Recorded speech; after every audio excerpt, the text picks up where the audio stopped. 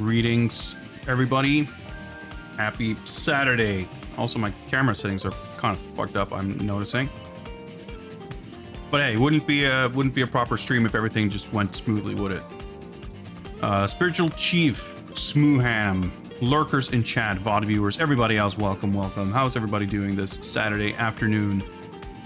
Or evening or morning or whatever time it is from where you're watching. Let me see here. Why is the exposure all messed up? Is it? What? My light this bright? Shouldn't be. Maybe it... I don't know. My light is all messed up. It keeps like... It's got some kind of ghosts going on. It keeps changing. I don't know. It's fucking weird. Anyway, I think camera looks all right now. Anyway. So happy Saturday. Happy almost Halloween. Happy as close to a Halloween stream as we're gonna get on this channel. I decided not to, I don't know, not to put too much needless effort into some kind of Halloween theming and obnoxious masks or anything like that this time around. I mean, I enjoy that, but it's been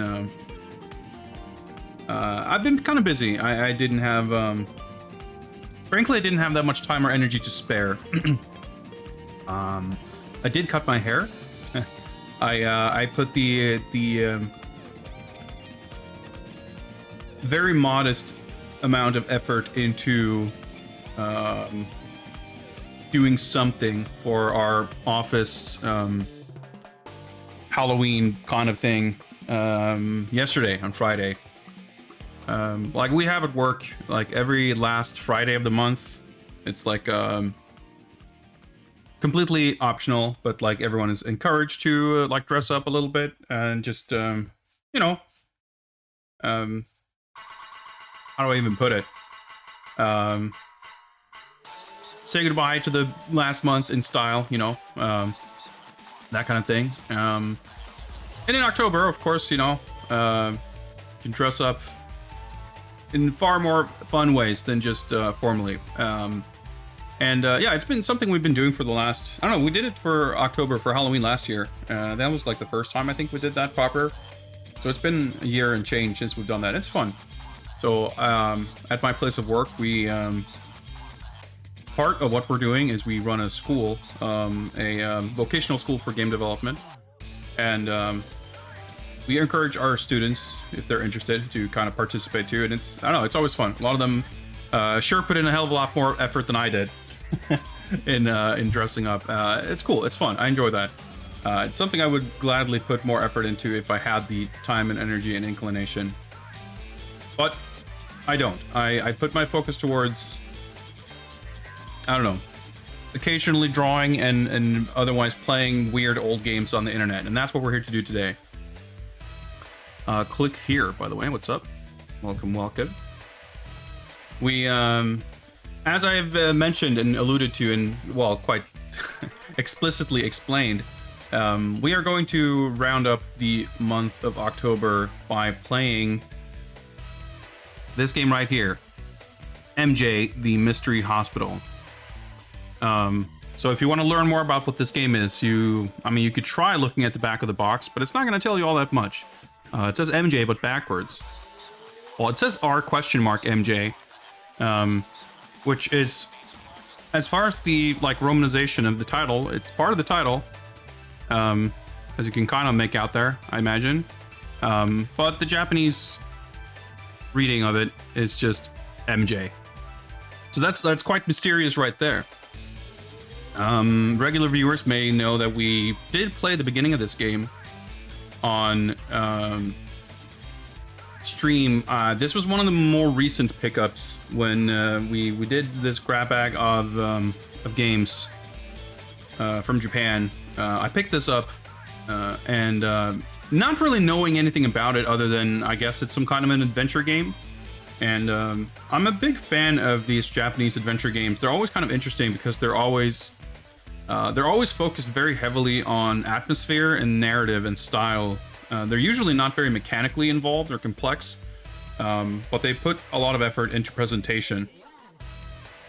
Gundam, what is up? Well, I'm not so much preparing as I'm recovering. I don't know. I made a very modest attempt at dressing like Zangief at work yesterday. It went over well. I received compliments. It was funny, like a bunch of my coworkers were like, because I shaved my head, they considered my efforts like the highest level effort of anybody, and I was like, that was like the easiest thing in the world to do. I didn't have to buy anything. I didn't have to make anything. I mean, cutting my hair was long overdue anyway. So it's like, yeah, it was like I couldn't possibly have put in less effort. Yeah, I've been meaning to cut my hair for a while, and frankly, it's been a long time since I had any kind of partially shaved configuration. Like even you guys have been watching me, like, well, I'm not going to assume that you've been watching me several times a week for several years, but I've been streaming for several times a week for a number of years, and I know at least some of you guys have been here off and on for that time, and even then, I don't think it's been a long time since I had any kind of similar hairstyle. But I used to do it all the time. Like I've just gotten fucking lazy over the past couple of years. I mean, that's why I grew this beard too. I just basically stopped bothering to shave. But you know, in combination, it worked out. Well, it wasn't a Halloween party. That would have been fun, but no, it's just like as I just explained, we like every last Friday of the month, we have this kind of tradition for those who want to kind of dress up a little more formally. But in October, instead of doing, well, you can do that if you want to, of course, but people are encouraged to dress spookily, and it's a whole thing, but it's pretty fun. So I wanted to make some kind of token effort. So I did the absolute minimum and cut my hair. I mean, I dressed in red and everything. I like I said, I made an effort. It wasn't a very big one. But yeah, I posted a picture on my Discord of myself in all my glory. Is that something you can say? That sounds very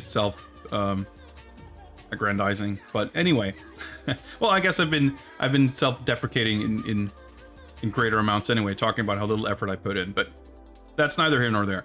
Anyway, MJ, the Mystery Hospital, this video game that we're ostensibly here for.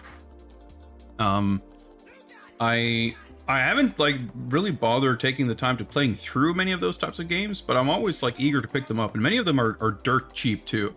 A lot of the games, I mean, obviously as far as like foreign collectors, a lot of these games are narrative heavy, in some cases either text heavy or voiced with no subtitles, so they're obviously not super friendly for people who have no Japanese knowledge. They're also a style of game that I don't think is particularly, I mean, I guess it's more trendy now, if you could call it that, than in the past 15 years, but they're definitely niche games in every sense of the word, so they're not super sought after, which means many of them can be found really cheap. But they're also, they were a very popular genre. Like this game that we're going to be playing, it's definitely more of a Myst style than like kind of traditional Japanese detective style adventure game. And there were a shit ton of like Myst clones in Japan and elsewhere, but many of them, yeah, it's just they're a dime a dozen. You can pick them up, and I feel like every time I go shopping for Japanese games, I always try to pick up like at least one fighting game. If I find something interesting, I might try to pick up some kind of wrestling game, and I think after that, like adventure games is something I'm like, whether it's kind of an anime license thing or something like this, a Myst clone or a detective game or something, like if I can find something interesting looking that's cheap, like I'll always try to add that kind of thing to my collection. Mega Man Infinite, what's up? Happy Saturday. So I picked this game up based on that basically and nothing else. But after I had received it in the mail and we were looking at it, I was surprised, as one may be when not doing due diligence, which I mean, it's fine. I I enjoy being surprised, so it's not a problem. But I was surprised to learn that this game was in fact developed by System Secom, which, I mean, they're not exactly a household name, but I happen to know about them because they also developed, well, I can't even speak, they also developed this game, Jiku Tante DD.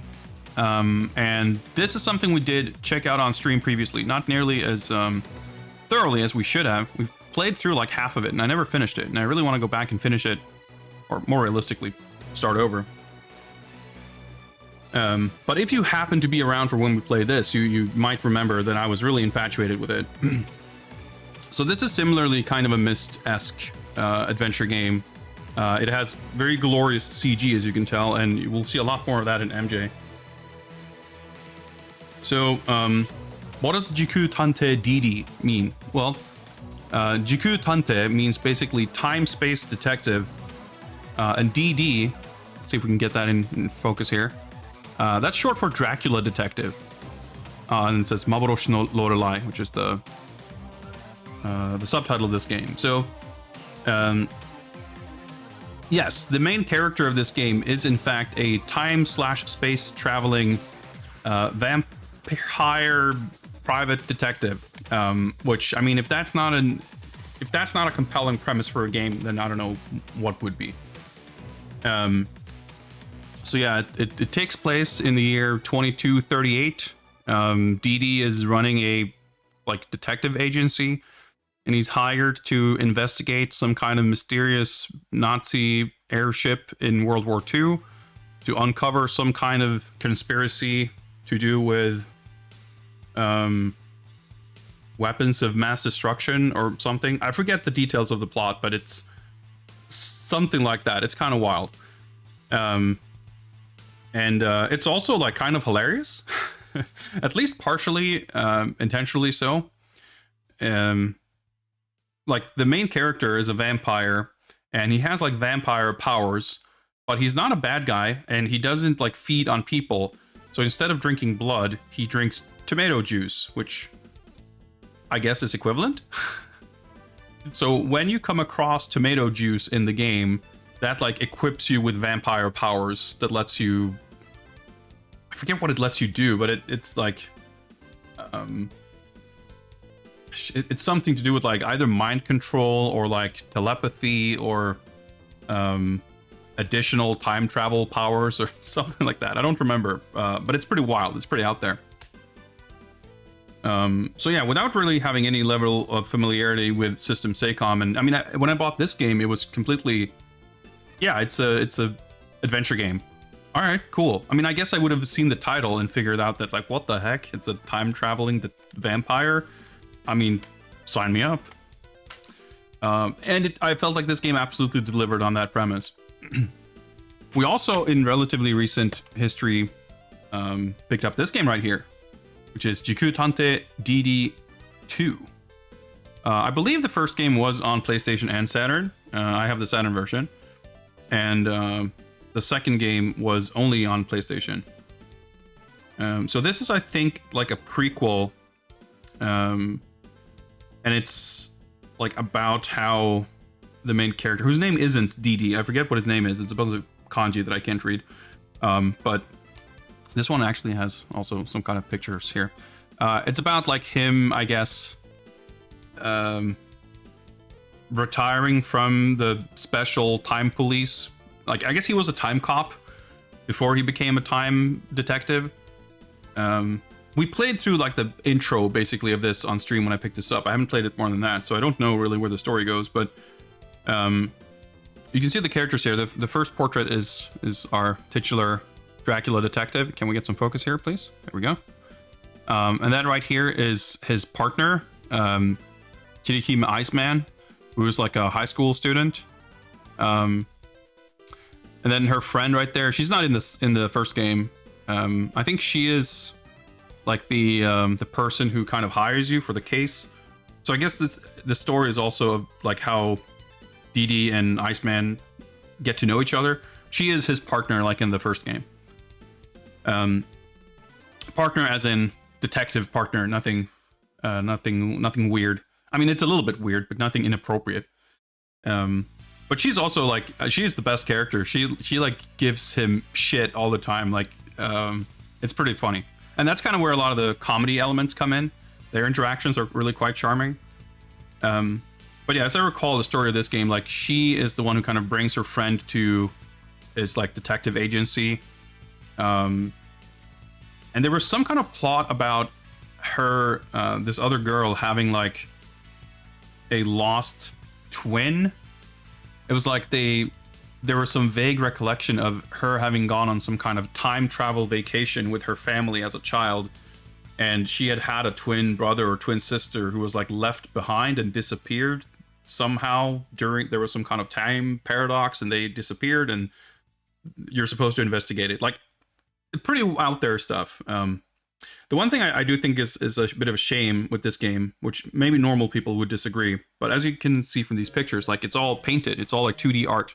So they abandoned the 90s CG look for this hand-painted look. And I think, I don't know, there's something charming about that CG look, and I think it kind of works in favor of the game's comedy.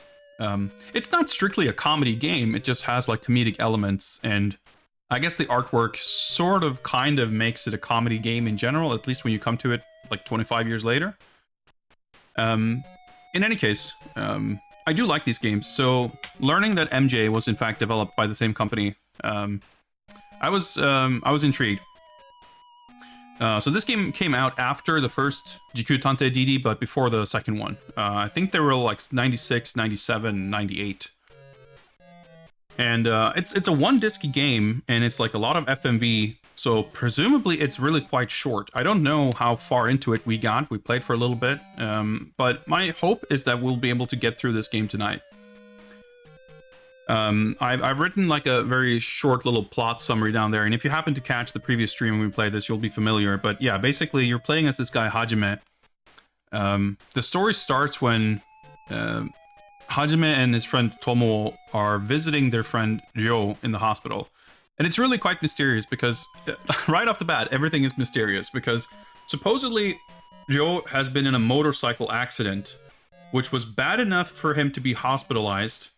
They go to visit him, but it seems to be implied that they like just found out that he's been hospitalized. And they get there, and he's totally fine. He's like not in bed or anything, he's just fine. He's being taken care of by Aya, who is this nurse who like just started working at this hospital. And basically the first thing that happens is some mysterious explosion happens. There's fire, and there's like these shutter gates locking them in. And they have to figure out what the heck's going on and how to escape the mystery hospital. And some pretty wild stuff might happen. Knowing what I know about System Seicom and the kind of adventure games they make, and from what little I've seen of this game, I think it might go some places. I think that's pretty much all the introduction we're gonna need. So let's, I was surprising myself there. The disc is actually in here. I guess I never got around to putting it in my binder. So let's get to it. Oh yeah, I guess I should also be all upscaler up and running. Well, that doesn't sound great, but that's fine. That's how it goes. Oh, we'll get this sorted.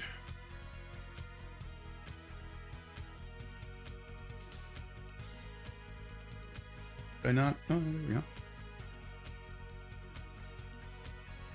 No signal? It seems weird. Oh, yeah, I think I accidentally changed input.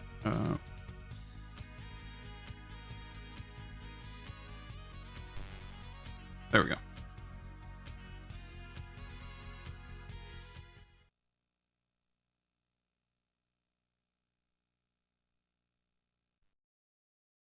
I'm not sure what's going on with the picture here, but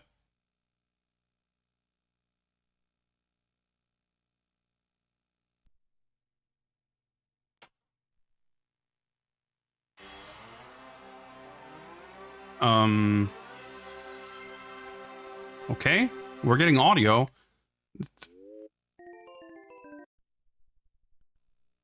Oh, there we go. Oh, it wasn't set to RGB. Okay, that makes sense. Still kind of learning how to use this retro tank. Obviously, we're not going to be playing with it looking like this. We need to change some settings here.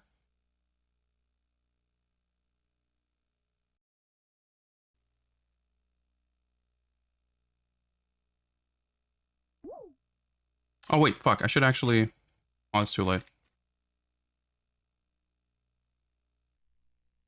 I think that's the one we want. This game has, like, auto saves. So I want to make sure that we're not loading our save game, but actually properly starting over from the beginning. But that should be easy enough to figure out.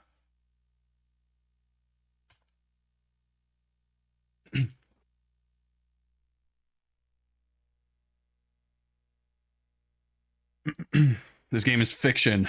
Do not try this at home. Do not investigate mysterious mystery hospitals.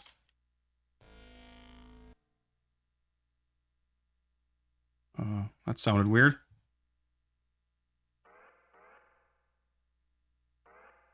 Game seems super duper low. Sure if something's going on with the capture here, but let's just hang on for a second to see if it. Yeah, I think it's gonna go into that track mode. What's up, Jinkinator? All right, so here we're getting the lore here. I think we're gonna get this if the game starts too here. Well, I guess I can.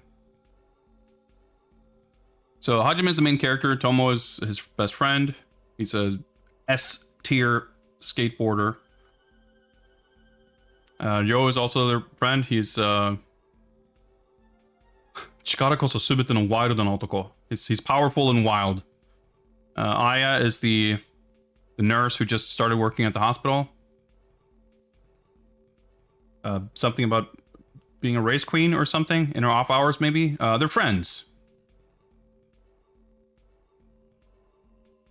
There was an accident.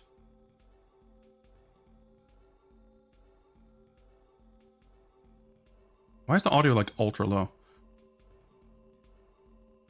Yeah, so it says it's like as soon as he found out the news, Hajime and Tomo went to the hospital to check on their friend. So here's the hospital. There's an explosion.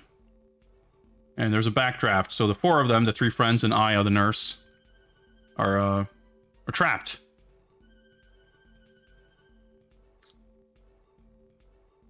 I mean, these slides kind of, they're pretty self-explanatory, even if you can't read Japanese. Doors are closed, you know, it's well done. Feeling a bit of despair. No, that shit's hella loud. Okay, of course. Also, there's Misato, the mysterious cute girl who just shows up. She knows some dark secrets, it appears. And also there's this mysterious man who controls things from the shadows. Maybe? Who knows? So we gotta escape. And that's the game. ELT Nagogo, welcome. You pretty much summed it up there. That is who I am, and that is what we're doing. Fear of death, no such thing. We'll be fine. We'll be fine.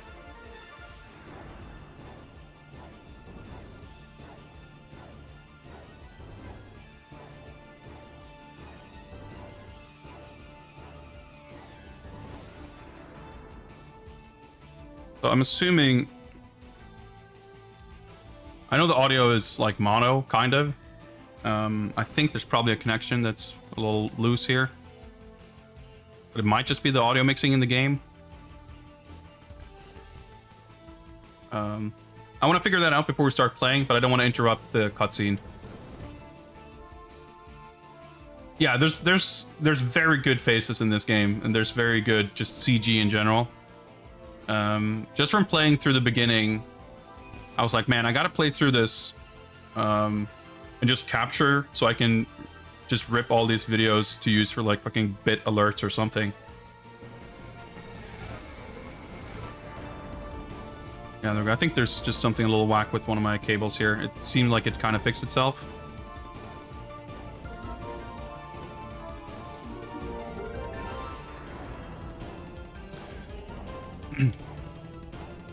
Well, very good for a Saturn game. That sounds like a little bit of a backhanded compliment. I mean, I happen to love the look of this. But it's not like Saturn wasn't capable of legitimately amazing looking games. I mean, this is 1997. It's nothing like... It's not like the CG is embarrassing for 1997, but it is a little goofy here and there. I mean, especially in hindsight. But I mean, you can look at stuff like even I remember Resident Evil 2, the opening to that game is something that stands out as something that was like super cool at the time, but you look at it now and it's like, it's not that it's ugly or that it's dated. Like, of course it's going to be dated, but the specifics of like certain things that are done really well and certain things that look super janky, even in that game, which was like one of the biggest selling games of that year, and obviously like a huge budget behind it and everything. For something like this, that's like an ASCII published, well, okay, technically this one, I guess, was published by Bandai. ASCII published the other games.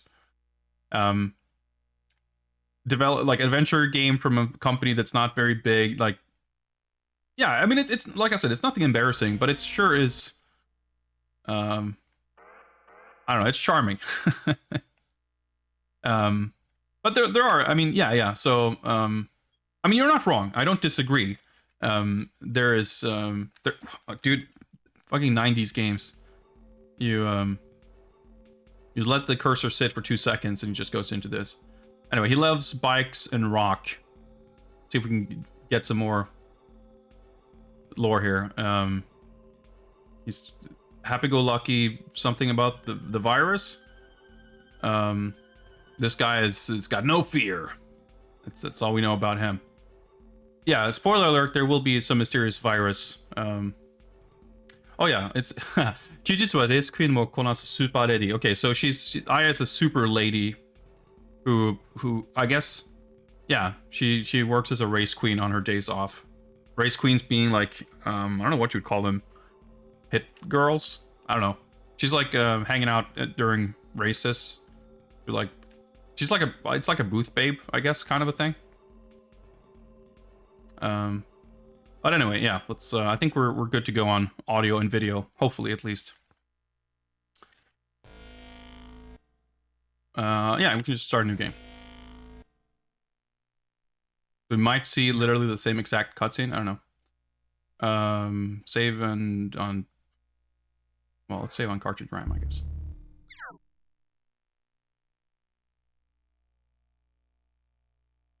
Yeah, so this game only has autosave, which is like pretty peculiar, like not something you would expect. So I did skim. I didn't read through it, but I went to Game FAQs to see if there was a walkthrough, and there was. So hopefully, if we get super stuck, we can just consult that real quick and get unstuck. Hopefully, we won't need to. But I did happen to see that there is apparently like some kind of a cheat code where if you enter a particular name, you can, at some point in the game, you will access a computer, and through the computer there's some kind of a puzzle thing. It's one of those things where like it's a guide written by someone who doesn't speak Japanese, so they're like describing the positions of symbols on the screen, and like having no context of the game when you try to read the description is like completely indecipherable. But basically, I guess it sounded like it's a bit of an Easter egg thing where you can find some additional content. So actually, let me look that up. Let me see what it says. Because the thing is, I don't think entering that cheat code is going to change anything else about playing the game. And I believe if we finish the game normally, I would be interested in looking this thing up. But I don't think I would want to replay the game to find that scene. So let me just see what it says here real quick. Yeah, we start a new game when asked to type in a name. If you type Trippers, you do certain things, you will be able to see a screen full of icons.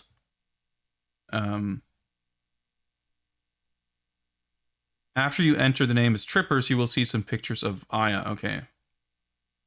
So I guess we'll just type in the name Trippers, which may help us in some way, and I doubt that it's going to. If this FAQ is to be trusted, I don't think it's gonna negatively impact our playthrough in any way. So let's do it.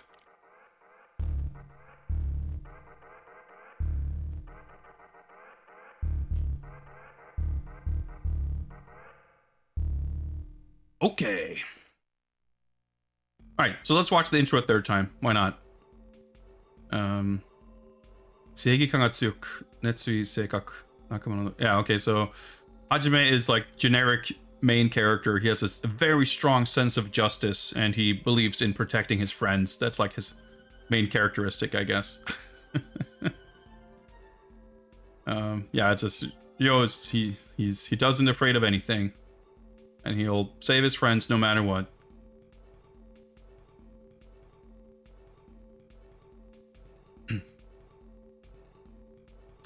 Yeah, I guess it says here that they've been good friends since childhood.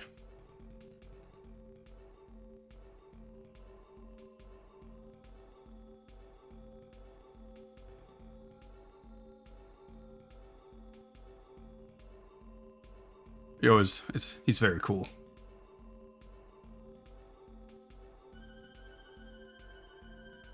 So I should mention, of course, I have a fairly rudimentary grasp of Japanese. I usually can understand enough to get by. I'm certainly not fluent. I'll do my best to describe and decipher the plot as we uncover it. If there are people in chat whose Japanese is better than mine, by all means, feel free to chime in. I'm always happy to be educated one way or another. If it's going to help all of us understand what's going on better, then of course, I mean, that's going to increase the level of enjoyment for all of us, I believe. So feel free. In fact, as far as like backseating and puzzles and stuff goes, I don't think that's going to be that big of a deal, but I'm not going into this on some kind of strictly like no hints, I need to figure this out. I feel like it's going to be kind of a it's not really that type of game, I guess. I don't expect it to be particularly puzzle heavy. It's much more about finding the invisible triggers that will let you progress. If I remember correctly, the manual does talk about, and I think we probably saw it in the game too, there's like a life bar kind of a thing. Like there's an implication that you can die, that there is a threat to the player, but we didn't come across anything like that when we played. But yeah, the three friends in Aya, they're stuck in the hospital. I think we've gone over the premise like 6 times now, so...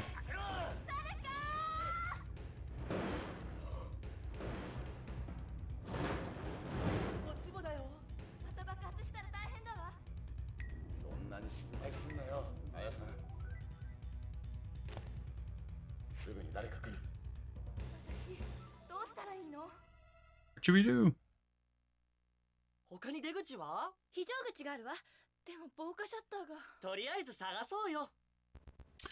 Alright, they're like, alright, Joe's all cool. He's like, nah, don't worry, guys. Someone will come for us real soon. It'll be fine. Aya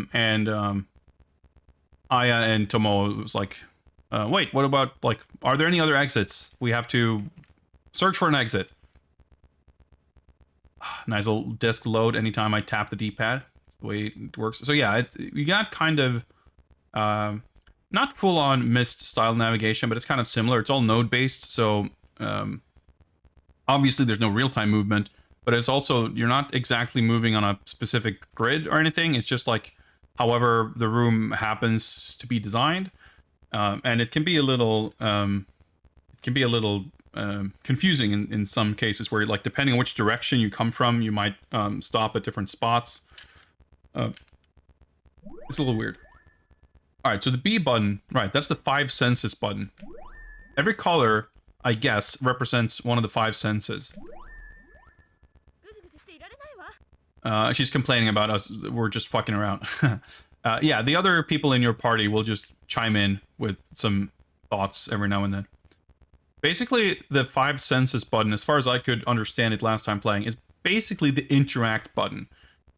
Sometimes when you go to a particular node, you will hear a comment from one of your friends, and they'll go basically, did you hear that? Or, can you smell something? Or something like that. And you press the 5 senses button. You don't need to, like, do it correctly or in the right order or anything like that. You just press the B button, basically, and you will use one of your 5 senses to trigger something, and you advance.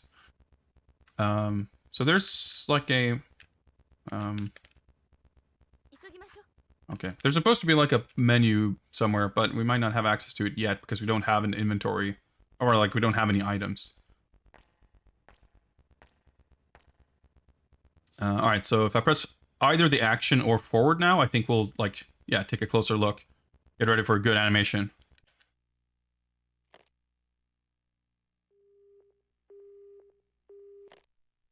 It's a very good animation.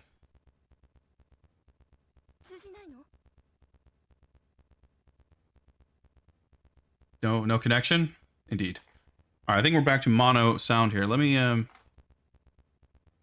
maybe poke around with the SCART cable here. That looks better. Oh, there's another phone right here. Why don't we try that?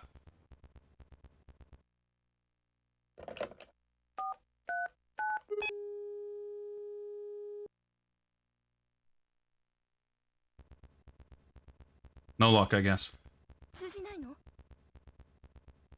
Nope, we cannot indeed connect to anything.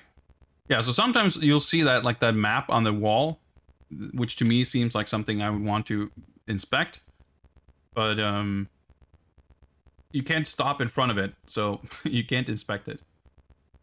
So we did play through the beginning here, so we're probably going to progress pretty smoothly and pretty quickly, which we definitely did not the first time. But I think I basically know what we need to do. So here's one of the things that really kind of got me stuck the first time, right? So we went past that little thing, that little whatever that was. Yeah, so I can't interact or do anything here. But if we turn around and go back towards this, I don't know, it's like the shop, then I can find a newspaper, which I couldn't see from the other direction, even though it seems like I could have easily just looked through the grating from the other side. So yeah, exploration might get a little funky.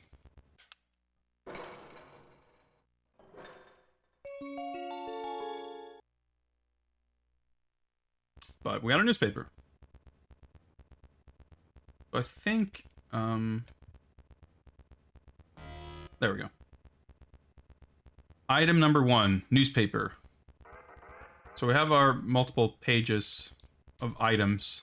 So that's basically, I suppose, the full potential inventory of the game. If I had to guess. But I want to say, actually, let me take a look at the, I think, I reckon we're going to get some kind of a device, and there's going to be a button for, like, looking at the device. Yeah, there's the VL checker, which, by the way, this manual owns. The layouts are gorgeous. Looks really cool. Yeah, so it has a danger gauge, a virus check, and a life gauge.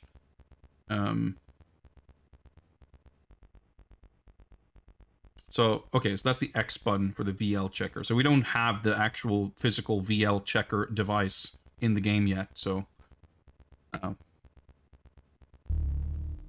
we'll get that anyway. We can look at the newspaper. Basically it says the whole world's fucked due to a virus outbreak of some kind. 国内では新型インフルエンザ. So yeah, it's like a new strain of influenza, I guess. What does it say? 全世界で100万人死亡. So that's 100 man, that's 1 million, right?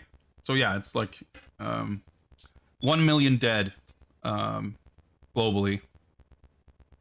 Yeah, it's a little eerie timing, right?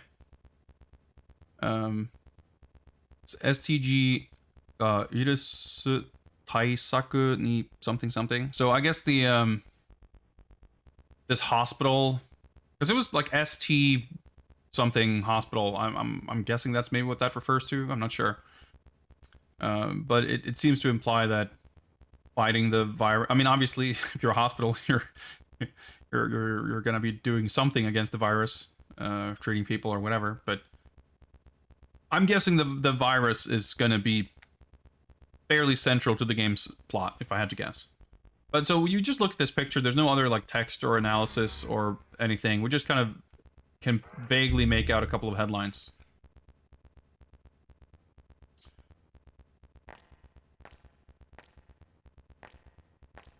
So there's like bathroom doors there, but we can't stop in front of them, so we can't do anything with it. But that's the other thing, like, about this game. Part of what makes it seem kind of simple and straightforward is that there's no... Every kind of interaction is incredibly contextual. Like, there is the 5 senses button, but 9 times out of 10, or even more, it's just not going to do anything.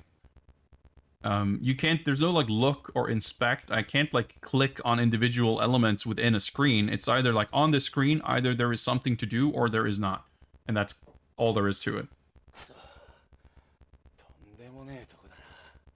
And sometimes they'll just make random comments, which seem to largely amount to, hey, stop fucking around, make progress, you dolt, and, like, that's kind of it. So, like, you know, if I can't interact, if I can't stop in front of the restroom doors, it's, like, safe to assume that those are just not gonna matter at all.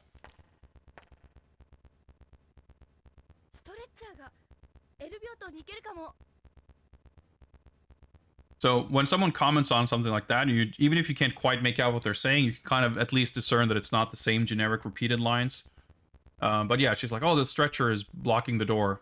And I press forward, and I can't move forward because there's some other invisible trigger that we haven't gotten yet. So apparently, like, we need to see if we can take the elevator before we crawl through here. For whatever reason. Like, it's kind of arbitrary, but...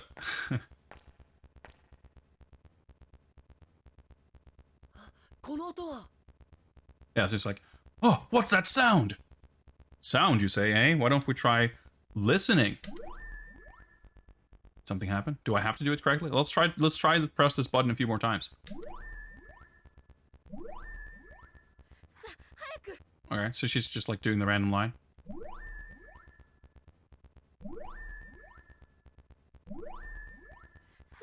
No, we're just cycling through the 5 senses. That's not doing anything. Okay, can we interact or move forward?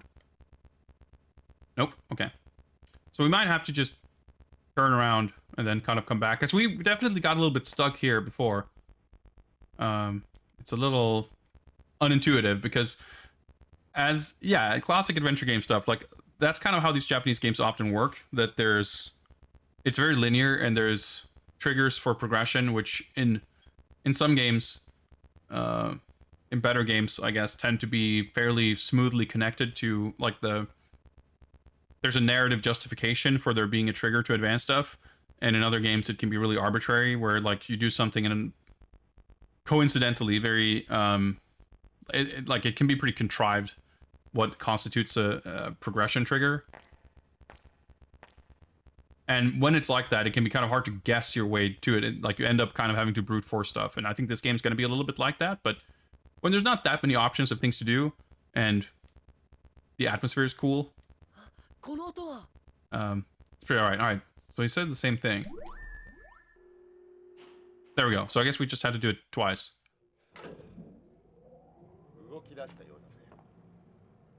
The elevator's moving. Alright, so okay.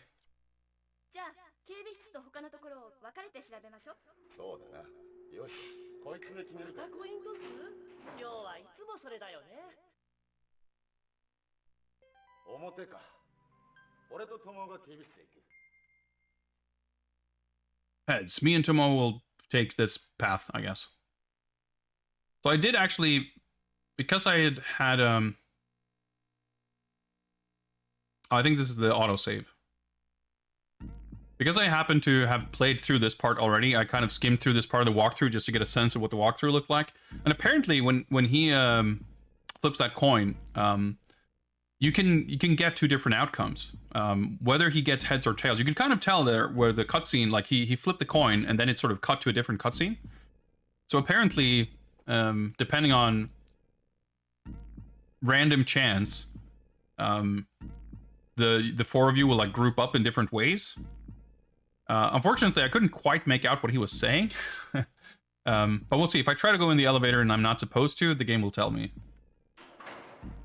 Alright, no, I think maybe... Yeah, I think they went into the other... through the stretcher door. And we're tasked with seeing what we can find. Granted, I don't know if that guide is to be trusted, but that's what it said.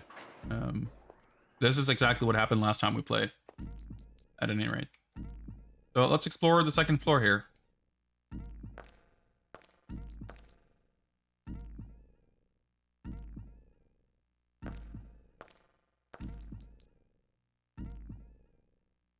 It's kind of cool. You can look down. Oh shit! Shadow. I don't remember if I saw that last time. Hajime, who's that? Fucking you work here. I don't know. Oh yeah, sometimes the game just tells you to have no fear. Some messages of mysterious messages of encouragement. Duly noted, game. Let's have no fear. And it's closed off too. All right. What about over here? Go check this side first. I can't look down here, so I guess there's nothing there. And I can't even look into this. I guess this is a smoking corner or something. There's like vending machines and little benches. I don't know. I guess having a smoking corner in a hospital sounds kind of whack, but 90s Japan, I wouldn't put it past them.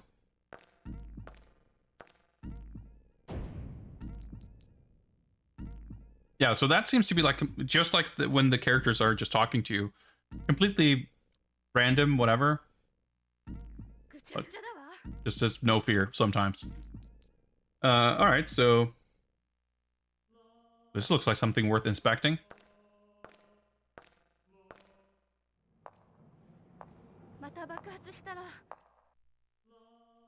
More explosions, huh?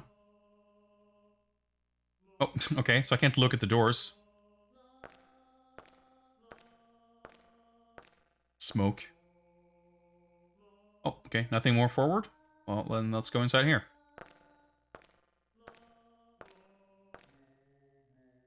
Quite the swanky office.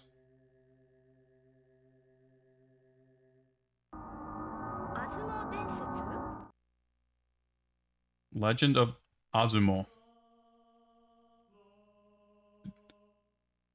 Did we collect something? Nope. We just looked at a paper, read the headline, and reacted confusedly. Alright. Whatever that means. Let's see what else we find in here. Well, that looks conspicuous.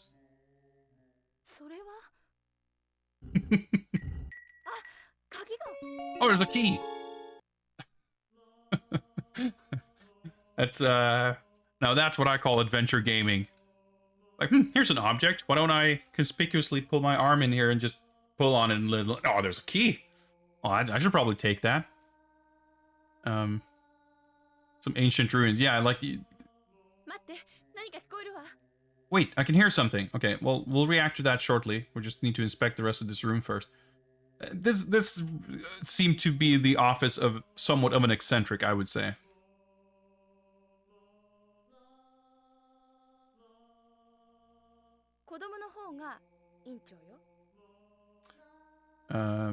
So the kid in this painting is the director of the hospital.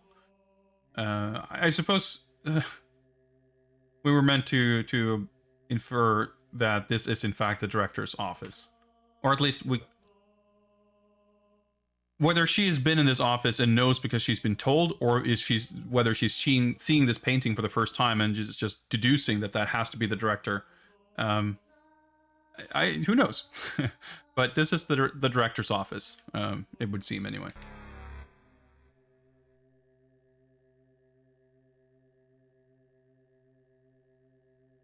Just spin around until Aya hears something. Wait, I can hear something. Alright, let's press the 5 senses button. And now we can hear it too. Footsteps?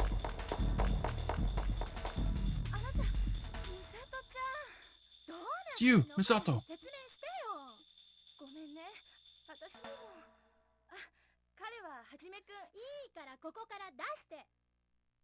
This is Hajime. She's like, whatever, let's get the fuck out of here.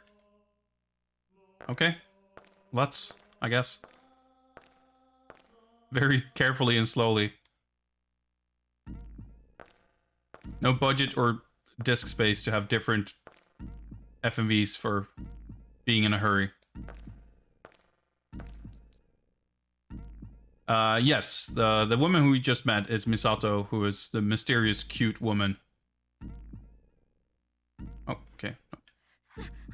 No interaction there. Like, if I press buttons, if I keep pressing up or interact, nothing happens. But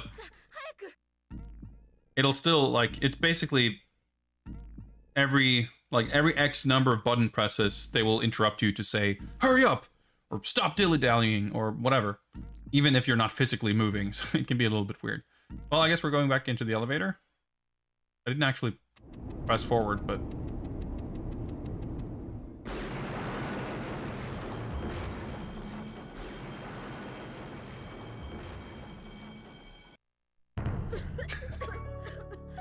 Alright, I think we're okay. Very good animations. I love this little clip. So this is kind of what I'm talking about. This game, you know, it's not a comedy game, but it's pretty funny. It's not necessarily. I mean, it's. I guess actually, what to say? I was going to say. I guess it's kind of a horror game. I'm assuming. Oh, it actually says horror adventure on the back here. That's the official genre of this game. But it has like a kind of a horror type setting, but it's not particularly scary. Which is perfect for me. I don't like stuff that's actually scary. I do like the trappings of horror as a genre, but I don't like being scared. And I think it successfully kind of gets that across, but there's enough goofy stuff around how everything executed that it ends up having a very charming... Like, yeah, you could argue that it doesn't... Like, it's not an effective horror game, but I'm enjoying it for sure. Well, let's see if we find something on the other floors here.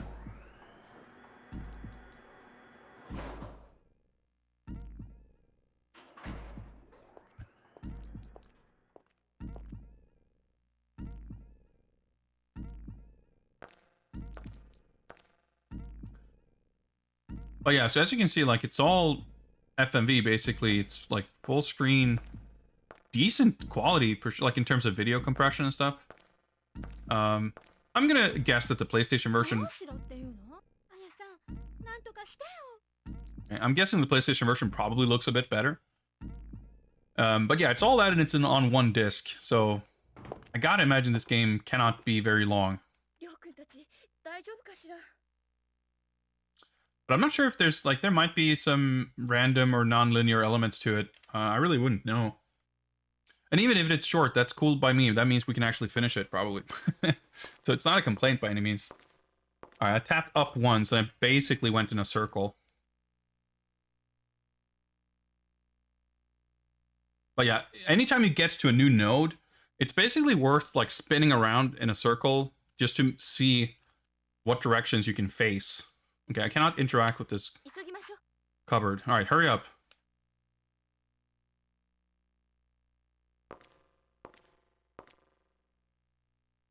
I want to say... Yeah, see?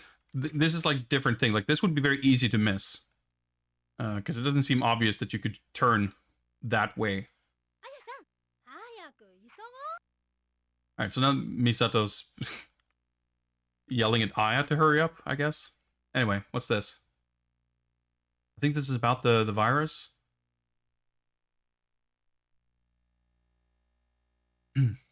Yeah.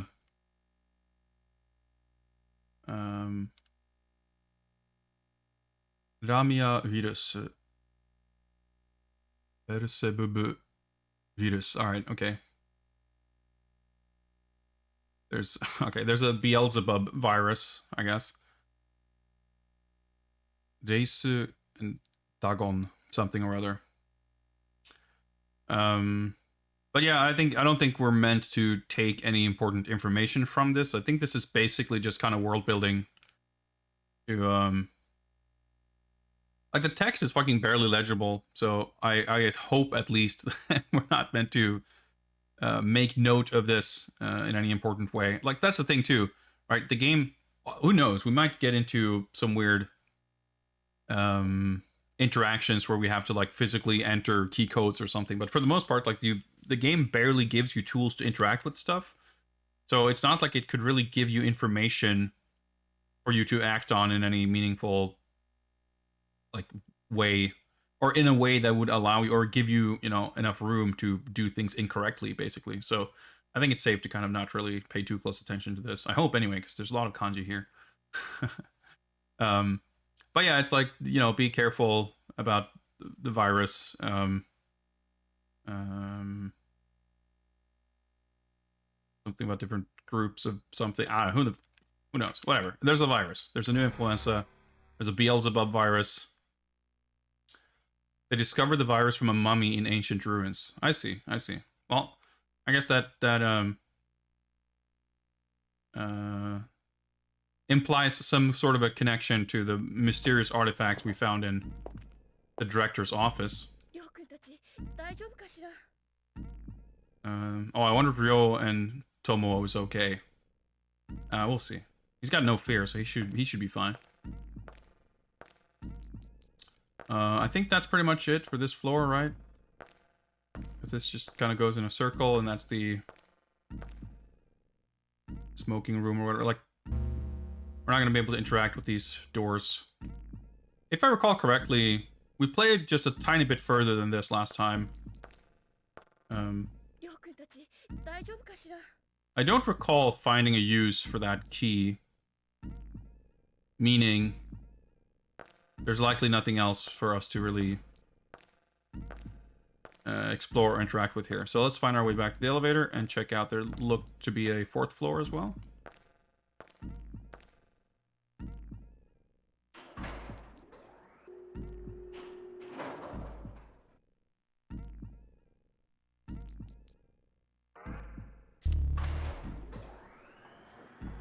Was there anything up there? I don't remember. I mean, we'll find out.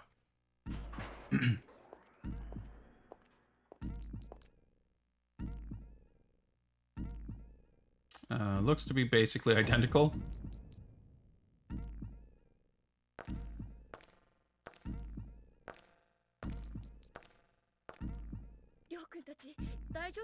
Wonder if they're okay, yeah. I wonder if anything's changed since you asked that 2 seconds ago. Very dramatic, like, diagonal entry to the room here to get a different camera angle here. So yeah, we can look at this. It's like, yeah, it seems like they're just kind of cloning the content. Okay, we're actually looking at the other half of the poster now. Yeah, it's like how to protect yourself against the new influenza. Like, be careful or whatever. Social distancing, I guess. Wash your hands. Get vaccinated. The little graph on the bottom left there is, I guess, explains that you inject a vaccine, so it's there, and then when the blue is the vaccine, and then the red virus tries to do bad stuff to you, the vaccine will fight back. I guess that's the important part here. Get vaccinated. That's a good idea. Vaccines, pretty good technology, as it turns out.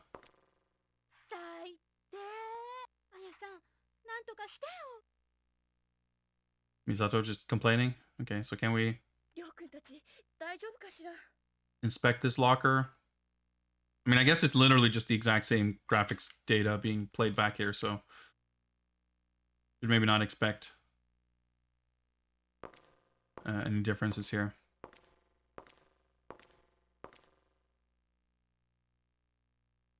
Well, we've seemingly explored everything here, so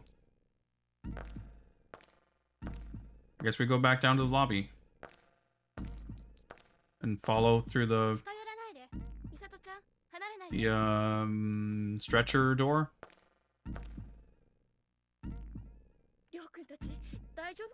I wonder if Ryo-kun Tachi are okay. Well, let's see if we can find out.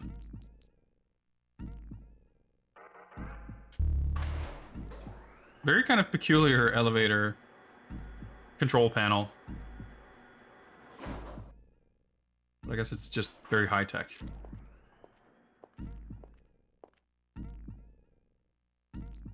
Like, I don't think I've ever ridden in an elevator with what looks to be some kind of LCD touchscreen interface. In 1997. So can we go through here now?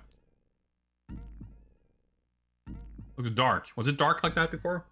I think I asked the same question when we played this last time. Like, it's dark. Was it dark? I don't remember. Nope. Well, about 5 senses button. Oh, she's like, don't stop walking around. Okay. Well, maybe we can try to inspect the mysterious shadow that we saw walking around here. I mean, we can always go for a good telephone animation.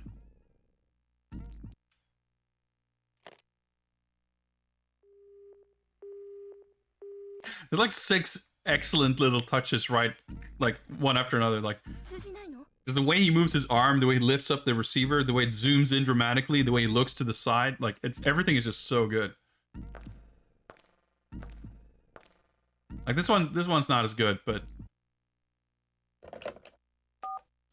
little first-person arm coming in, and then he just fucking dialing like this. Pretty good. Alright, well, let's see if we, I kind of assumed that there was nothing left to see on the second floor. Oh, can you hear something? I can now. Oh.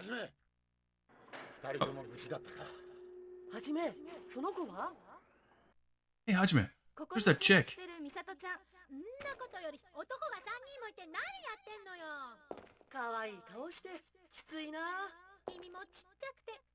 I really don't get what's going on with this echo, but...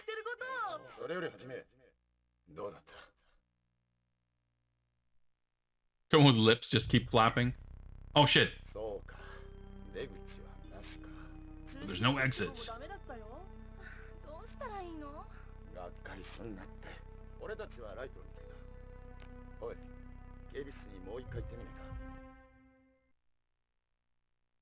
I guess he produced a flashlight. Okay. That's a save point.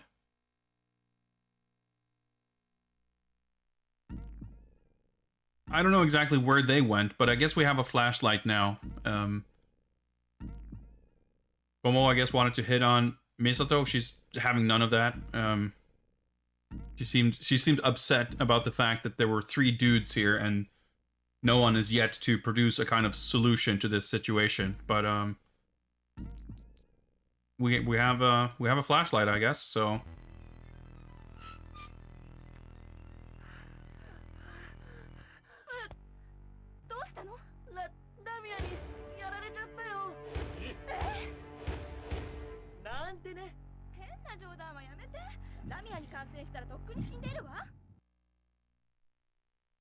Alright. Oh, I've got the Lamia virus!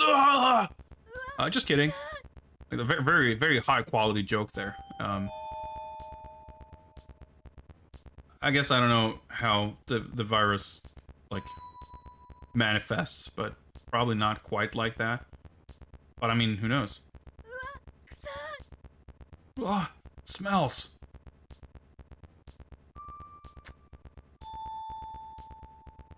See what's in here?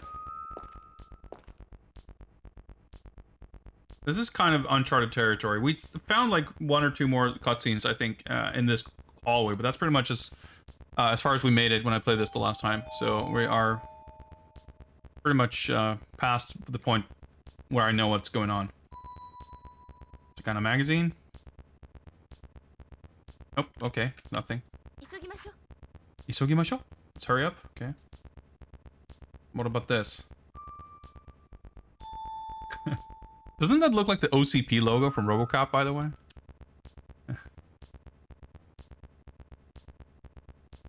I mean, not exactly, obviously, but it's fairly reminiscent.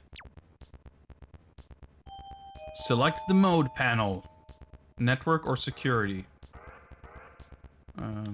Security mode. Let's see what we got. Select the floor.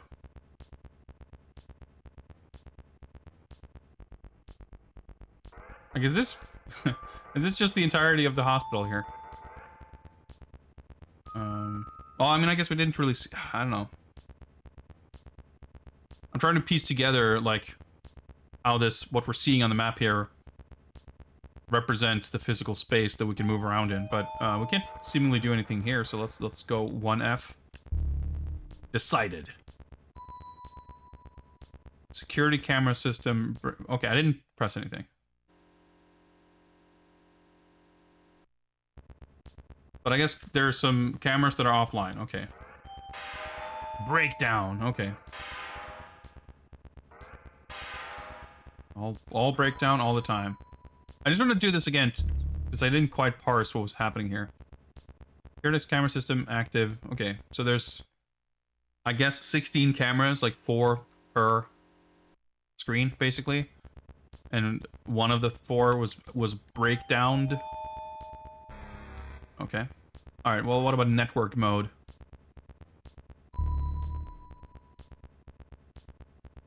Connecting the host server.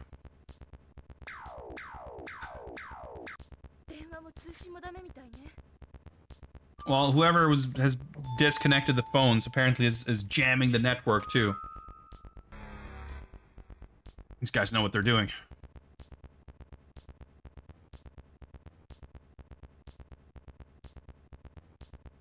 Alright. This. Well, nothing we can interact with, apparently.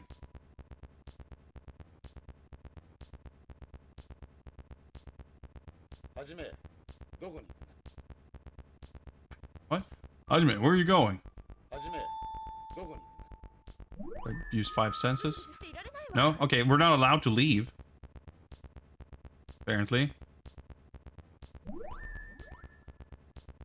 A little confusing. You walk into a tiny room. And they're like, well, I couldn't really do anything here. Turn around, your friend's like, where the fuck do you think you're going? Oh, I'm trying to continue to explore the hallway, but I mean...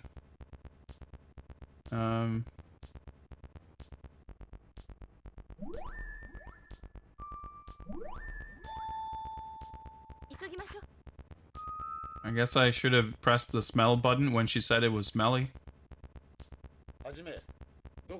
Yeah, I'm legit not allowed out of the room. Ryo is just not letting us out. Did I? Okay, wait, hang on. It's not gonna work, I guess, but I just want to make sure that I try that. Yeah, because when I'm pressing up to leave, that's when he says, hey, where are you going? And usually, if there is a prompt, to like, if someone is saying anything about smelling or listening or whatever, that happens when you enter a node. It's not caused by an interaction. So trying to open the door is not likely to have done something like that. Alright, well, okay, let's... Is there literally anything we can do? Oh, maybe I need to... I have no idea why that would be any connection to what's going on here, but I was going to say, maybe I need to look at the newspaper in my inventory after having looked at the posters or something.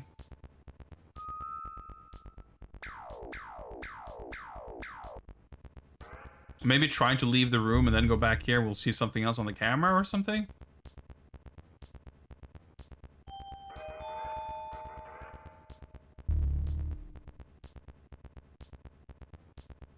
Because, yeah, nothing seems to change.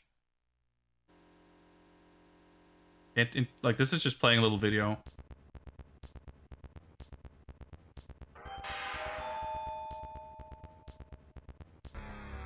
I'm fairly confused here.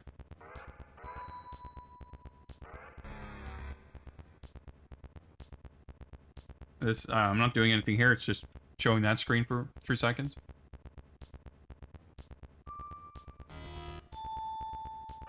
Have a key, right. Incho no kagi. Alright, director's key. No use.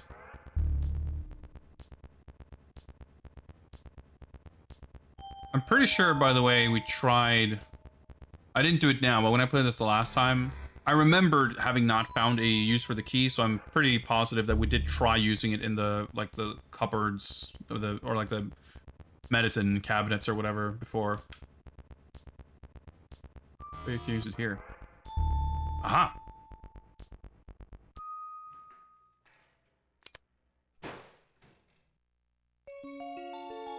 Oh, I guess that's the VL checker.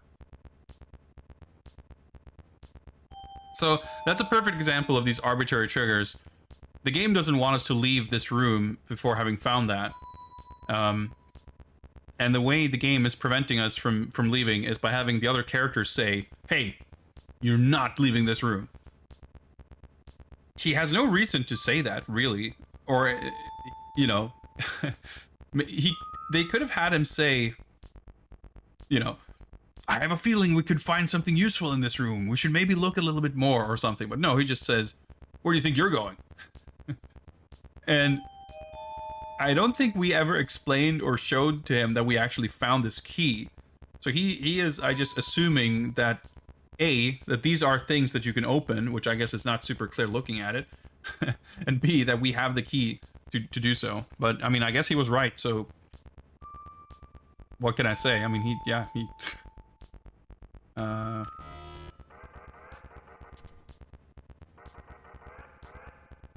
no use, okay.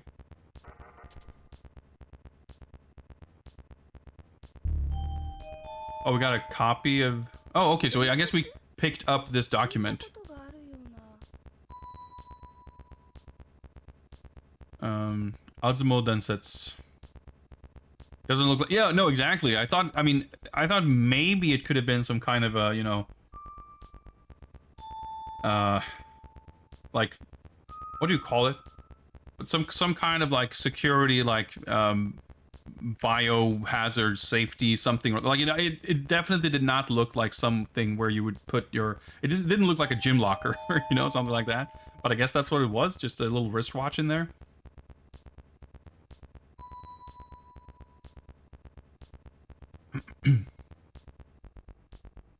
Pretty much the only thing, if I like lean back and squint, I can kind of maybe see some of the kanji. I don't think it's super important here, but something happened 12,000 years ago, I guess, and I bet it's connected to the virus. And we have a flashlight, but maybe we can just leave now. Nope. Doguni. Yeah, a stone tablet, of course, yeah. We saw in the picture.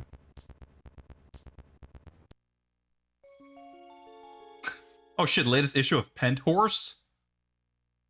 Forget that. Let's check out the VL checker instruction here.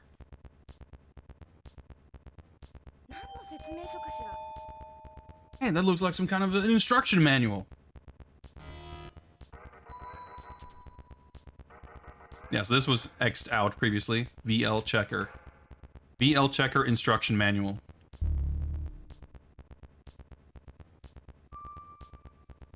Yeah, so this is what's in the manual too. So there's a the virus check, which is it's like a Geiger counter or something basically. It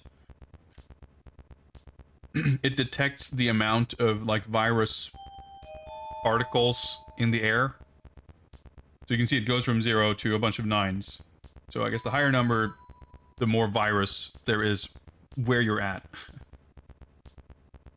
And the middle thing is the danger gauge, which has 4 levels. So basically, I guess at any time you can look at your wristwatch smart VL checker device thing, and it'll tell you what danger level you are currently at. Like, I'm not sure if it's strictly related to the virus count. I mean, that would make sense, right? There's like threshold values when it's starting to beep when it's like too high. It's not necessarily presented that way, but I guess it's probably what's going on. And then on the bottom, or you know, the round thing is the life gauge. Just straight up, just a life gauge.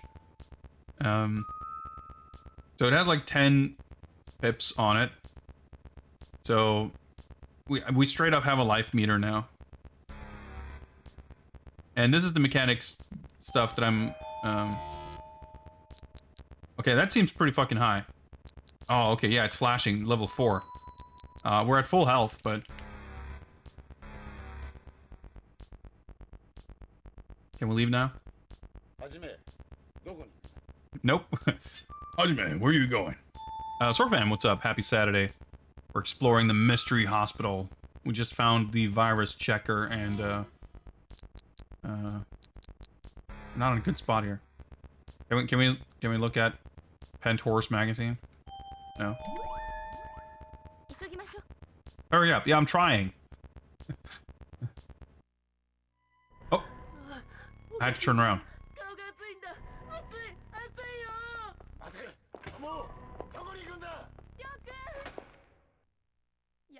ラミアにはじめくんどうするの私トモートなんて痛くないミサトちゃんもう病院全体が汚染されてるのよでも今は協力してここから出なきゃ二人を探しましょう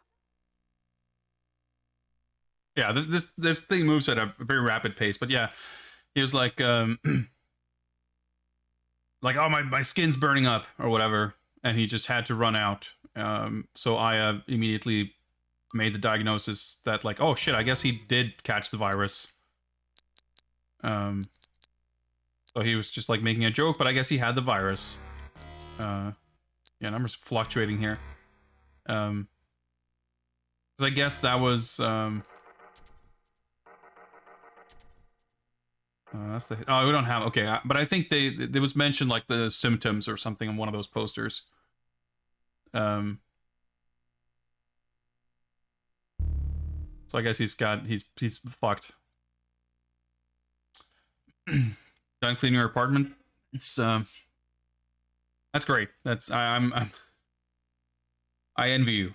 I spent the last 7 or so years having this apartment becoming increasingly less clean.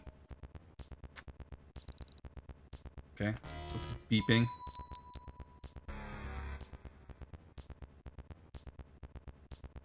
So I should mention real quickly, I'm not going to spoil or describe anything in detail, but when we played this the last time, I did get around this far, but I never actually went into that room. I did go further into this hallway a little bit, and I remember there being some other sequence with Tomoe, which I wonder if you're meant to be able to do these things in different orders, or... it's making me curious. No, how it is. I mean, you know, you move to a new place, but stay there long enough and you'll experience that too, I suppose.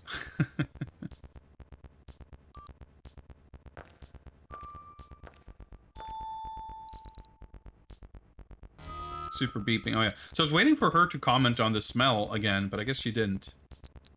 Yeah, it's like fucking maxing out. Oh, it's your birthday? Well, happy birthday, Jinkinator. Hope I can provide enough inappropriate entertainment for such an occasion.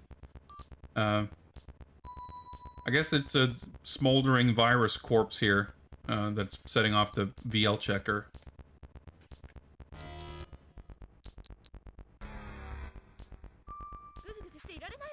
Oh, I can't.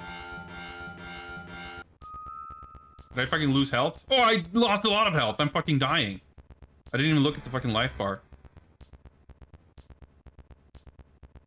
Actually, let's just hang around and see if we die. I think we might have... maybe? Because I guess I'll fuck around less if we load the save game. I'm just curious to see...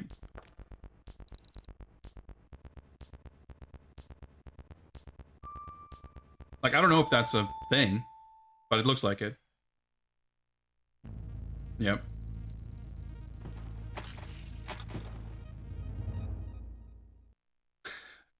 Yeah, this virus is some pretty serious shit.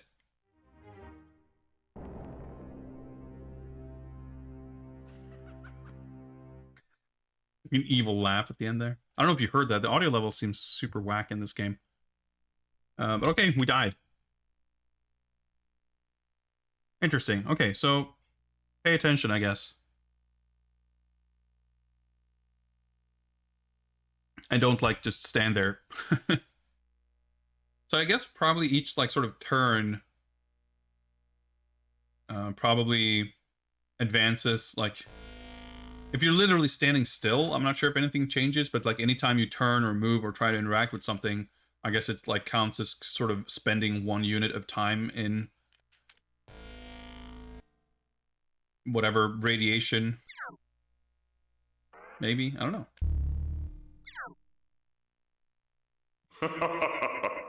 Unspeakable horror awaits you. Wow, that was really loud. I'm sorry about that, but I don't have separate audio mixing for the game and my alerts, which is something I should try to set up at some point. But yeah, thank you, Swordfam, for gifting Jinkinator with unspeakable horrors.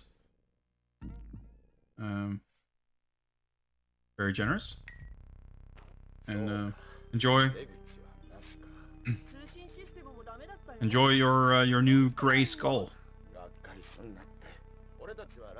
Alright, so I'm pretty sure, yeah, it's unskippable. But that's fine. This CG is sick anyway. NPC, what is up? Thank you very much. I was long overdue for a haircut.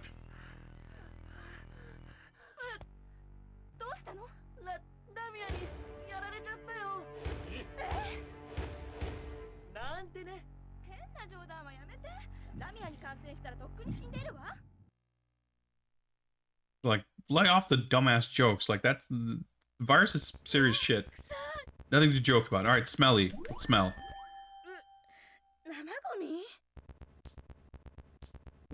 Like trash or something. I don't know. I'm not sure what nama. Like, does that mean like biological waste or something? I'm not sure what that means actually. All right, let's just go through. So that's the thing. Like, when you don't exactly understand what the triggers are, you're going to be fumbling around a fair bit because the game doesn't really hint at all as to what the triggers are going to be. But once you know, you can usually go through everything really quickly. So I'm assuming I have to do this. I might not actually. I guess we can do the stuff that we absolutely know that we have to do. Well, actually, now that we're okay, I'm already in the menu. It's gonna be faster to just do this than try to skip it.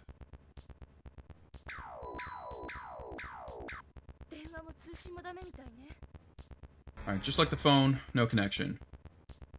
Okay, so let's open that little locker then and collect the VL checker. Yeah, it's funny with the cutscenes, like, I wonder if that's kind of again, a budgetary slash memory restraint that, constraint is the word. Or like the editing, when you're seeing the characters interact, like, the editing is very rapid. Like, the camera never kind of lingers on any one shot. It, like, goes by really quickly in a way that's almost... Well, not even almost. It is comedic. It doesn't really... like, build atmosphere.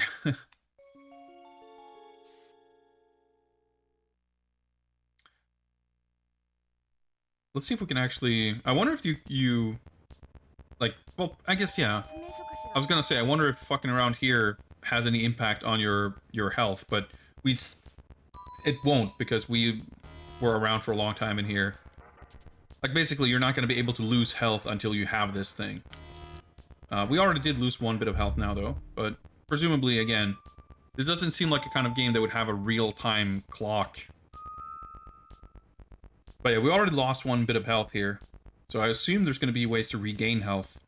Surely the game's not going to have an auto-save that's going to let you fuck yourself over.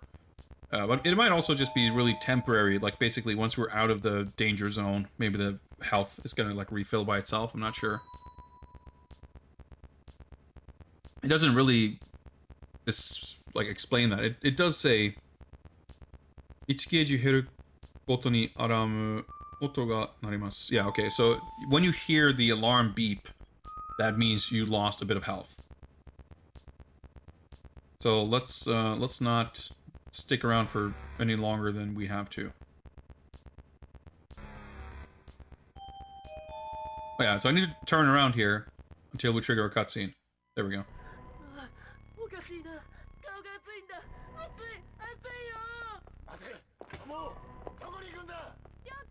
Yeah, a lot of the text is not easy to read. はじめくん、どうするの？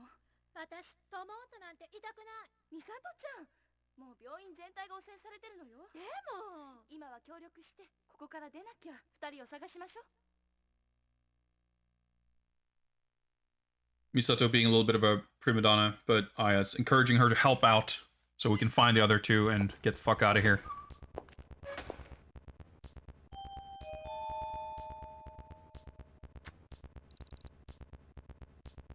That was probably us. Well, not us losing health, I guess.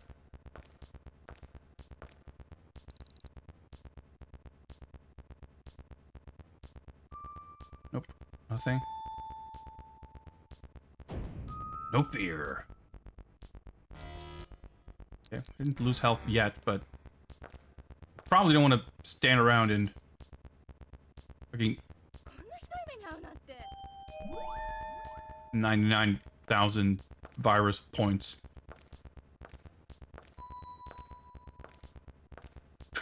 Just never stop. Okay. Okay, so now we're at danger level 1. Okay, we avoided imminent death. That's good. I guess that's like an elevator door. Oh, okay, I can't do jack shit anyway. That's just like cutting right through. Nope, okay. Nothing important in those doors. Again, like, you never know. Ah, so I'm stopping here.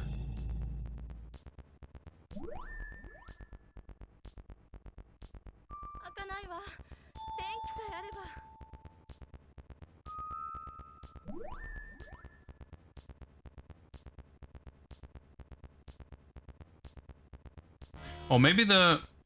I guess there's maybe one type of beep that indicates that the danger level is changing. Actually, let's take a look at that manual again.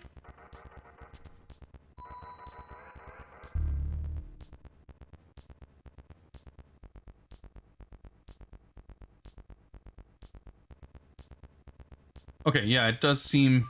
Again, the text is barely legible, but it does say under the danger gauge... there is an alarm.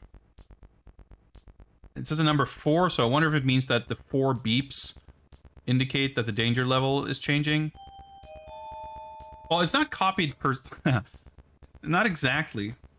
Dude, this manual is fucking sick, though. Like, the, fucking art in this manual is really great. Like, it's just... I don't know, the style of it is fucking impeccable. So cool. I love Japanese manuals. Because this is what it looks like in the manual. Okay, the white balance is... Or the exposure is not, like, set to auto. But, if anything, there's actually less... there's actually less information in the manual than on this screen. Well, not exactly less, but it's not quite...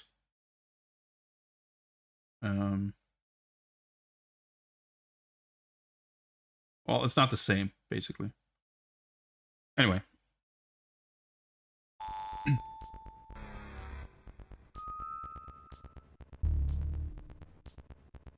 Oh. I pressed start to back out, but I guess that also confirms. Maybe we just go out again?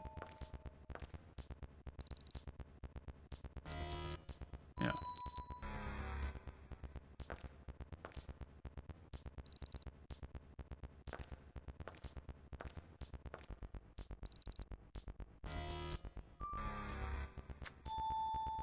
Triggered something.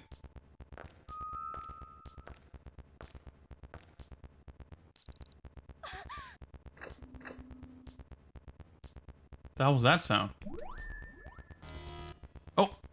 Level 4. Well, I guess we're still... So, as I recall from the last time, I want to say that there was a different cutscene. It's like, oh, I don't like the feeling of this. There was a different cutscene that played with Tomo, as I recall it, that we have not yet seen right now. So I wonder what we did to trigger that. I could also be misremembering.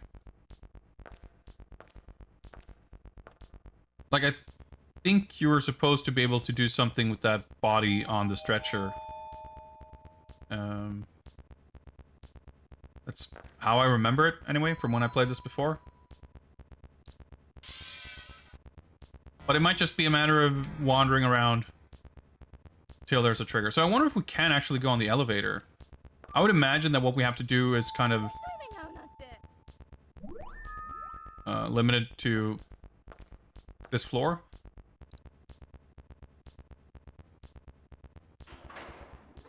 Maybe not. Well, we can go into the floor, but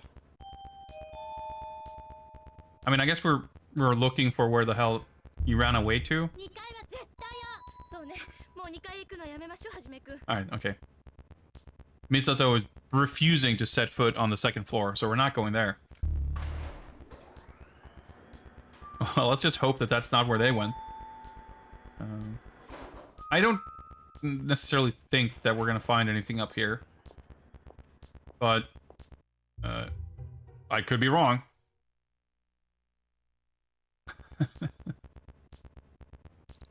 Triggered a new cutscene. Danger level 3. I was just about to say that, like, whether I think something is reasonable or likely, it doesn't really matter. We're still gonna want to basically wander around every node here until we bump into some kind of trigger. It's not like you really get a lot of hints to anything. I guess we can double check.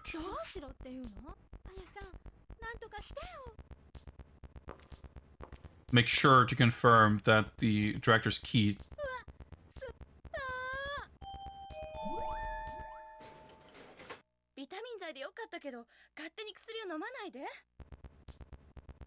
Alright. So, Misato was like, oh, that's so sour, or whatever. So, I guess that's a taste prompt. So I pressed the button, and I guess Aya was, like, admonishing her for just eating medicine or vitamins or something. I'm not sure if that was a meaningful thing. Usually when those, like, sensory prompts show up, it's, there's some meaning to it. So in that other room, I guess we have to zoom in and then use the item. Okay, yeah. Didn't work. I just wasn't sure if I became a little unsure if we had tried to do that properly before, but... Oh! But now we just... Okay.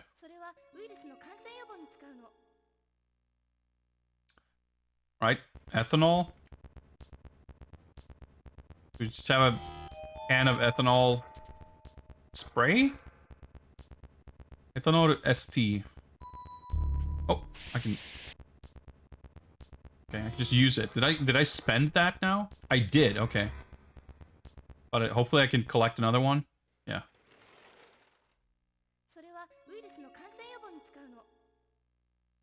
I guess can I stockpile these? No, okay. I guess I can kill the virus, basically, or like disinfect, or like, what's the word?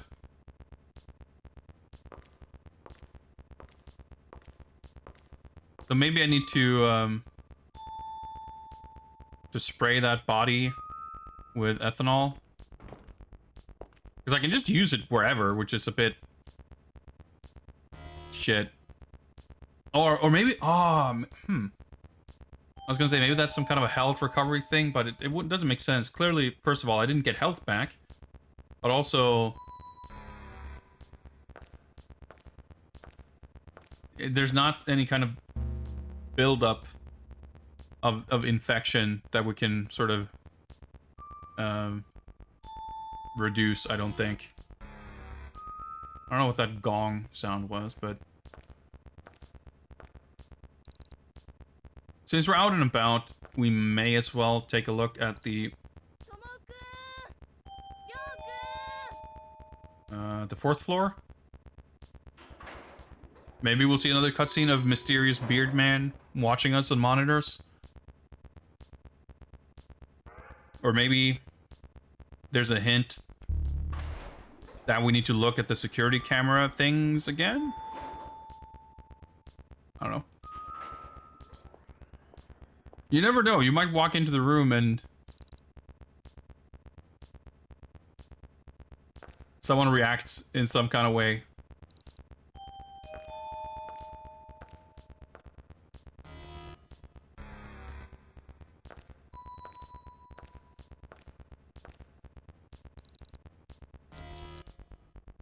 Okay, yeah, so there's...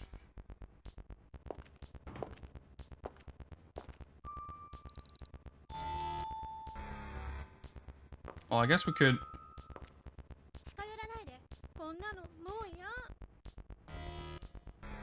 I guess it really changes from, like, you walk 1 meter.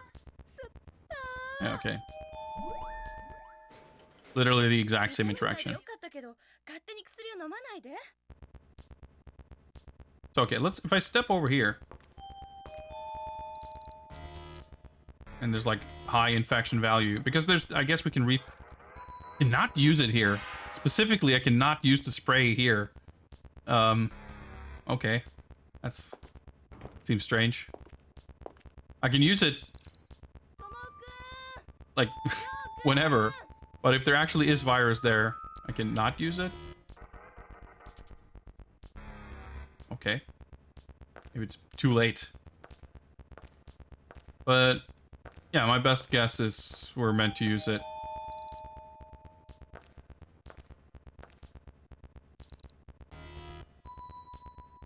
Oh, I guess that maybe the amount, like, it's beeping anytime it changes. And then the number of beeps indicates the infection level or virus density or whatever the fuck. Who knows? I like that, by the way, the display above the elevator is, like, blurred out, kind of, so you can't see, like, it doesn't say 3 or 4, it's just kind of, there's a number there, maybe, so they can reuse the same graphics. Well, I guess we can try to disinfect the... I'm gonna say body, because I don't think that's a person who's alive on that gurney. Or maybe we need to spray Tomo.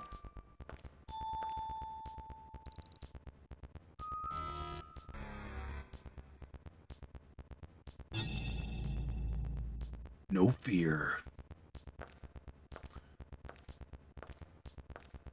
I feel like we're probably pretty close to a save file. It's not dark anymore, by the way.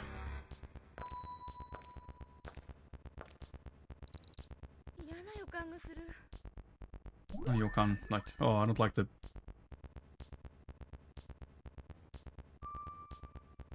Okay, no, nothing's happening. Can't use it.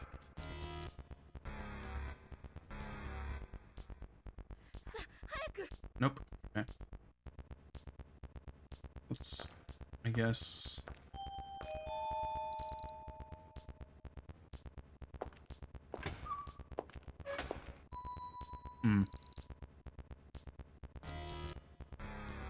I really don't know how I lost so much health last time. Maybe it's because if you keep moving, it doesn't... I don't know. I just wanted to see if there was any kind of anything to do with the cameras. I mean, I suppose ostensibly we're still looking for Tomo and Ryo. We got the ethanol and... Oh yeah, I guess I can't even see... Oh, shit, okay. More cameras are broken now.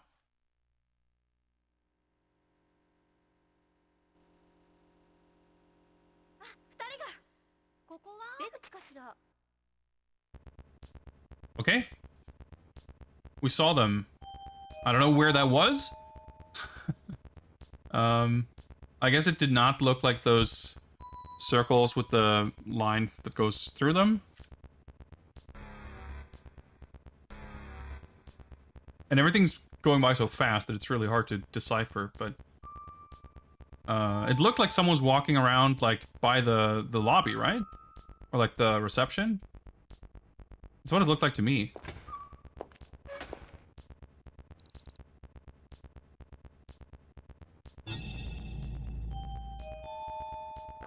Like, it doesn't matter if it makes no sense that we literally just passed through here.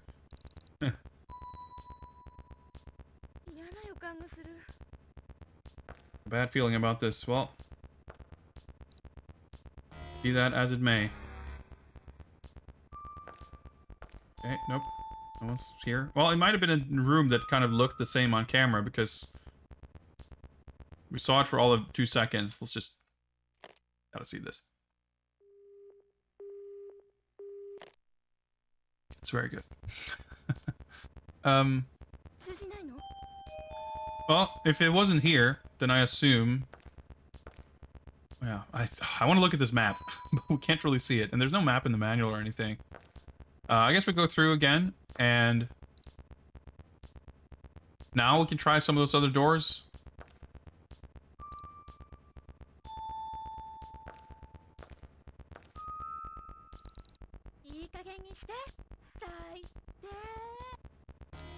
That's enough. Yeah, okay.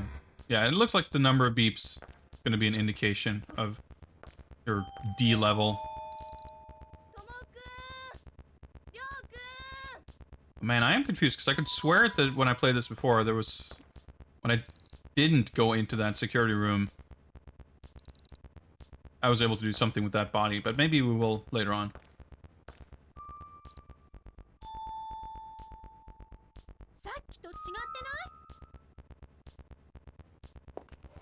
Oh, okay.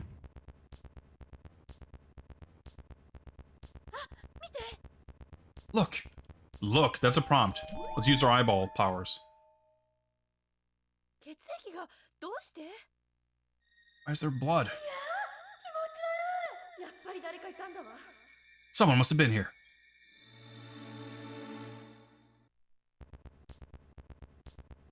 Yeah, it sounded like she's making a comment when we were at the door. It's like, this doesn't seem like the right place or whatever, but the game let us go inside here, and it looks like we saw or found something, so... It's funny, because, like, looking and inspecting is like, kind of what the thing you do all the time, but when someone says look, you have to press the 5 senses button to look.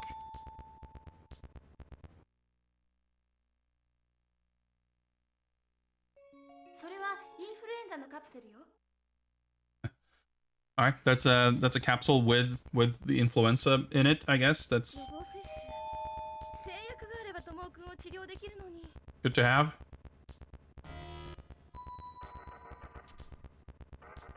Still can't use the ethanol. Oh, I guess that's the here, probably.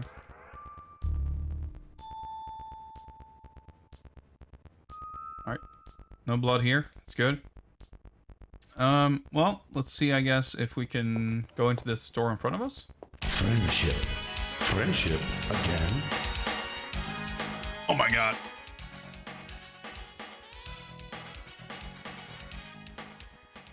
I don't know if that blew out your eardrums, but it sure did mine. What's up, Dino? This game is like super quiet, so I have to crank up the audio, and every time there's an alert, my ears explode. I think I have a limiter on that should make it not too bad for you guys, but it's no such luck on my end. Having said that, thank you very much for that friendly jaxophone. Always appreciated, Dino. Also, I should remember to fucking use this thing that I never fucking do.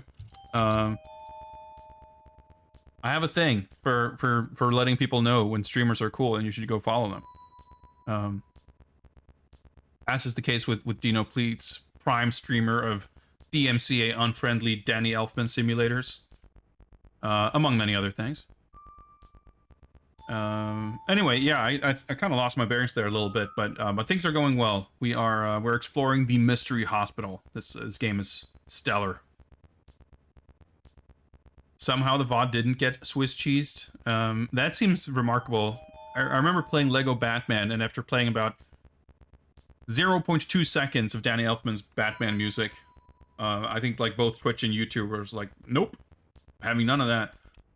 Which is like, Lego Batman 2 has this cool thing where you're playing a Superman. If you like start flying, it starts playing the John Williams Superman music. So when I was playing on stream, I have to like not fly for more than 3 seconds at a time, and also talk loudly over it to make sure we don't get that full DMCA treatment.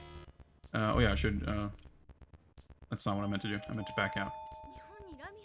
But yeah, I mean, I guess all that shit is nothing if not completely mysterious and unpredictable. So I guess that tracks. Okay, we're safe here. But anyway, yeah, we're playing MJ, the Mystery Hospital. And so that the mystery starts right there in the title, because it does say R?MJ, but then you look at the Japanese and it just says MJ. Who knows? But we're in the hospital. We're playing as justice-loving rock music and motorcycle fan Hajime. We went with our friend Tomoe to meet our mutual friend Ryo, or not to meet him, but to visit him in hospital, because he apparently was just in a motorcycle accident. When we arrive at the hospital, it turns out he's totally fine. He's up and about. He doesn't seem injured whatsoever. But coincidentally, there was a mysterious explosion that trapped us in the hospital. So the three of us, plus the new on-the-job nurse, Aya. There's been multiple explosions and other kinds of mysteries. And also we met up with this girl, Misato, who we're now tagging along with. Also, there is this super deadly mysterious virus that apparently was found in some ancient Egyptian tomb or some shit. Which has now killed over 1 million people globally. Our jokester of our friend Tomo joked about having caught the virus. And then about 35 seconds later, it appears that he did in fact catch the virus. Cool guy Ryo went looking for him, and I guess now we're looking for the two of them. It's, sure is mysterious. Alright, can we go through here now, maybe? Oh yeah, so we picked up this, the VL checker, which lets us know if we're in danger. So the fluctuating number there, that's the amount of virus particles, like, in the air, right around where we're standing. Depending on how many particles there are, the D level, the danger level, will go up anywhere from 1 to 4. And then that semicircle on the bottom is our health gauge. Okay. Our friends will intermittently tell us to hurry and stop fucking around. But,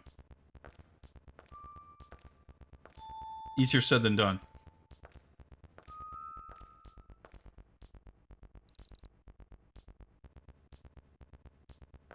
Those beeps are, again, our VL checker. Nope, I still can't interact. Is there anything I can use here? Oh, so now I'm allowed to use this. Okay. Did we try this? Yeah, we're like super high. Let's try it. Cool, that seemed to do absolutely nothing. Okay, well, I guess we're going back to the 3rd floor to collect another can of ethanol.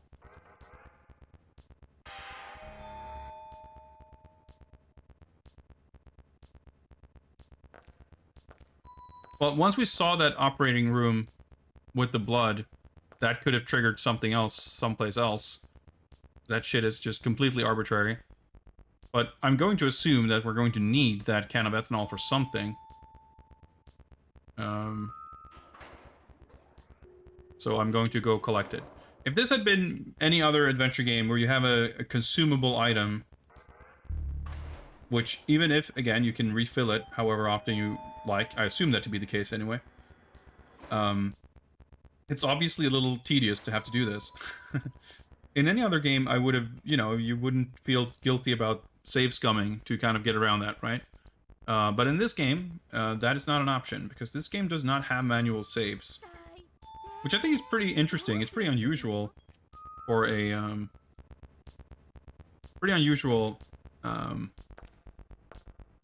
for a 90s game like this, right? There's only autosaves. Like, every time you sort of get to a checkpoint...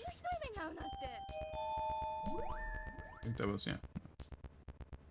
I mean, it's obviously nothing weird about not being able to save anytime you like. A lot of console games, even something like this, might have save points or something like that. Wait, can I not? What the fuck? Do I need to have her to comment on it again? What's going on here? I can't... Okay. I can't pick up another bottle. I can't see how it would have any effect, but let's go to the 4th floor room, I guess. Like, that's the thing. Because there are these, like, the way the game works, again, with the saving, is essentially you reach checkpoints, but when you reach them, the game will save.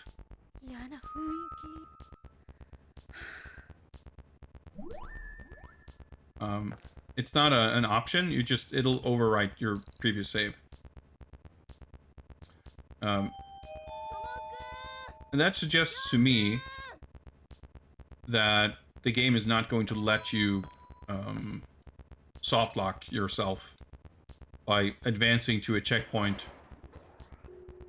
or for that matter, allow you to... So the thing is, like, we've collected like 2 or 3, like we got the ethanol spray, used it immediately to see if it was usable. It was, and it was removed from my inventory. So because I was standing right there, I could just pick up a new one. And then I think we tried it again on the 4th floor, and I could pick up a 3rd bottle, but then I couldn't pick up one now. So let's see, because the 3rd and 4th floor are like identical. This game is highly mysterious in that it does not particularly communicate what it wants you to do. Okay, yeah. So now she's commenting on the sour taste. And then I can press the 5 senses button. It's like when people, when sometimes you hear those dialogue lines, and it's... Yeah, there we go. Oh, wait.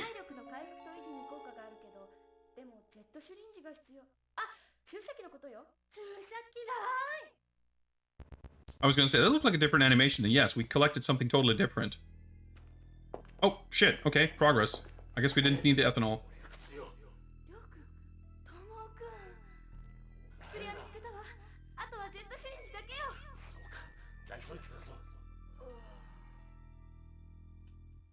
Alright, he's seen better days. Well, okay, here's the save point. Well, let's hope we don't need a can of ethanol. So what the fuck was that about?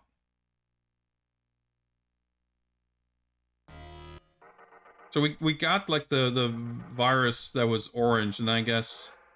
Yeah, it doesn't even tell me what item this is, but the blue thing, it sounded like they were talking about an antidote or medicine or something. Something about a syringe, I think? But yeah, sorry, to circle back, for those who may have missed it. The game will, like, every now and then you just hear dialogue when it's most of the time just a random repeating voice clip of someone going like, hey, hurry up, hey, we need to find them. How, oh, it's spooky. It's just like incidental dialogue. Doesn't mean anything. But every now and then someone will say something that is a unique voice line that is mentioning looking or listening or smelling or touching or tasting, I guess. So the dialogue we just heard, when I looked over to the locker or the cabinet, Misato was like, oh, that's sour. And Aya basically responded, I guess, like, oh, it's, you know, it's nice for you to take your vitamins and all, but hey, you shouldn't just be eating medicine just like at random. So when, and you get that response from Aya by pressing the 5 senses button. So whenever you see the color flashing, that's me pressing the B button, which is like the universal interaction button for using any of your 5 senses. I guess you have 6 senses in this game. It's like sight, hearing, smell, touch, taste, and then the 6th one is walking. Because that's what you do with the D-pad. You walk around, and then whenever you have to do anything other than walking, you press the B button when prompted. And sometimes what, you know, you walk around and every now and then you've arbitrarily activated some kind of trigger which will make a character say, hey, did you hear that? And then you press the button, and then after you do that, you start hearing footsteps and someone approaches and whatever happens. It's pretty funny. But anyway, yeah, so that's what we did when she was complaining about the weird taste of the medicine. That prompted us to well, it made Aya respond, and then we could look in the cabinet. And that's how we got the ethanol spray before, and now we got something else. And I can see what space it occupies in the inventory, but not what it is. And I didn't quite catch the dialogue, but I take it to be, because he said the orange thing we picked up before, that it was like, it was the influenza, that it was a sample of it. So I wonder if the life bar still has not recovered, by the way. I don't know where the fuck everyone went, but yeah, I can't do anything here. Maybe we have to go back to that little operating room. The only thing I was able to quite sort of catch, at least, was Aya saying something about a syringe or something. I don't know if we need to go back to that little operating room. Oh yeah, okay, so I guess the blue makes sense. We found a blue thing, which is the blue color represents the vaccine here. I don't know if a vaccine is going to help much if the dude's already fucking dying from the virus, and it seems to work pretty quickly. We're talking a matter of minutes here. But I suppose we're going to do what we can to help. Also, now there's music.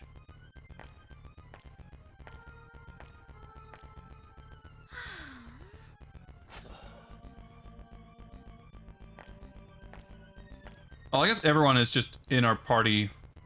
It's not like you ever see the other characters outside of cutscenes anyway. This game is highly spooky. I mean, it's incredibly funny too. It's super charming. I love this developer. It's pretty spooky too. I guess we go back to the operating room. That's the only thing I can really think of. Might as well. But yeah, so I mentioned this before. I bought this game not knowing at all what it was, other than it's a like a CG adventure game, which is a style of game I quite enjoy, at least when they're not super convoluted and difficult, which Japanese adventure games rarely are. But it turns out that this game is developed by System Seicom, makers of Jiku Tante DD, i.e.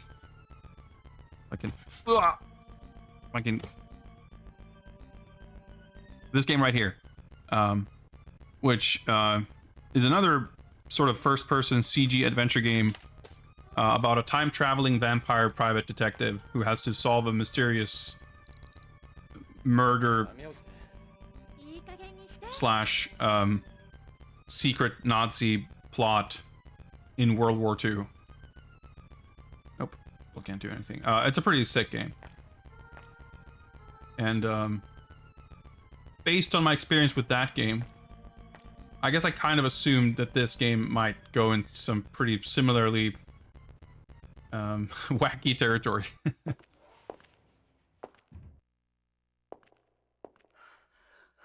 My instincts were correct.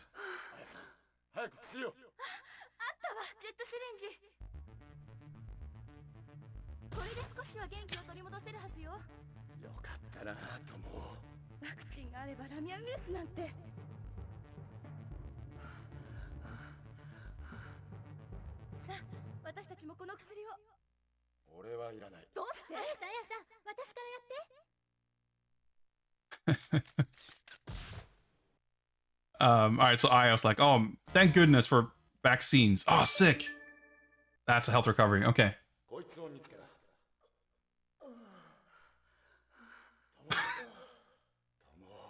You hit him with the fucking Undertaker sit-up? Alright, okay, still recovering, I guess.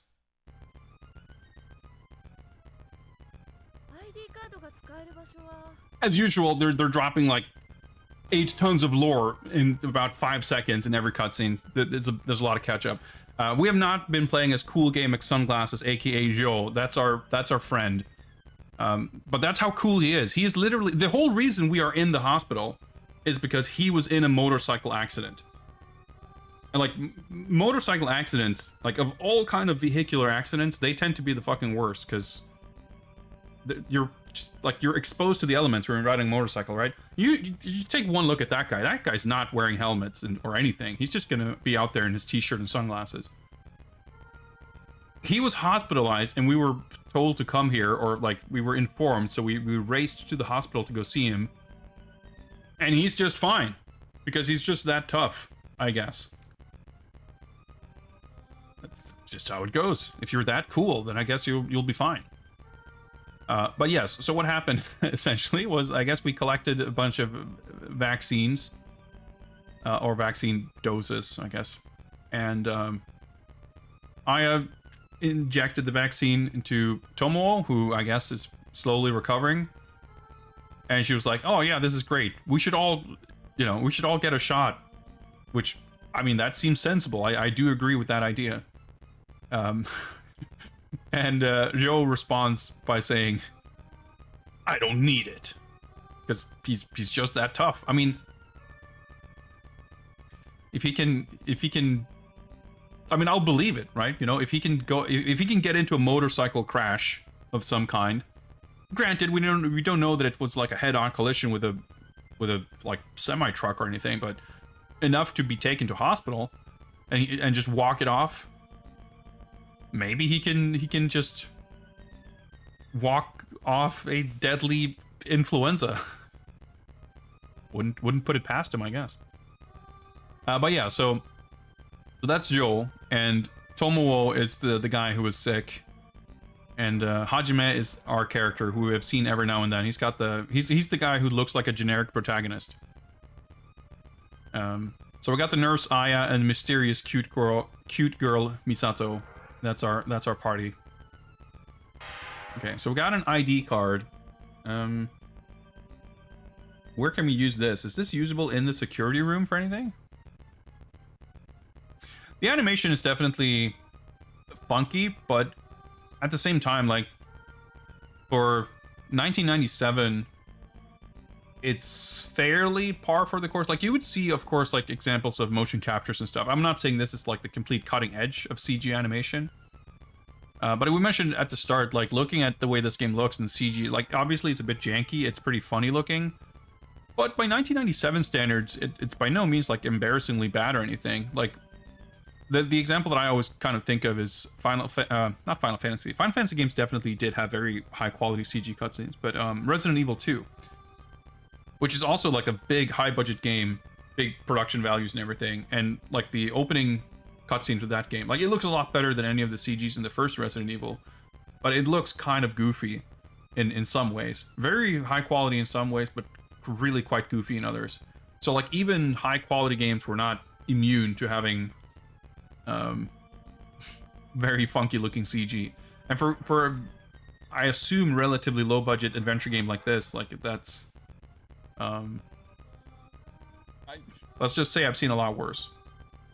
But yeah, I think that the stuff that, like, the rendering, like the modeling of the characters' faces and everything, pretty good. I like it. The stuff that kind of betrays that a little bit is both the animation, but also the editing. And I feel like that's partially a kind of budgetary restraint, like whether it's a production budget thing or just storage space and memory and all that kind of stuff. Like, and this game is on one disc. Every sort of cinematic, there's no breathing room. Everything is cut as absolutely tightly as it can to deliver all the necessary information. There's no camera shots like lingering on something to establish mood or tension. It's just like super rapid fire from one thing to the next. So I think that really adds to the kind of comedic sensibility. Like, it's not cut like a thriller or horror film. It's like it's not exactly cut like a comedy sketch either, but it's I don't know. It feels more reminiscent of a comedy sketch than a horror movie. So they just left the room, and I guess we are now to figure out what the heck to do with our ID card. Okay, right, that makes sense. Because we're facing the other door because we just left this room. That makes sense.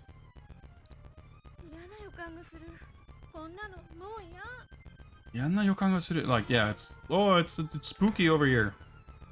So I guess every now and then, like, intermittently, we're gonna just be able to get You're gonna get some vaccine injections and be fine. Yeah, so she just said like, I wonder where we can use the ID card. Which at least gives us the hint that we are indeed looking for some place to use it.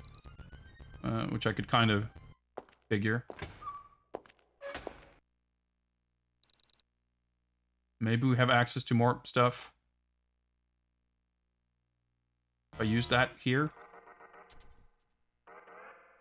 Nope. I don't recall seeing any, like, card locks or anything. Well, we're here, so we might as well... Maybe there's...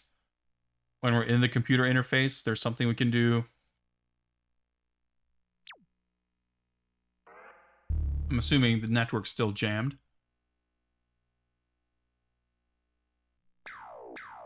Sorry, it's still jamming. So the first time we looked here, there were cameras that were disabled, or sorry, breakdown. And then the second time, there were more cameras that were breakdown. Okay, now we're back to the original state.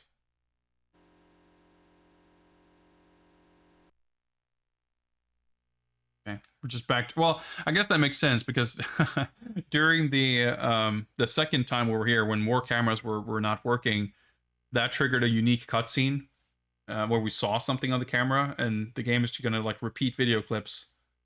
So we're not gonna repeat the clip where something unique happened. There's definitely parts like that where you can kind of see, the, what do you call it, like,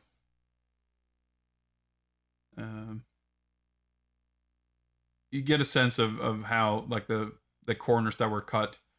Oh yeah, we can't get the close-up anymore because we already picked up the instruction, but that's an issue of Pent Horse magazine, which is, sounds like a pretty quality publication.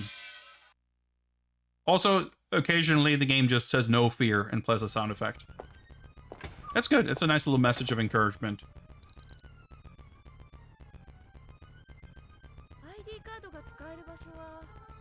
Well, let's go out here real quick.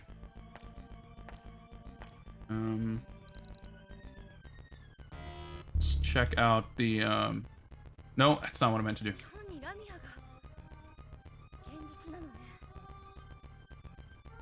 She's commenting on that this for the first time. That was unusual. Space Hovercopter, is that Sabera? What's up, guys? Oh yeah, we're taking damage. Our life gauge is draining. Let's move away from the virus. Trying to think. Well, there could have been the other door at the end of that room. Like, I feel like probably there's going to be some door that we arbitrarily could not go through. Which we now can, and we're gonna, inside that room, find some place to use the ID card. Also, let's just replay the best animation in the game. There's the phone. Let's see if we can reach the outside world.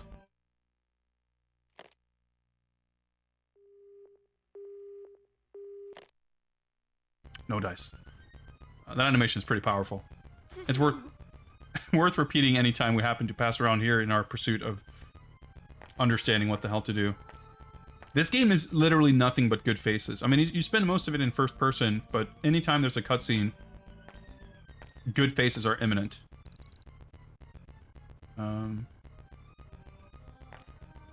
Was there a checkpoint when we got vaccinated? I don't think there was. In which case, we have to redo a lot if we happen to die. Because you can definitely die. We did that before. Okay, we're not...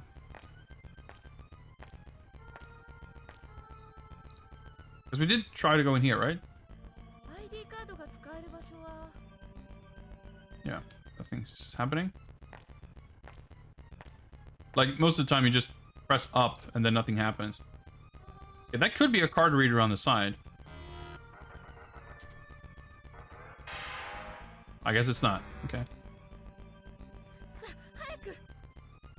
Nope. Okay. I don't think there's any other doors here or any other things to interact with. Walk around. Space Hoppercopter with the dreaded art request. Thank you very much for that. I'll add it to the list. And I was actually thinking, as I usually do, I live in fear of people requesting art when I have to figure out what the fuck do I draw. I mean, there's some good faces. There's cool sunglasses guy and everything.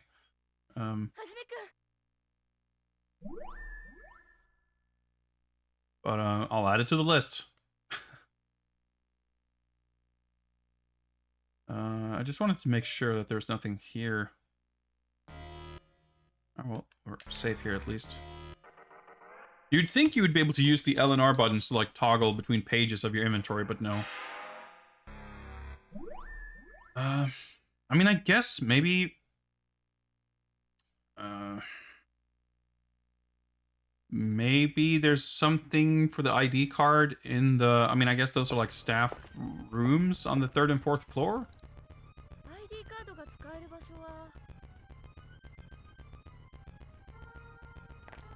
Also, I guess Ryo just kind of walked off with Tomo in the cutscene. I'm not sure if they're in our party currently.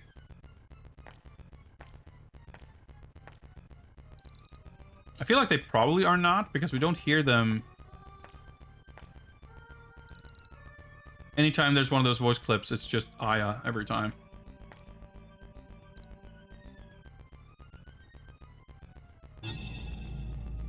No fear.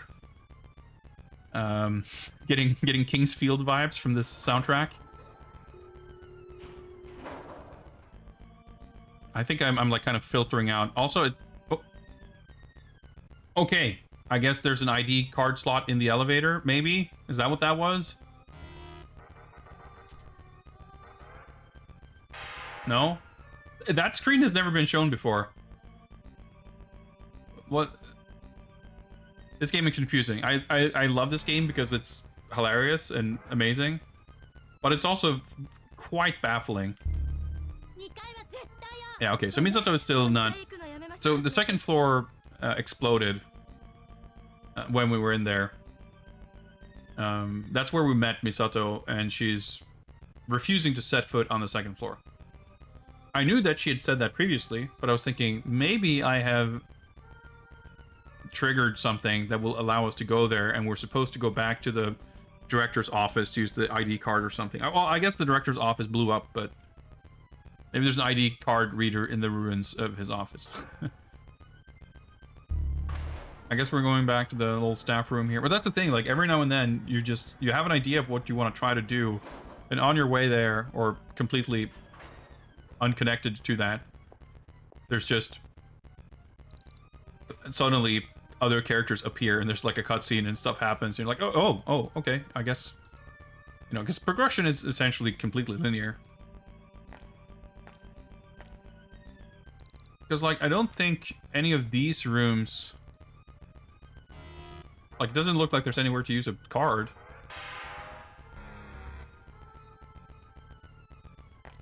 Maybe we can collect more. Wait. I think we stopped. Okay, I need to see if I can just collect more medicine in here.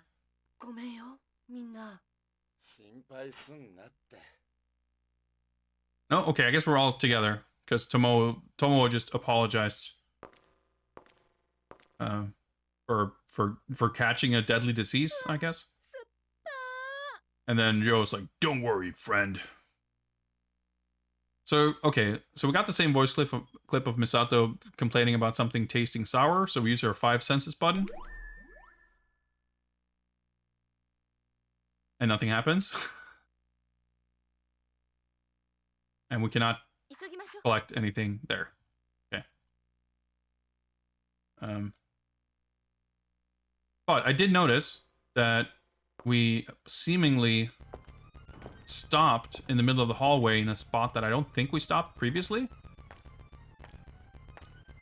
Maybe we did.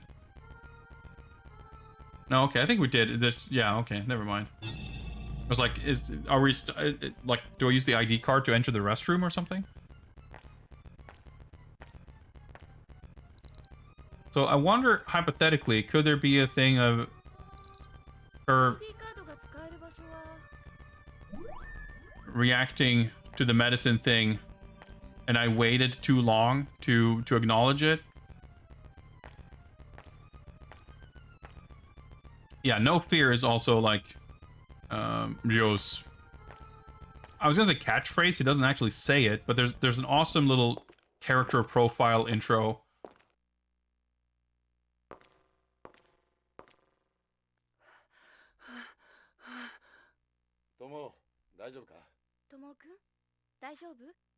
All right, okay. I think he's probably fine.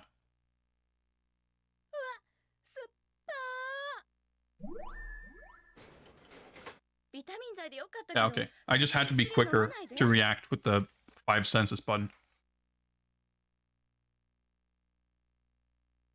Okay. But it didn't actually affect our ability to interact with this. I didn't necessarily think it would. I just figured I would double check. Are there spooky monsters in this? I don't think there are. I think there's a deadly virus, and it seems like the origin of the virus is some ancient tomb, or like some 12,000-year-old stone tablets.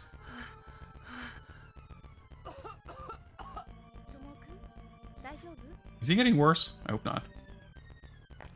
And it seems to have been established, sort of, kind of, that the director of this hospital is like super into ancient ruin shit.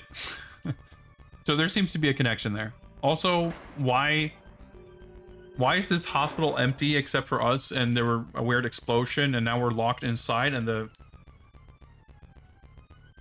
so what's the deal with that? Is it a mummy's curse? Like, it appears to be something along those lines. Or some kind of a naturally occurring bioweapon, I suppose. I'm so confused about that, that little close-up that shows up, because it seems like maybe that would be some place for you to use the card.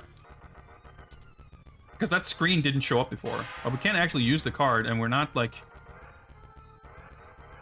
We're not finding anything else on this list of buttons. I don't think when it's showing that close-up that I can pause during that to use the card. But we can try that. We can see. Maybe I was just... That's not usually how interactions work in this game, I think, but I could be wrong. Let's try it. Let's just be ready with the trigger finger and press start. We can pause, we can bring this up. There we go. Okay, that's what we have to do.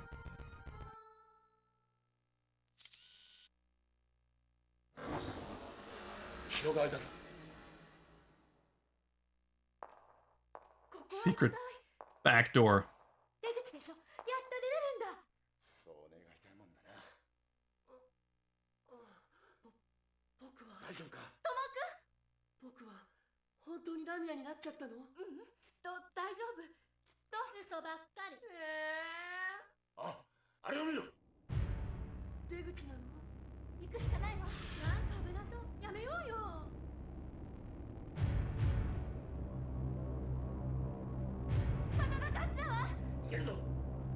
Oh shit.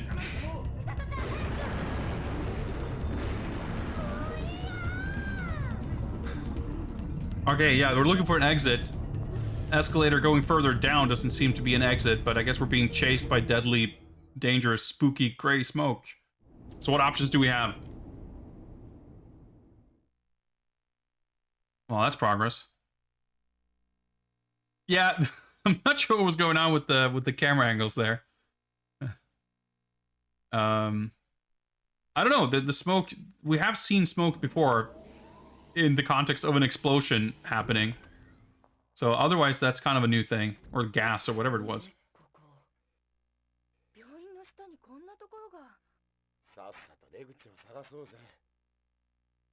He's like, wow, I never knew there was a place like this under the hospital.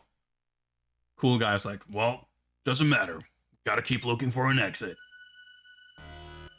We will keep looking for an exit, but not before I get to take a little break. I've been going for about 2.5 hours already. Wow. Man, this game's pretty sick. I like this a lot. I mean, it's goofy as shit, but it's fun. Like even if the progression triggers aren't too clear, the fact that the interactions are also simple means that you're not ever stuck like trying 50 different menu items. You know, as a point of comparison, not too long ago I played the first of the Famicom Tante Club remakes for the Switch, and the art and presentation in that game is 10 out of 10, like incredible. The story was kind of interesting, but the gameplay was incredibly tedious because it's all brute forcing. Like it's a different style of game, with it's like a very classic detective menu adventure game. But that game I really fell off that game. I didn't end up liking it much at all because it was not actually very fun to play, because like constantly, like all progression in that game was tied to kind of invisible and arbitrary triggers. So you really ended up having to just going through everything. And in this game, even if structurally it kind of works in a similar fashion, there's a lot less to actually brute force your way through. So in terms of just playing it and having kind of a smooth progression, it's really not so bad. In any case, we'll see what danger lurks in this mysterious biohazard warning sign basement. But I'll be back for a couple of minutes and see you guys shortly.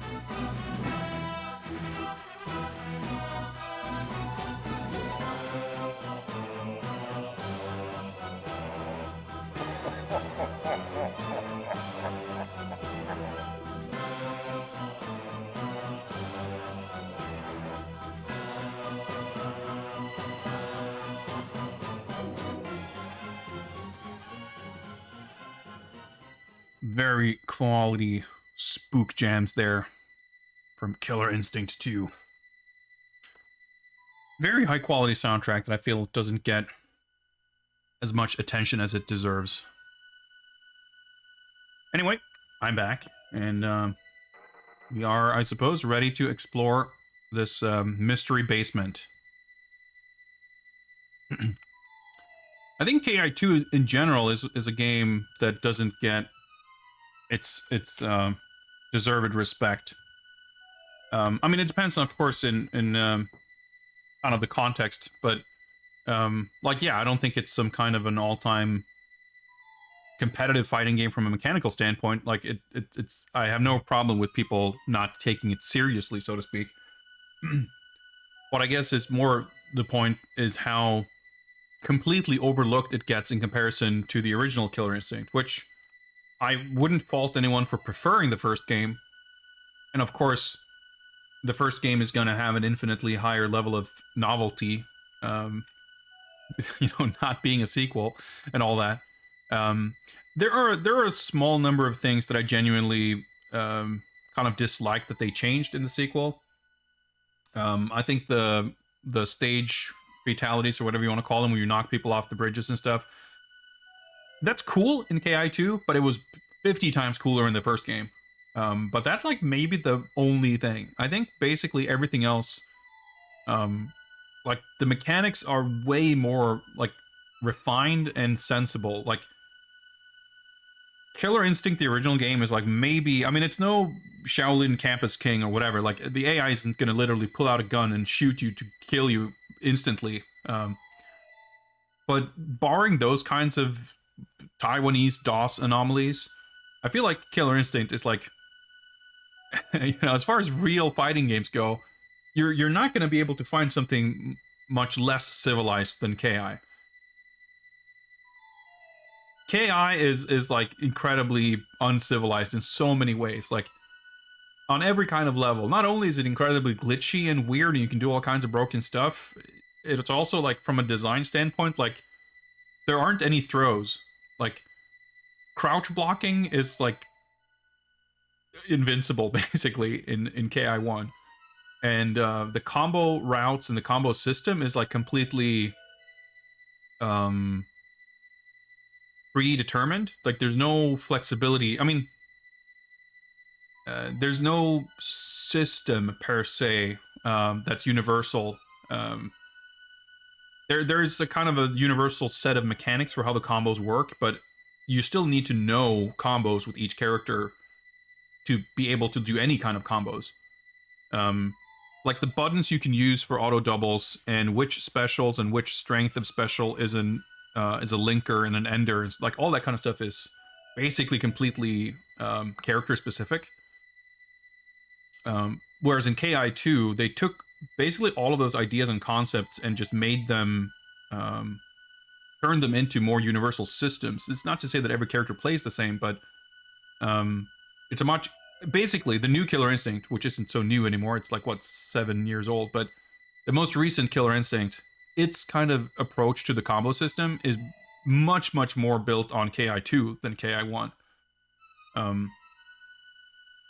I think most people, when they like prefer KI1, it's not so much an informed opinion or like a deep kind of how do I put it?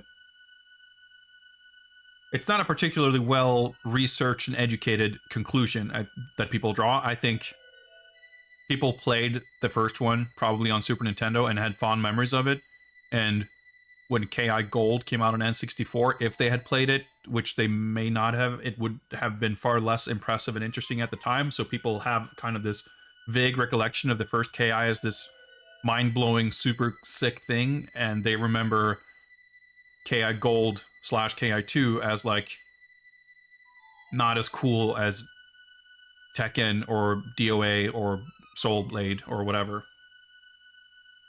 But I think KI2 by and large is an improvement on the first game, and I think the first game does have an amazing soundtrack too. But I think 2 elevates kind of the concept of the soundtrack of the first game, which is that, like, every single character has like a totally different style of music. Like the KI soundtracks, and I think that was such an amazing thing that Mick Gordon did with the new soundtrack too, is that every character has their own, not only their own theme song, but their own musical style, but they somehow managed to make it all feel cohesive, even though it's like super different styles of music, which I think is really cool. Like, I think it's almost one of the best examples I can think of where the music is used. Like, we've talked about this so many times on this channel. Like, within fighting games, plot and narrative is not that important, but world building is really important. Like, people are going to want to relate to and sort of connect with these characters, and you have such a limited canvas to define who these characters are. You cannot, or at least should not, rely on writing and so much dialogue. So you have, like, the way a character look, the way they move, the way they behave, the way they speak, the way they fight, the way you effectively use them in game. But you also do get things like a stage and a theme song and, you know, maybe some win quotes and stuff. So it always frustrates me with, you know, basically every modern fighting game where you don't get character specific stages, so you don't get that avenue of defining who the character is. But KI, I feel like, maybe not on like a personality level so much, but like as far as establishing the archetype of what a character is, the music goes super hard on like giving each character a very distinct flavor, without feeling like constrained in like some universal overall style of the game's kind of sound. And I struggle to think of any fighting game that does that to the same extent and or as successfully as the Killer Instinct games, which is really fucking sick. So I mean, I think in terms of all time like fighting game soundtracks, I think all three of the Killer Instinct soundtracks are definitely contenders.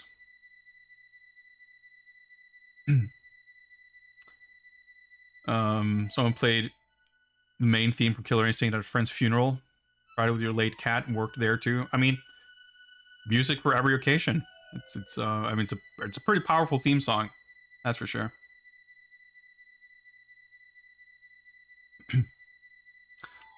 Anyway, enough about Killer Instinct. Let's play Mystery Hospital here. All right. Actually, are we? Okay, yeah, no health recovery here. But as long as we don't keep draining a ton of health at the same time here, we should hopefully make it to the next wherever we can get health refill. Biochemistry / gene cluster laboratory. I guess that's supposed to say gene. I mean, I guess it does say gene, just not correctly. Have to, like... It's very... Funnily enough, when I look at it on my main monitor, I can't read the text. But when I look over to my OBS window where it's, like, tinier, it's easier to read. So I guess the top left is VB Lab. V8? V something? And clean passage leads to clean room. L1 floor to L2. What's it say below? T-Dev, VA Dev, restroom. So maybe VA is the vaccine, and T is virus? I don't know. Gotta hook up your Saturn. Shit does own. Saturn fucking owns. What does it say on the top? Unauthorized entry something. Forbidden trespassers will be persecuted. Prosecuted? Something or other. They'll be something. They'll be sorry, I'm sure. So where the fuck are we?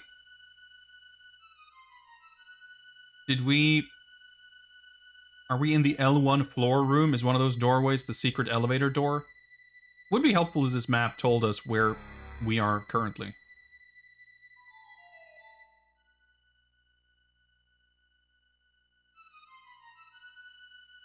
Okay, well, I guess that's the L2 door.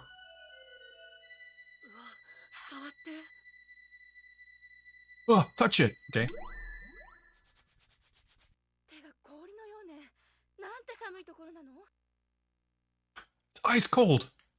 Why is it so cold? Okay, so it does say VB Lab over there. And this doesn't say anything. Is this where we came from, then? Yeah, we can't do anything, so... I'm gonna assume that we cannot walk through this, so...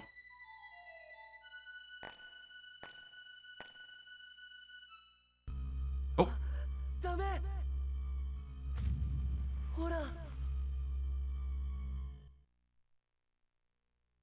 Okay, cool.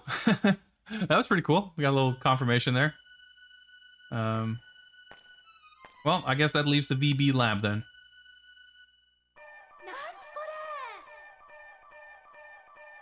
Alright, flashing lights.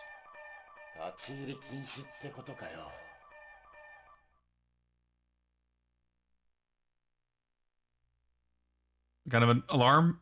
Okay. Can't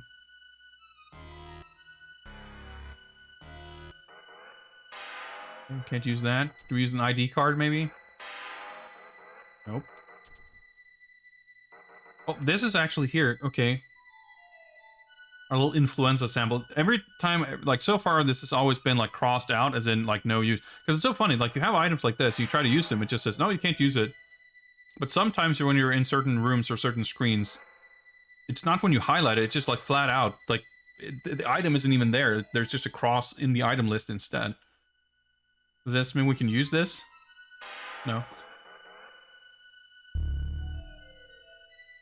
I press up once.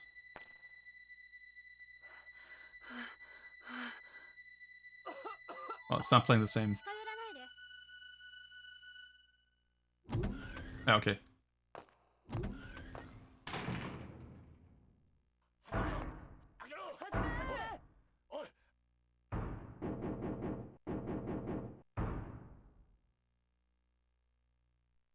All right.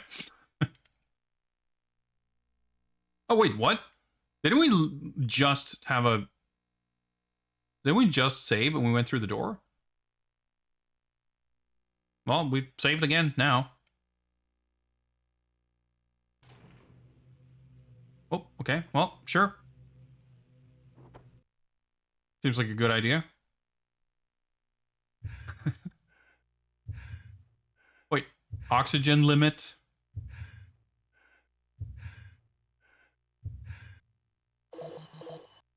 Radio? I'm so confused. Anyway, this is cool, but... Well, I guess we did just save. So I guess that's where we came from?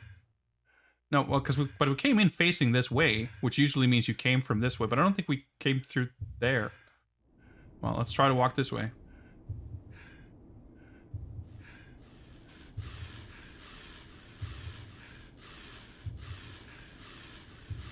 I'm assuming this is some kind of a disinfectant type of thing. Clean hall. Clean passage to the clean room. No, but the VB... maybe. I can't remember the map. But it's pretty confusing when you can't, like... When I couldn't see where I was on the map when I first got to it.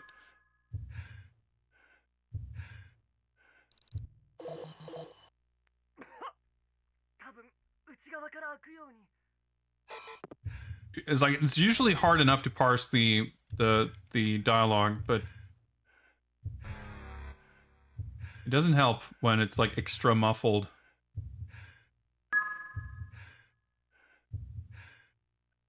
This. Good stock sounds. Oh, okay. We collected something. Oxygen limit is going down. Is there like no oxygen in this room, or what's going on?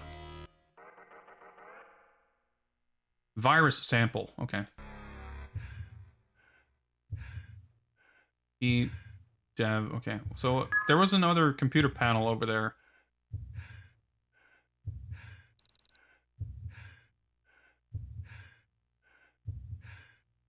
Do something here. Well, I guess it's a good thing we got a save point right before all this, because I don't know what the fuck I'm doing.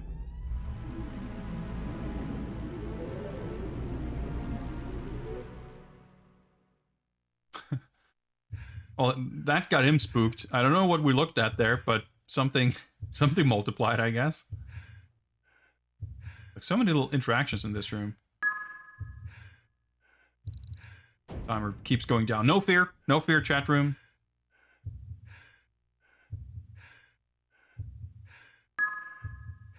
It's going down pretty quickly. Oh, maybe we could go back and refill it or something. Sample data files, heads, bacterium virus.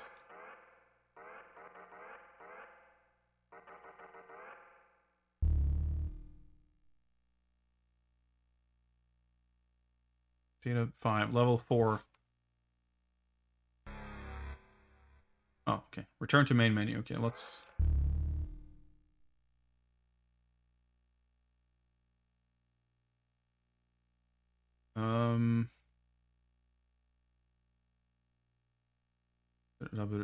Okay, so I guess it's showing us the labels on the like containers. Or yeah, it's like the capsule label and the ampoule. Is that a word in English? It is in Swedish. I don't know. Label. I'm not entirely sure what I am meant to take from all this. Yeah, it's like virus lore. Oh, okay, so data. So this is the Beelzebub virus. I didn't look at the headline. So that's probably the, what was it called? What's Lamia? Yeah, Lamia virus. Okay, yeah. Yeah, just like basic stats. The bio, if you will. Yeah, this is the Dagon something, and I can't read that fucking kanji because it's just a blurry splotch. But I guess, yeah, it's like transmitted through air, I guess. Bacteria. Yeah, that would make sense. So it's like, I guess you can, it says something that your body will turn red and then it'll turn black. And when you're dead, your body will be all black. I don't know. We've seen references to these things, yeah. Lace bacteria or whatever. There's so hard to read. And what was this one? Unknown. Okay.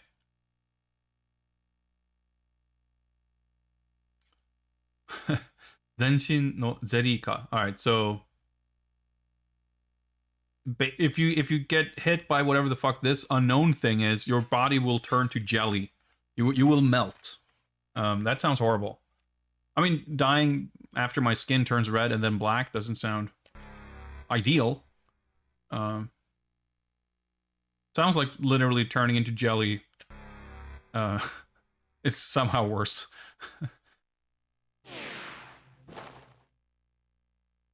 Whenever you see any kind of like shot of your character, that tends to indicate some kind of progression, but I don't know. Did he learn like...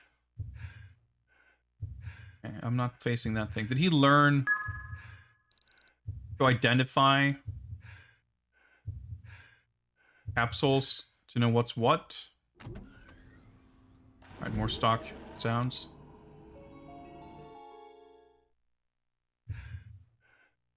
Yeah, it looks like we got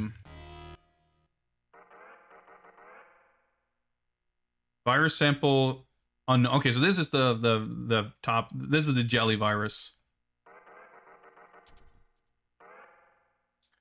So this is the lace bacteria, the Dagon bacteria, and the influenza. Okay. I guess that's good to have for some reason or another. We're about halfway down on oxygen.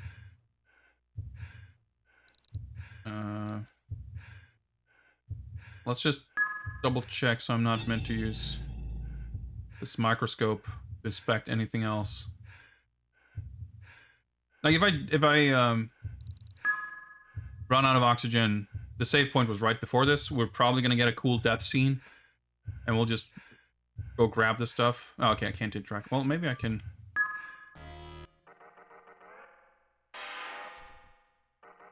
I don't think I can use any of the others, but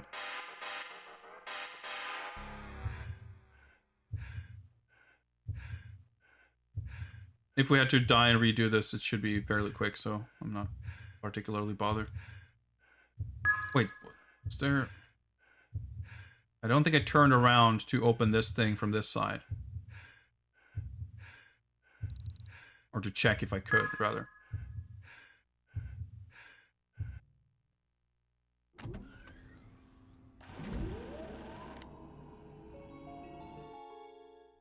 So I guess those are the other two.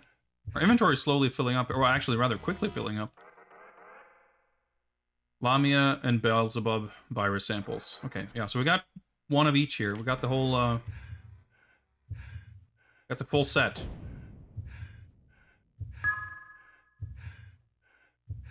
To what end? Who knows? Alright, let's see if we can go through this door. T-Dev.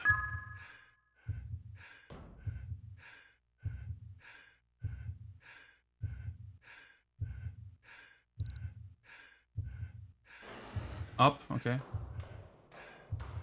More computer terminals.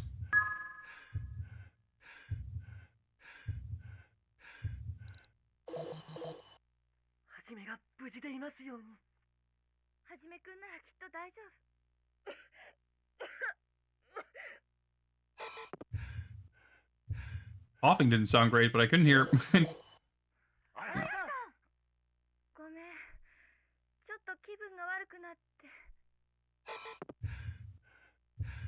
Are they literally dying over there?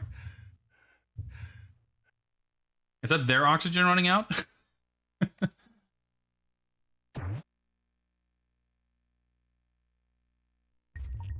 Oh shit.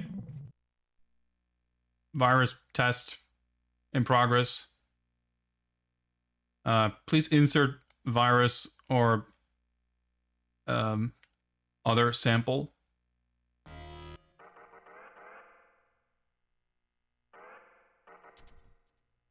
I guess we can insert this. We're probably going to spend the item. We get to see this little thing turn into jelly, I guess. Oh, I guess we... No? Okay. I guess I was supposed to put something else also, but I can't. Okay, alright. Let's try... Test cure, yeah. Wasn't sure if I had the... I did this. Yeah, I guess we need to, like, synthesize a cure or something. Maybe in some of the other stations. Like, do we get to, like, just try melting that little... I don't even know what that fucking thing was.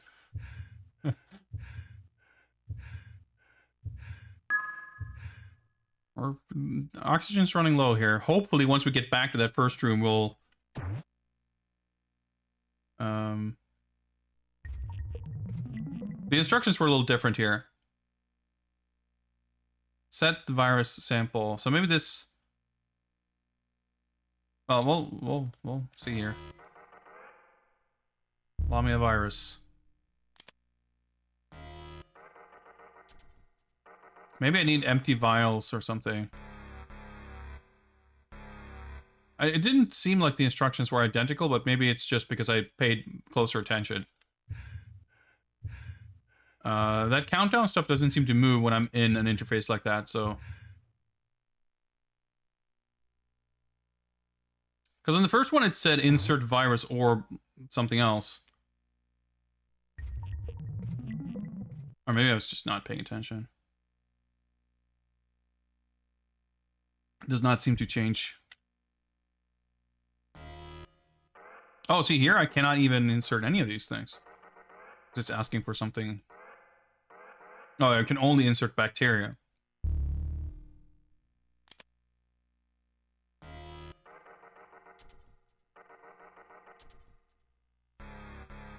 Okay. I guess this is approaching an actual puzzle. Kind of a first for this game.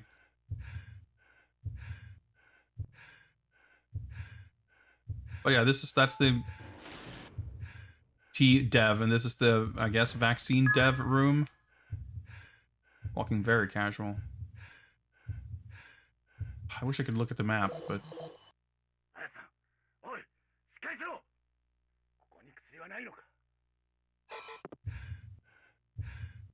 sounds like he was talking to someone else. I guess Tomo is not doing well over there. Do we have a full count on 0 there? Okay, good. We're not out of time, but at least we can see what this does. Okay.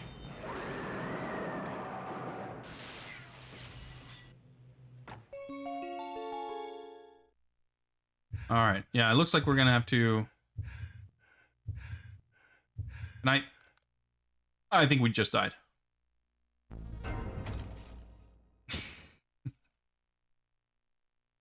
Unique death scene. That's pretty cool. We didn't explode. Well, I was gonna say we didn't explode quite as violently as in the other death. We probably did. I guess it was just more contained.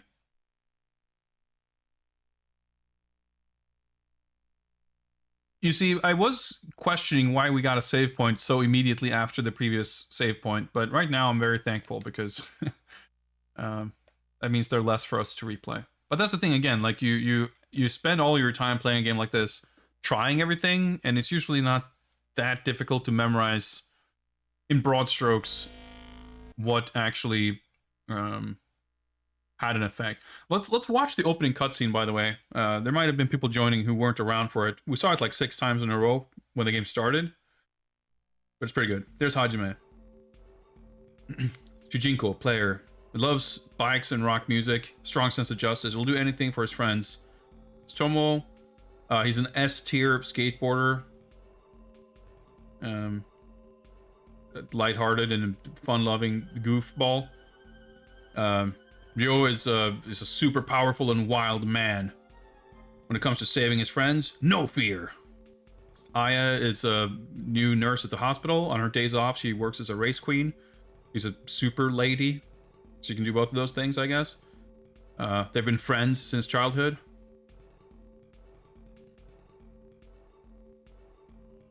What's up with his neck? I don't know. Oh, yeah, so Ryo was in some kind of accident.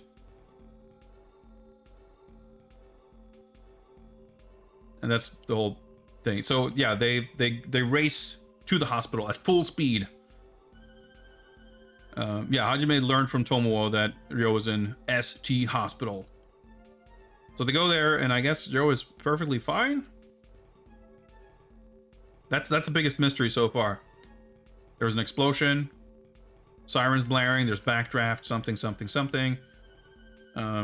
4 of them are stuck. It's an emergency. You have to run away from the fire. Hajime, Tomo, Ryo, and Aya. Shutters are all closed. There's a bit of despair. You know how it goes. And suddenly, the mysterious beauty Misato shows up. 彼女が知る恐ろしい事実とは. She knows some kind of dark secret, and there's an enigma. There's a mysterious bearded man who is sitting in the director's office. So, I mean, that seems to be a little bit of a hint as to who that might be. And we have to escape. 病院からの大脱出が始まる. Fear of death. Fear of death, you say? No fear, says I. But yeah, that's the there's like a proper CG cutscene, I think. Does it show now? I guess so.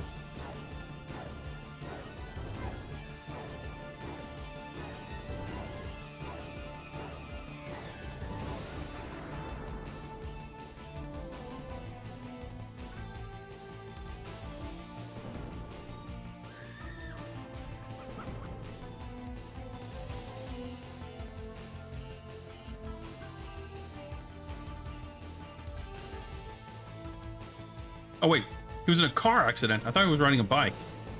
My life is a lie. Well, he was in a car accident, I guess.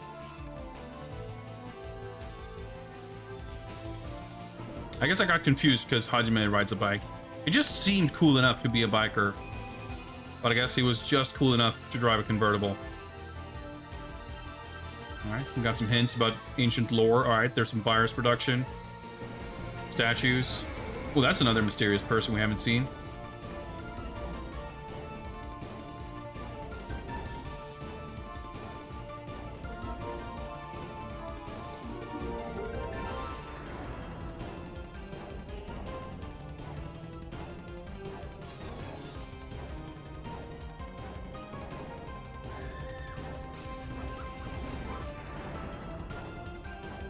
Did he just not have a helmet there in like one shot? I'm not sure what's going on there. Okay, yep, there's definitely a second mystery person there. Oh, dude, the fucking lens flare on his sunglasses. Guy's pretty cool.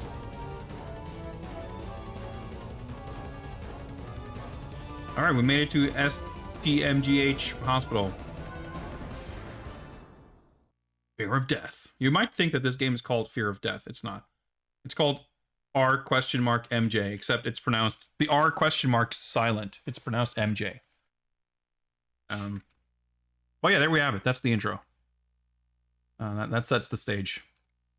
Hard not to be mysterious with the beards. I mean, it's hard not to be mysterious if your office is like pitch black for no real reason. You're only being shot from behind or in extreme close-up on the beard. And we even saw that mysterious beard man was in fact smoking a pipe.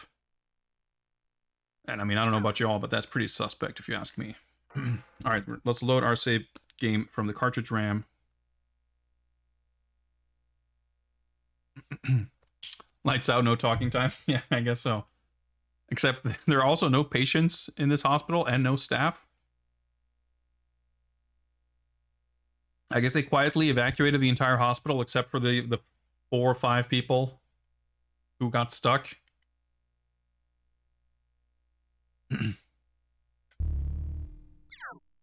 R plus M equals J hospital. Maybe. What's up, Cadrom? Welcome, welcome. It's definitely a mysterious pipe. I mean, pipes may come in different flavors, but the ones he was smoking definitely seemed mysterious. Oh, it's pretty cool. This it's kind of like when you're loading a save in Resident Evil. You get like a different kind of update. I guess this is a slight summary on the plot. We got a different like background image, and it acknowledged that there's 5 of us in the group now.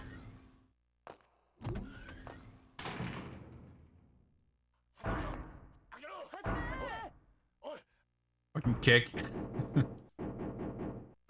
Alright, so the biohazard door here. It's where we're from.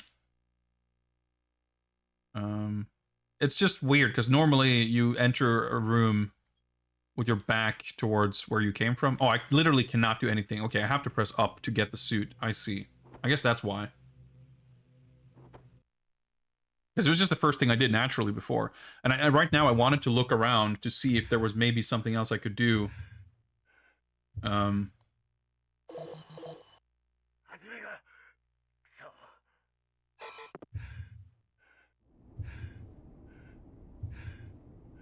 don't know. Well, whatever. Let's, I guess we need to just collect all the samples. I don't know if we need to look at anything in the computer screens.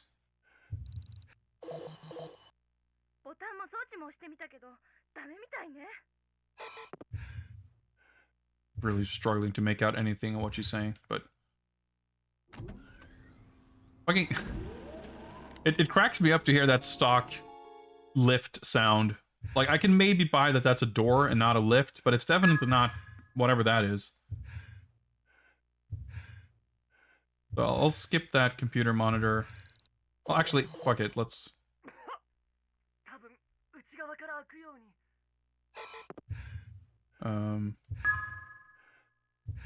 Once we're inside here, it's not going to drain anything. Like, just in case there's some kind of trigger tied to having looked at this, like maybe the game is, like, wants us to have read this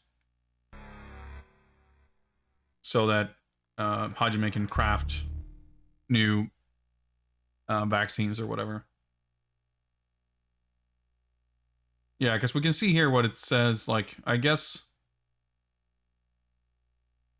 Again, I can't really make out the kanji, nor would I probably understand what they mean. But I assume the red and green is like the thing itself and the kind of antidote. The difference between them, or like how they are labeled. Yeah, so there's the Dagon bacteria has something. What is it? ST-DN, and then what I'm guessing is the cure is the DN-392. Okay. But you get a label on what everything is in your inventory, so I don't think that's something you need to... RS, race? I don't know what what that's supposed to be. Okay, yes, the unknown. Okay, so of course, yeah, this one doesn't have... There's no label on it, because it's unknown what it is. I hope this isn't one of those, like... pouring water from one vessel to another using different jugs of different sizes kind of puzzle of figuring out how these different parts having to like deduce what to combine to achieve something or other. But we'll see once we have all these things.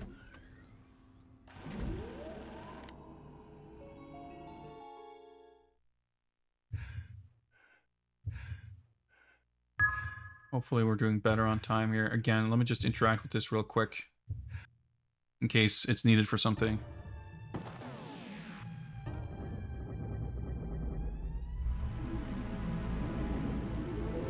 It looks pretty cool too.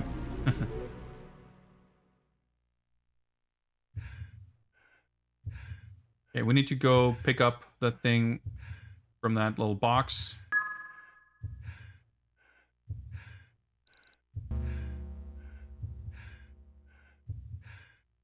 No fear. Remember, chat room, no fear. No fear allowed. Why does that make that sound? I don't know. That cracks me up. So this is the unknown one, I think. All right, let's. We're at 13 now. I think we're at like 8 or something when we went through here last time. I also know that there's no need to faff around with any of the things in this room. I should go to the next room immediately.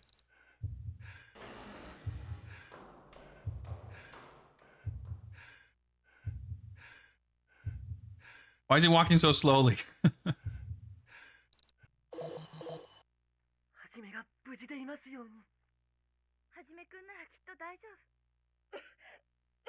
All right, Hajime will save us all. We'll be safe. It'll be fine. Don't worry about it.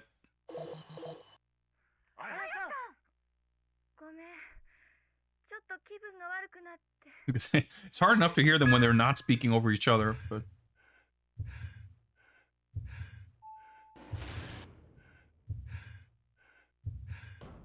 Slow. It's funny again. Like all the cutscenes are like edited at fucking ludicrous speed.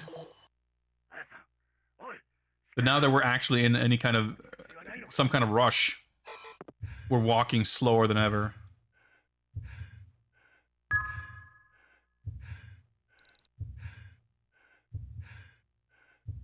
Yeah, we were at like 1 when I got this far.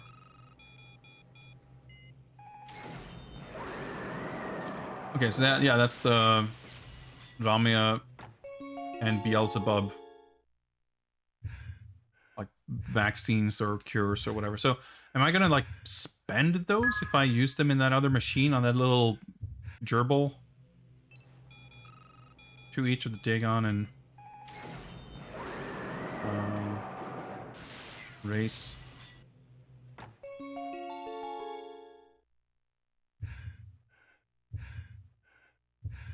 It's weighed down by the sweat-filled boots. Yeah, maybe. Also, what's up, Basil? Oh, he's like turning around.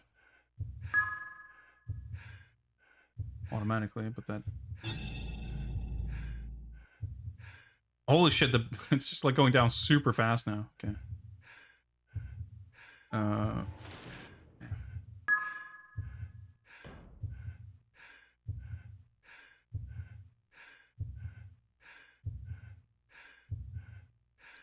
Okay, let's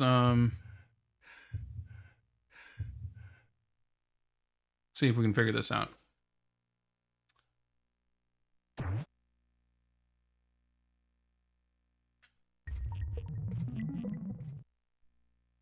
I hope this doesn't just like expand the items, but doesn't even wrap around. I have to do this. So silly. So we got the race and Dagon. Okay, and we only have one of these. Well, I guess we'll try it.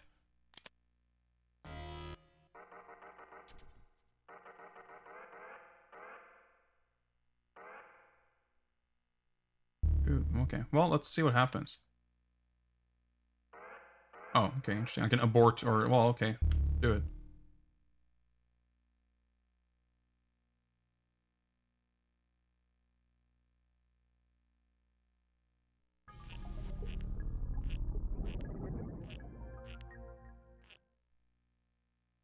Test completed.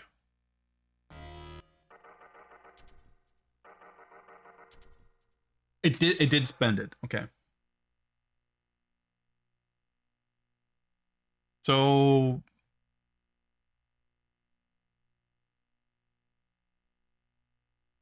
what am I really supposed to achieve here? Maybe I'm supposed to see if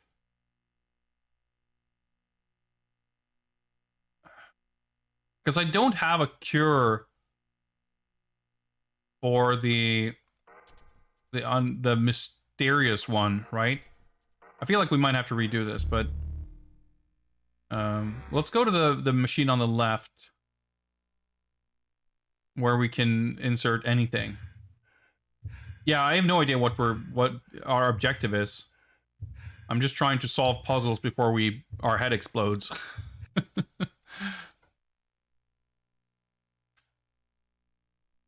I feel like because we're not like actually synthesizing anything here, really. I guess, but like I wonder if we can. The unknown virus sample, and then we can insert our cures, right? So, or the vaccine, yeah. So there's the Beelzebub vaccine and the Ramia vaccine. So I guess we can try the Beelzebub vaccine to see if it's effective against the unknown virus sample. Which I guess it's probably not going to be. Maybe this is all completely, like, nothing is necessary.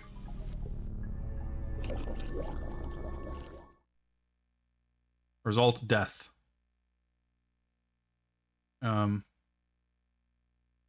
Seems like this would be hard to treat once you're afflicted by it.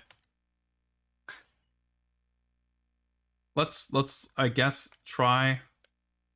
Oh, I can't use my inventory screen anymore. Okay.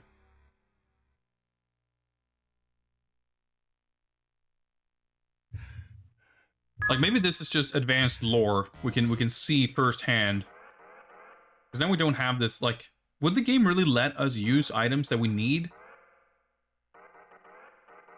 Like that? And then we just don't have them?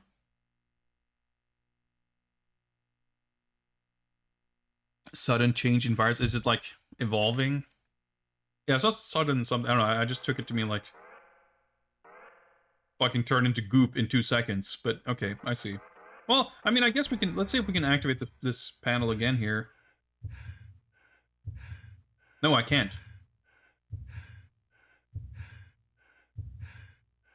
But maybe we can't, like, we couldn't even spend all of it, even if we tried. This one is, like, only for virus. There's, like, one machine for testing bacteria, there's one for viruses, and then one that can do either. Oh, I don't have the goop virus sample anymore. Whoops. Well, I mean, it's kind of whatever.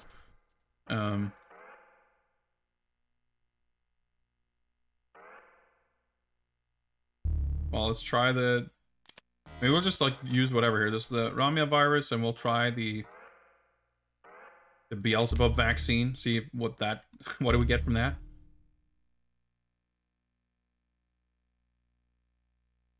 I don't know. I would be kind of surprised if the game, like, if we're expected to...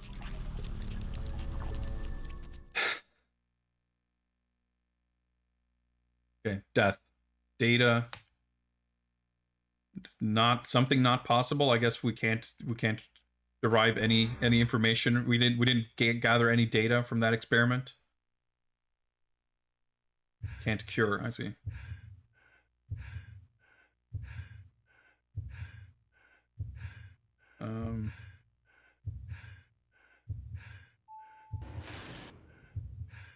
There's a vaccine dev. Can we? Did I try going through that door? I don't know.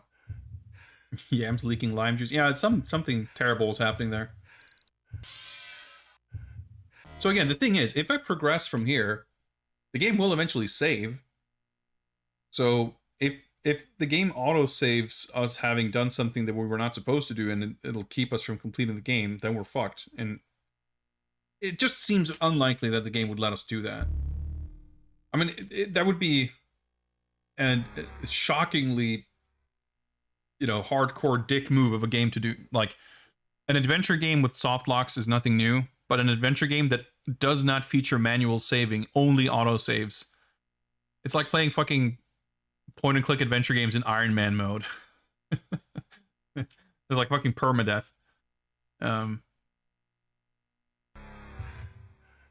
I'm like a little afraid to try to go to places I haven't been in case we suddenly get like progression and I fuck something up.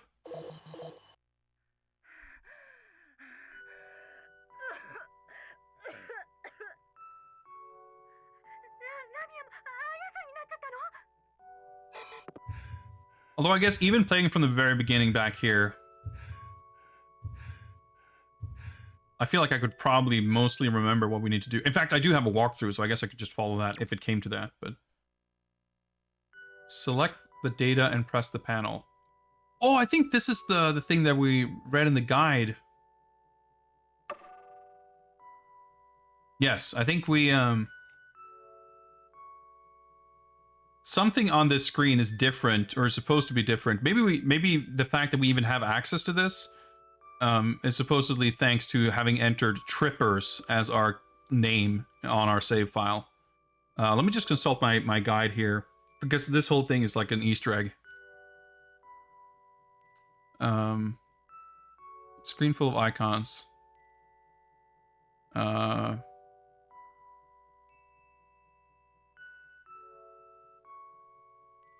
So I guess, I wonder if...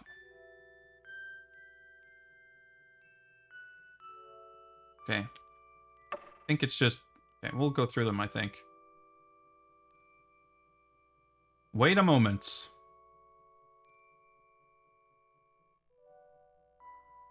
Jamming, okay. So I wonder if maybe... Okay, so some of these icons apparently will give us some Easter eggs. So maybe that's the different thing, and otherwise if we hadn't entered the code, they would not give us that. And I think this one is... Well, let's try it. This is a cumbersome interface. 1997 internet.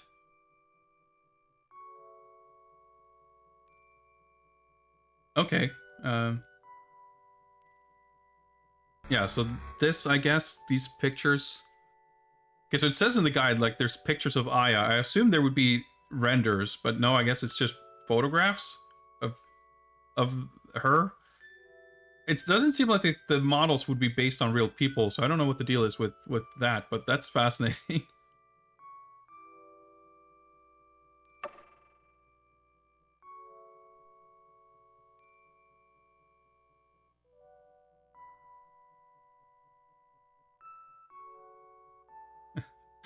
Alright, okay.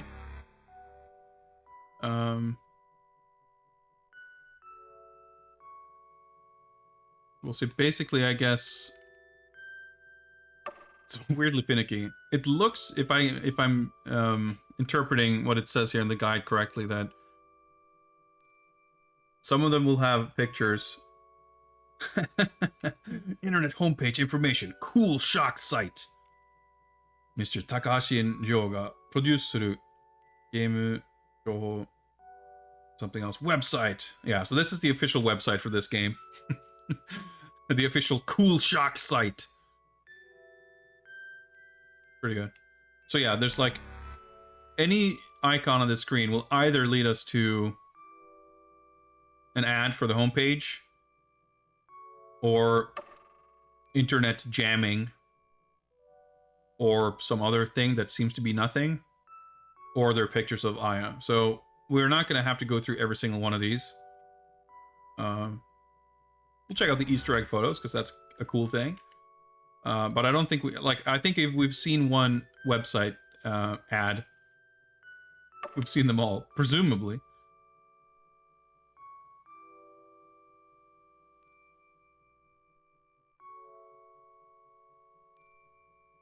Yeah, closed. It's jamming, closed, or cool shock site. But I wonder if this, like, I at this stage, I would be curious to see how this differs if you don't enter the code. Because the whole thing about the, like, it might just be that that icon might not appear. Because this whole thing about the pink background, this very peaceful music, the fact that the icon was, like, had this little kissy lips on it and everything, like, all that seems...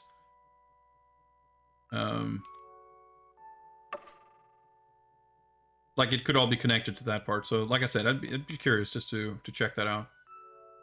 But I wouldn't be surprised if there are some video playthroughs of this game on the internet where they may or may not have done all this.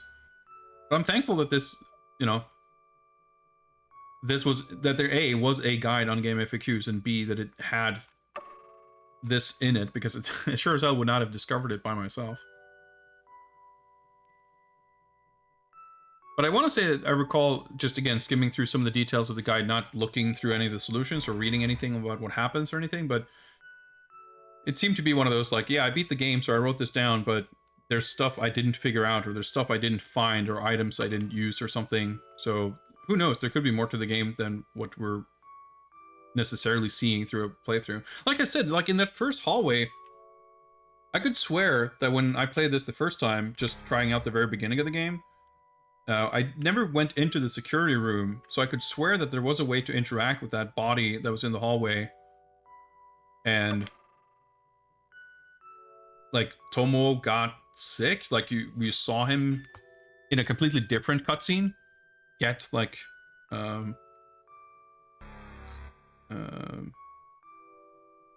like his skin got all fucked up from the virus.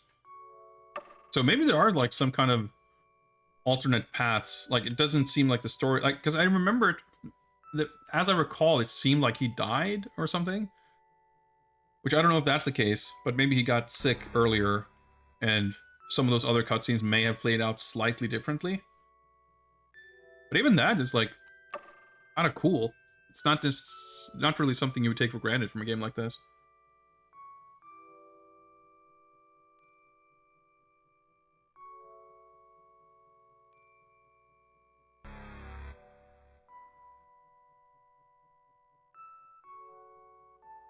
Nice, relaxing music, at least.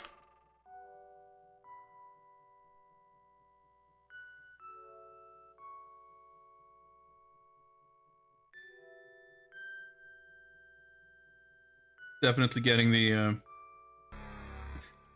90s internet experience. Clicking mysterious links and waiting 30 seconds to maybe see a harshly compressed JPEG of some mysterious lady. Oh shit! Alright, this was all worth it. Damn, he's got a fucking gun. And he's on a motorcycle, I knew it. This guy's pretty cool. Not pretty cool, he's very cool. I keep saying he's pretty cool, but nothing... I was gonna say nothing pretty about him, but that doesn't make sense either. Just a bona fide badass. Where am I on this graph? I don't even know.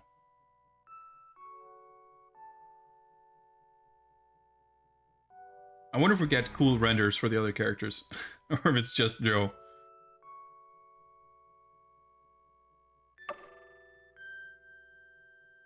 This actually makes me curious. Like, there's no reason to suspect that this would be the case, but all of a sudden I'm like, man, I should pop this disc into my PC to see if there's, like, image files on the disc.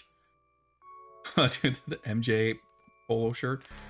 Because I think it's like Fighting Vipers or Last Bronx or some other games like that. Maybe it's even Goiken Muyo. I know there's some Saturn games that have, like, if you put them in a PC, there's there are some like files and folders you can browse, and there's just like BMP images on there for like desktop wallpapers and stuff. Yeah, the opponent. Your question. Your guess is as good as mine, because there's a bunch of pictures of this woman that says Aya, but I don't think she particularly looks like her. I mean, she doesn't like not look like her, but I wouldn't have guessed she's based on a real person, and certainly not the other characters. No, I guess it's just the one picture of Ryo in there. Okay, fair enough. Because like I feel like the fidelity of these characters is such that you wouldn't necessarily even think to attempt to recreate someone's like I don't know. I mean, maybe this was some model they hired for some events or something, who knows, but it seems weird to me that you would hire someone to use their likeness or to have them like model for your character or something when there's no way you would know from the final result. You know, this is a pretty powerful picture though.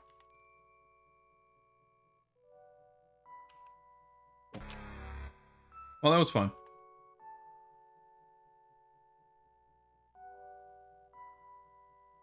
As far as I can tell, we have seen all of that. Okay, so what's this then? Actual game stuff? Research files, attention. I like that the icons are like facing different way. Oh boy. It's all stored remotely, is it?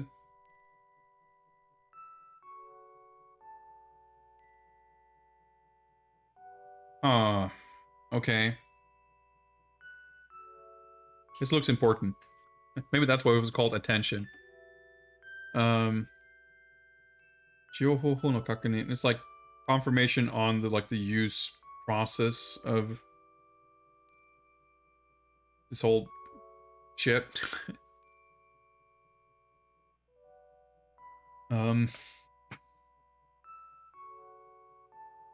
Yeah, because that middle thing is something about like the three different. There's like the one that's only for virus, the one that's only for bacteria, and there's one there where you can use either or.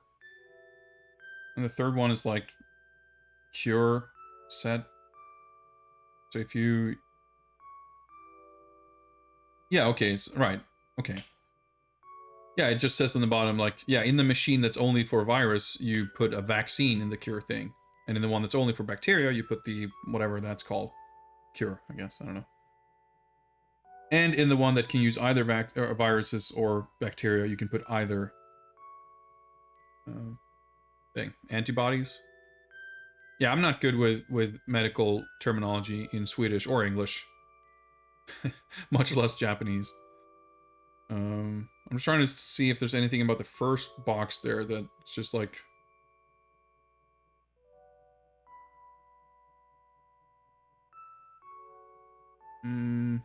and that's like confirming whether there is or is not something, or there enter data and something with the sample. I don't know. It doesn't seem like... Yeah, and then it says finally like the test result data confirmation on whether the subject is alive or dead, I guess. Well, I was thinking for a second before I started trying to read it that it was some kind of instruction or like solution to what we're supposed to do, but that does not seem to be the case.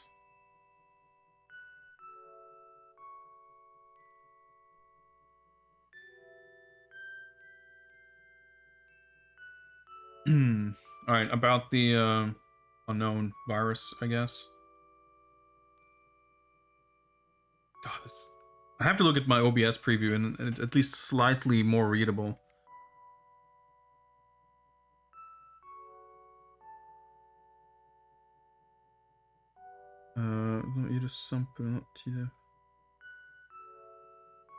Basically, it says that the everything to do with the unknown virus is forbidden. Like bringing the sample is forbidden, taking it anywhere is forbidden, using it in any of the machines is forbidden. the data that you may receive from testing this virus is top secret, forbidden. Yeah, it definitely doesn't look like anything relevant, but it's one of those things where I don't want to make too many assumptions about it being unimportant if it then turns out to be important, because it's pretty easy to like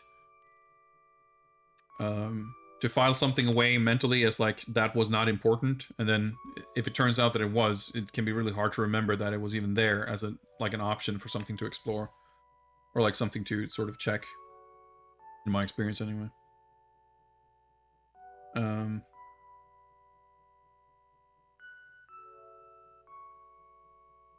Is this the evolution of the difference in the virus, the influenza,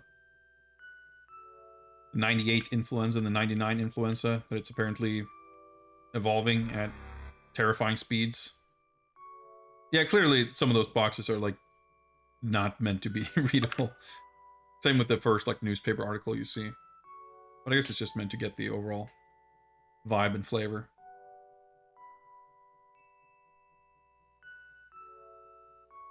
All right, about the Dagon bacteria.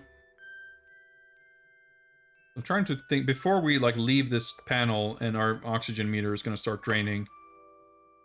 I'm like, man, what's even in this room? What are we even doing here? Aside from looking at pictures. Just all about these all this virus lore.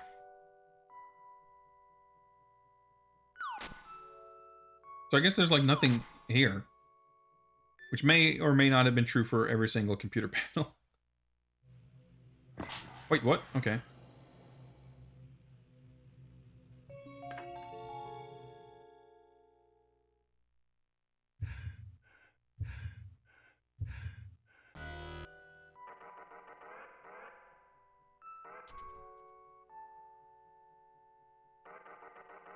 Trying to find out like what's new, if we got more of anything. Okay, it's laser system key. Okay, so I guess the whole thing was just to go. Well, I guess I don't know that for a fact, but clearly this is important because it'll let us go through the laser door. But it does not answer whether or not we would have. I don't know. I feel like super terrified of. Like, what if I guess we should keep going because, like, you know what? Actually, what I can do, I'm just gonna consult the walkthrough real quick to see if it says anything about it. Because if we are fucked up, like, I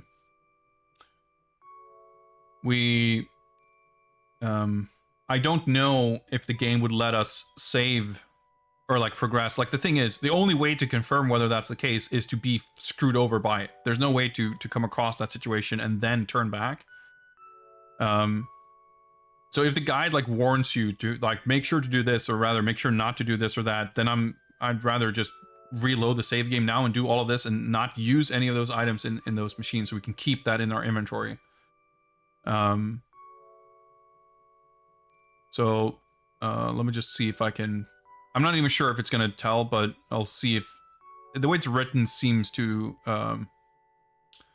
not be very spoilery, so I should be able to look at that without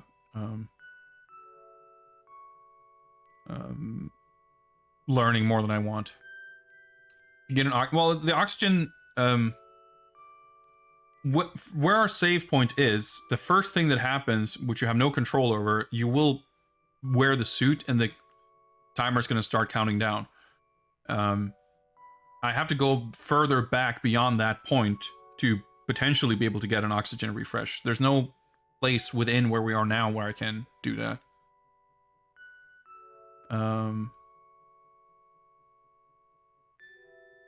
Let's just see. Room.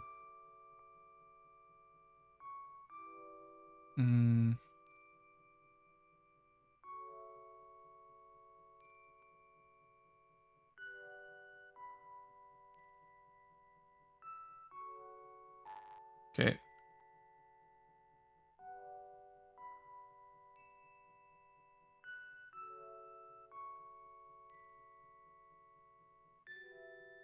Okay, let me okay,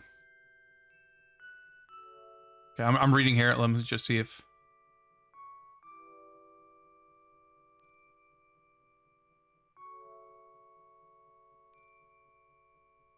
okay, the guide kind of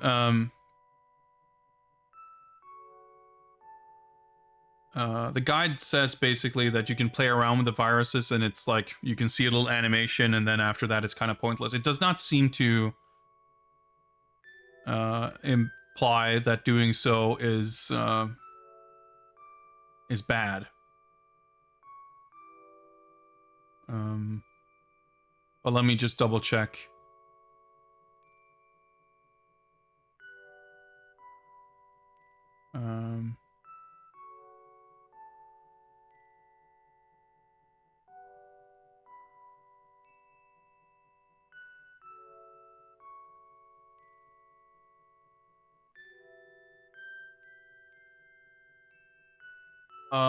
Okay. Okay. We might be fucked. Well, we are fine because we didn't save in a bad spot.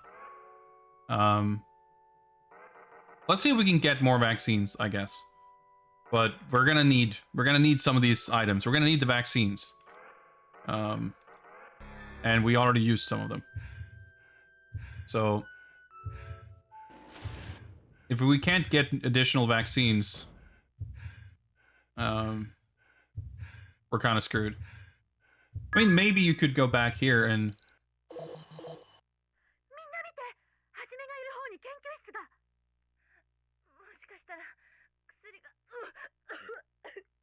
Yeah, I don't think they're doing very well. I guess they're like basically saying that, hey, you should try to find some cures for some shit while you're in there. Nope, I cannot interact with this. Alright, so we're gonna have to do this one more time, but we know that we can skip a lot of it. We just need to collect all this stuff.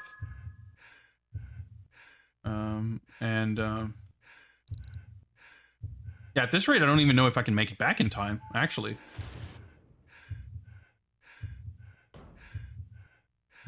The guide, so the one thing the guide is quite clear on is where there's a save point. No fear. It's fine. I have a slight bit of fear, but...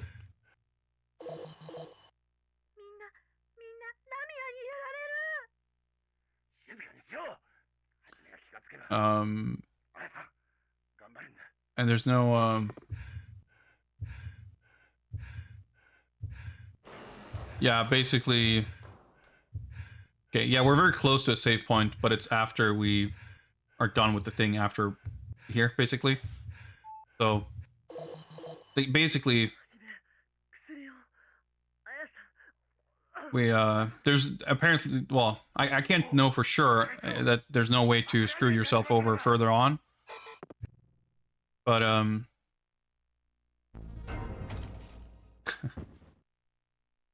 but we would be stuck there without the vaccine anyway.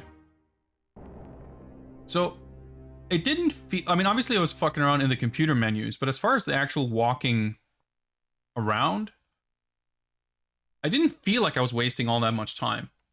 But... certainly, I did waste some time. I don't know, it doesn't... I don't know, I'm not super clear on whether you need... It doesn't seem like immediately, at least, you need the,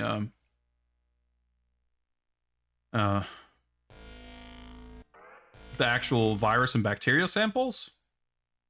You need the key for the laser door. That's like the main purpose. And you'll pick up the vaccines kind of passing by. So you're going to need to use those to help out your friends. But obviously, see, that's another thing. Maybe you might not even, like, it might be possible to get through there without having collected the virus samples. And if that's gonna, like,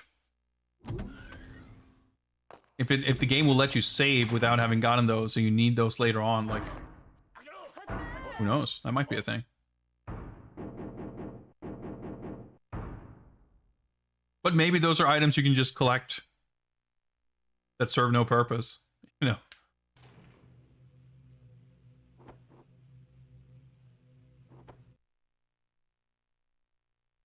But at least it seems, I mean, whether or not I had looked at the guide, if I had died there and wanted to do this over, I probably would have made, I probably would not have used any of the machines. I wanted to see what it looked like, and I'm glad I did it, but I can't imagine knowing that we get the key and we can go back. There's zero reason to assume that actually using those machines to test the virus to see the effects on that little gerbil or whatever it's supposed to be. There's no reason to assume that that would be necessary in any way.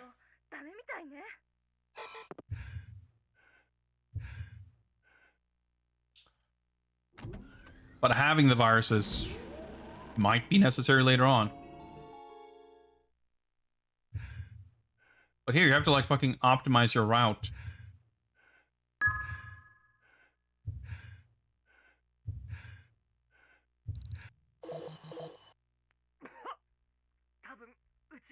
You can't skip this either. I'm not sure. I think the timer doesn't count down while you're being talked at, but I guess I don't know for a fact.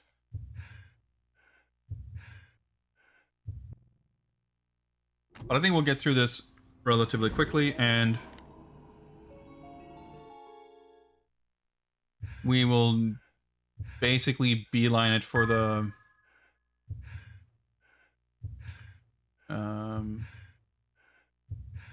room with the computer where we get the key, and get the vaccines on our way back. Seems to be the optimal approach. And this middle room we'll just basically completely ignore. Yeah, I think we're making better time than the previous attempt, because we were at like 12, I think, when we started going into this room.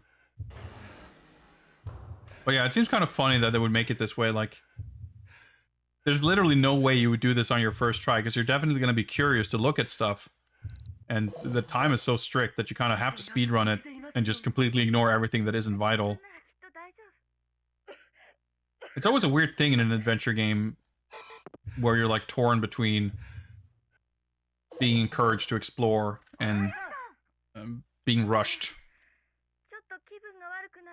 I mean, speaking as someone who absolutely loves Dead Rising to death, and I mean, hell, even Resident Evil, time isn't a factor necessarily, but like resource management and taking risks versus like being, like, basically we're spending more time to be safer is something that comes at a cost, or like at another greater risk. Like that kind of resource management, sort of juggling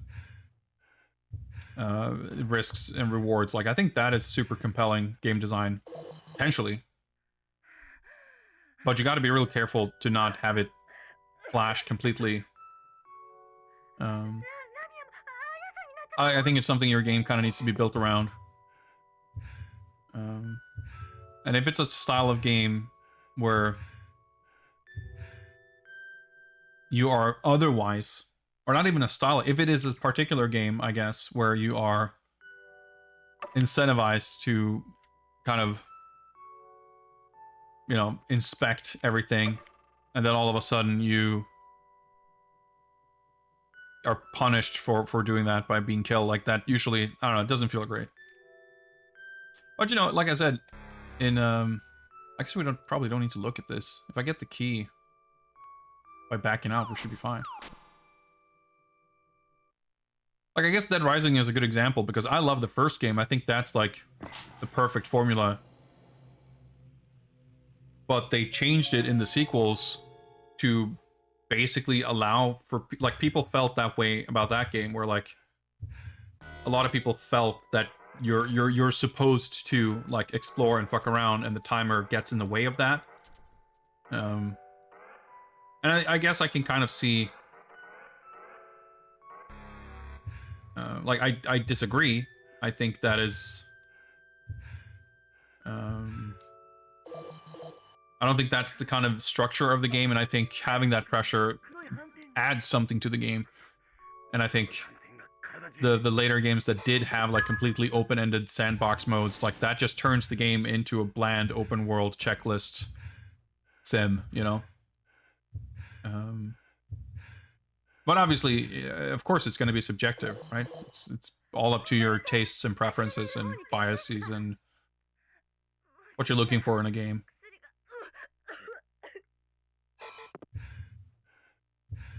In terms of those games specifically, I think it's kind of for me, it's noteworthy in that the original Dead Rising like formula was so distinct and still is 15 years later. Whereas like I don't know. I mean, obviously, Dead Rising 4 is like the extreme example because it's just a terrible game in general. But even looking at the trajectory of the series, like it's like they really scrubbed away so much of the personality and identity from a mechanical standpoint, you know. And it's unfortunate because it's like basically, I mean, I shouldn't say that it's like because people complained they did this or that. Like, I don't want to ascribe a complete lack of autonomy on the side of the people actually making the games.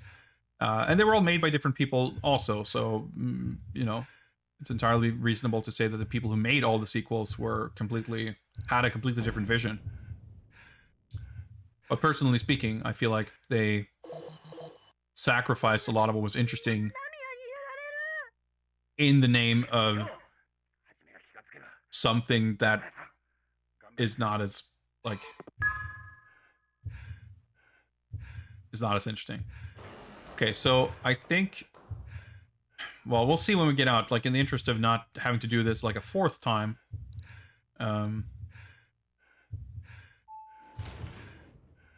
We're gonna have to use the correct thing. Okay, well, maybe I can... Shit, I can probably take...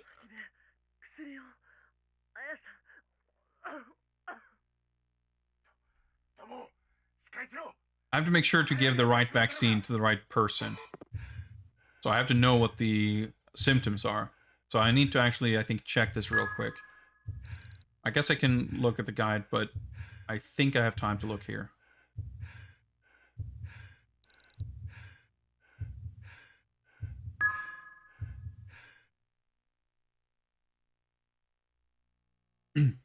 I mean, overall, I think Dead Rising 2 was far more successful than it could have been in terms of not fucking with the formula too badly. I think a lot of, and I mean, I do think Capcom and Japan were still fairly heavily involved in terms of. I know that there's a bunch of Capcom Japan staff credited for Dead Rising 2, like in terms of I think like character design and, you know, producers and maybe even some of the story stuff. I don't remember exactly, but the stuff I dislike about 2 is like a lot of more specific stuff. The broad strokes, it's still very successful, but I think in terms of where I don't think it's as good as the first game from a structural standpoint or like how that stuff works, it's a lot of it is just in the balancing.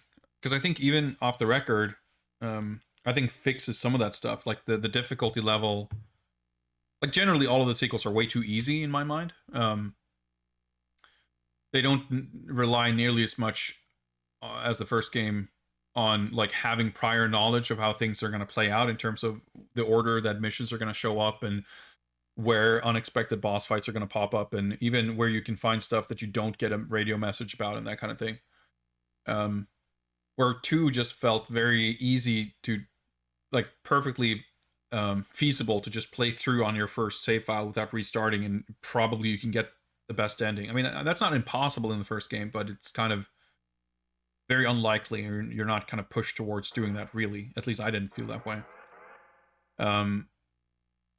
But and off the record, they kind of tweaked the difficulty in a way that I think was an improvement, but at the same time, like strictly in terms of the mission timing and everything. But then they added like checkpoints and auto saves and a bunch of other shit that I didn't care for. But still, it was very much a gradual. And I mean, I think for me, Dead Rising 3 is probably my favorite out of all the sequels. But assuming you play it in a very deliberate way to avoid half of the mechanics, well, actually more than like most of the mechanics that they specifically put in the game to make it easier. Like you have to play it on the harder difficulty mode, and never use lockers. Don't use like I forget what they call it, but you can like bring survivors with you to like help you out and a bunch of shit like that. But it was yeah, just like quick spawning items and all those kinds of things that they like quality of life type stuff to make like that just trivializes the challenge of the game. But I think 3 had a better, like I like the tone in 3 much more than 2. I like the characters and story. I mean, I like the characters and story in 2 as well, but 2 has a major problem in that the overtime mode sucks, and the proper end, like 2 doesn't have a real ending. The proper ending of 2 is in the Xbox exclusive Case West. So you have to play Case West to get the ending of 2. Taking that into account and where the story ends at that point, like it's not bad. It actually sets some stuff up for 3, but if you don't play that, you would never know. Like that's really stupid. It makes 2 in itself like completely unsatisfying. And 3 actually had a sick story that wrapped up in a really cool way, and then there was like a cliffhanger which they completely ignored. Like 4 basically ignores all of the story in all of the previous games, more or less. It just makes up its own shit, and it sucks. Anyway, I liked Dead Rising, and I after playing the first game a bunch, we did some like the subscriber goal specials. Got a bunch of achievements and shit. That was super fun. But just replaying that game for the first time in a few years, I played through all of the Dead Rising games when 4 came out. But that was like 2016, I think. So that's like 5 years ago already.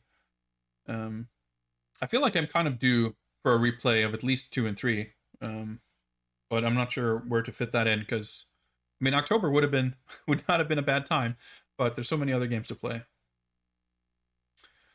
Yeah, Tino's playing. I think he's currently playing through the first game. It's been fun. Anyway, let's do some research here real quick.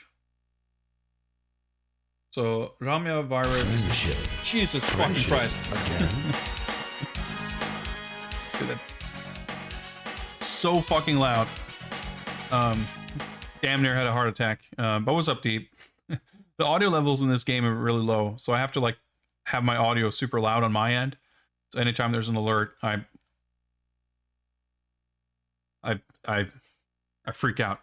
But I appreciate it. Oh, what's up, Dean? Thanks. Okay. No, it's nothing to apologize for. It's just, it is what it is. I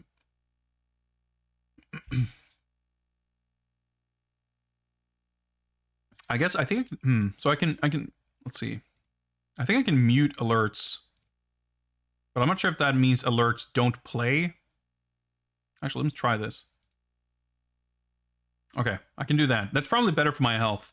Let's just do temporarily audio less alerts, lest I rupture my eardrums and or have a heart attack.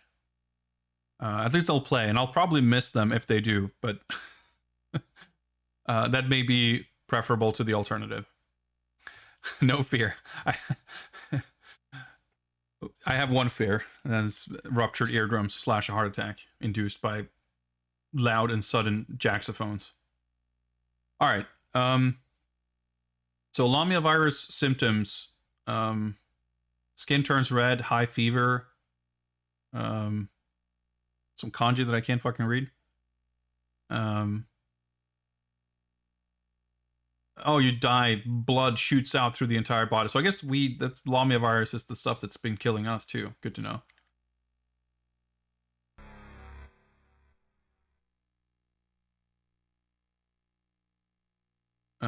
Please, you're already in the hospital. Yep. Fair enough. Seizures, yeah, makes sense. So if you have the Beelzebub virus,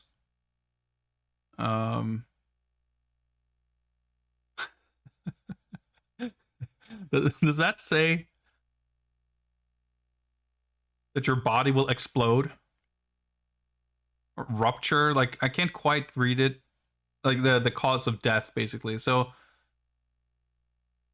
yeah, you just the terminal, like the fatal symptom is just like full body, I guess, explosion, like rupture. I don't know. You're fucking dead. But the symptoms, I guess. So there's something else first, and then the body turns red. So I don't know. Maybe I'll have to consult the guide to make sure we get this right, because I feel like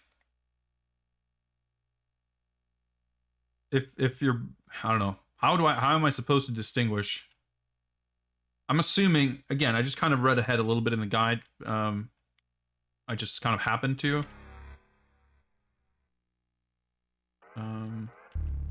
But I don't even know if it's something where I have to like guess. Maybe we're supposed to have heard from the radio them talking about having a fever or something. Just double check. So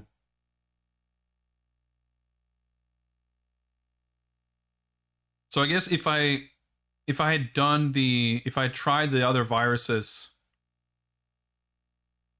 in the gerbil machines, I guess you would get a visual representation that's easier to distinguish. I guess that's the purpose of doing that. Because you do get 2 of each vaccine. So I guess maybe you get those items so that you can try one of each vaccines or something. I don't know. So the Dagon bacteria, you get red spots, I guess, and then your skin turns black.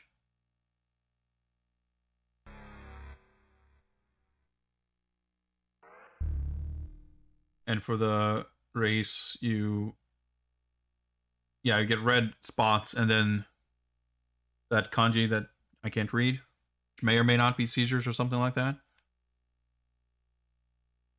Okay. I don't think I think just the virus stuff right now, but hopefully we can make sense of it and not have to redo it.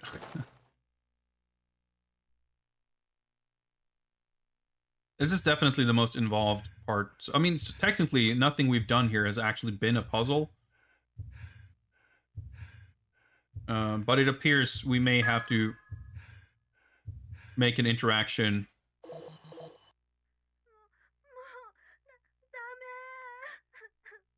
with, like, life and death stakes here, based on research found from clues. But yeah, you really don't get a lot of time for this. But basically, oxygen should be fine from here, right? Do I put the suit back?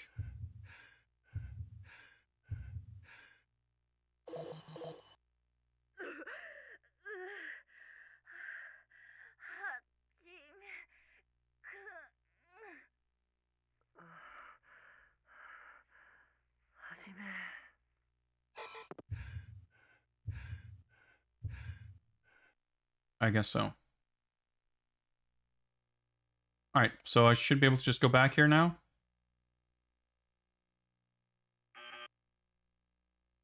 Do I use my ID card? No. I use the key?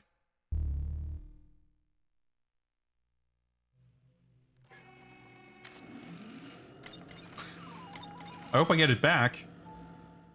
I thought that was the key I used to get through the laser door.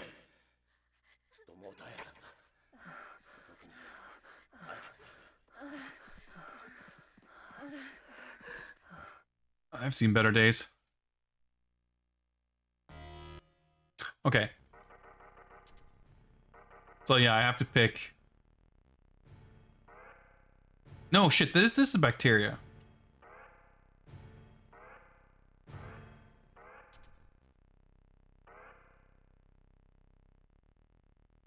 I'm gonna look at the guide, because Let me make a guess first, but I will confirm it with the guide so we don't kill her and I have to redo all of this again.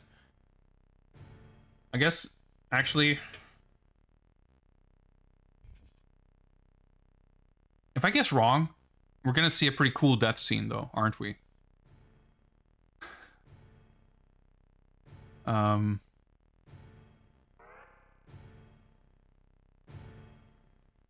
me think for a second.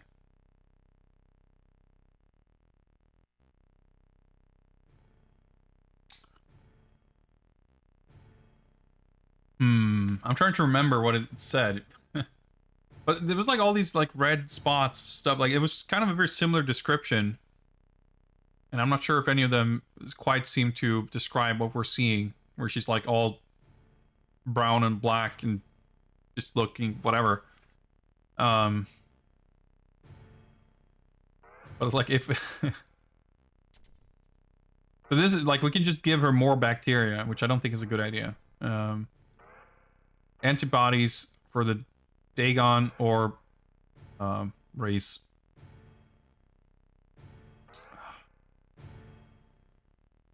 So I thought he had the ramen. Oh, I don't know.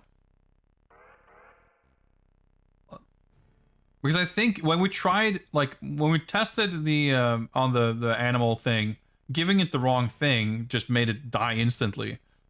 So I assume I don't want to make sure that we don't waste. It's like, let's say you can use it and you can still progress, that you don't like waste items.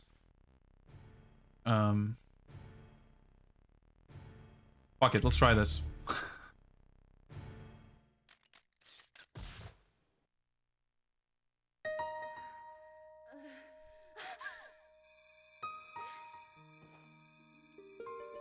Alright. I think that was correct. She might explode.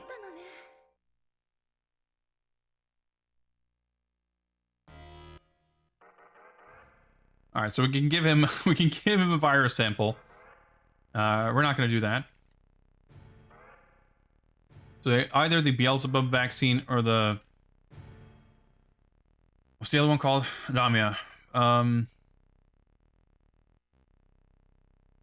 So basically, it's like whether or not he has a fever? I think... I don't know, I'm gonna guess it's this. And maybe we get it, but if he dies, then I'm guessing we have to redo it. But if he dies, it should look cool. So we win either way.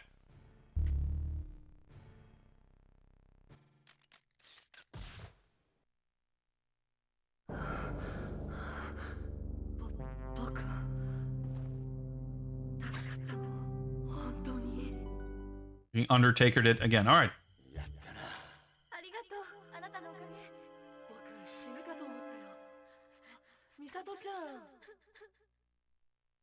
Fucking faces. All right. Okay. We're expert surgeons here. It looks like. All right. So let's not kill ourselves here, but we should basically be able to use the key, right? We did get it back, right? Yes. Okay. Laser system key.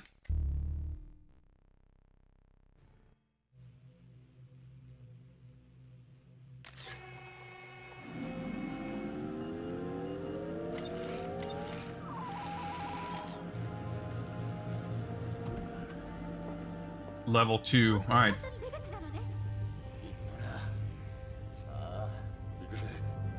All right, let's go. Ah, there's a save point. Okay, well, we lucked out there, I think.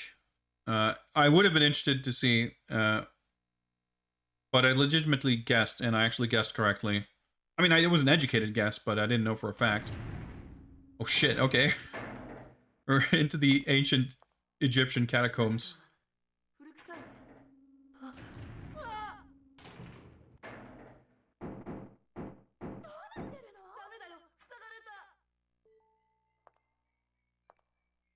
Yeah, I'll agree with...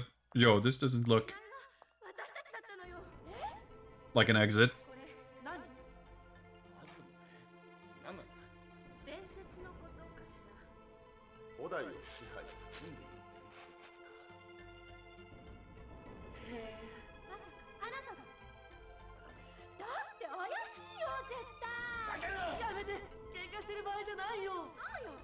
It's no time to fight. All right. You said there was something about the Asmo legend or whatever. How do we know Shades didn't set them up? Well, we've been friends since childhood. What kind of a friend would do something like that? I mean, as far as we know, he was legitimately in an accident. I guess he wasn't that hurt, but I don't know. I mean, there's as we saw from the opening cutscene, there are a few mysterious individuals who we have yet to find all the answers about. So, there's more to see there. All right, so yeah, this is the Azumo Densetsu. Basically, all this shit about some ancient stone tablets that I suppose may have been the origin of this bacteria, something or other. We'll find out more about this, but not before I take a break. I'll be back shortly to investigate more of this deep, mysterious hospital lore. I'll see you guys in a little bit.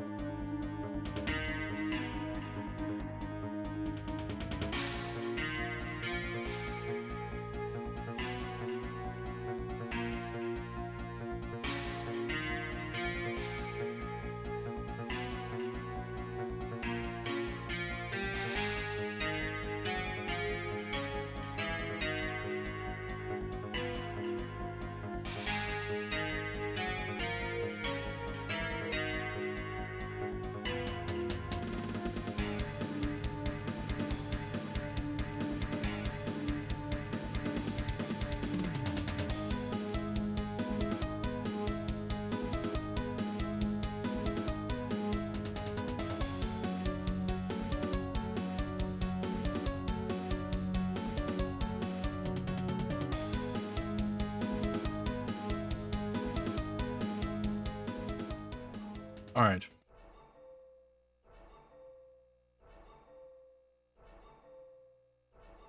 Not sure what this noise is, but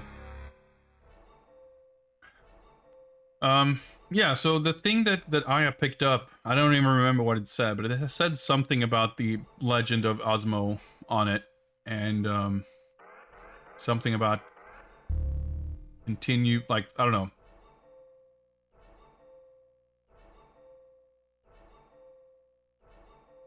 I guess it doesn't really matter.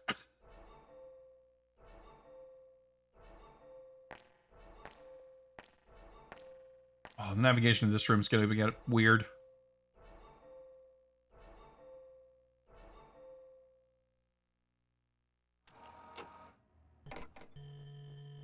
Puzzle panel?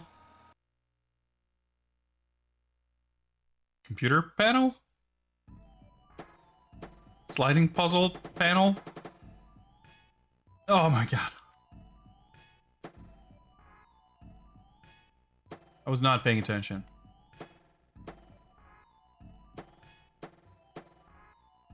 There's a frame, I get. Okay, I see. I see.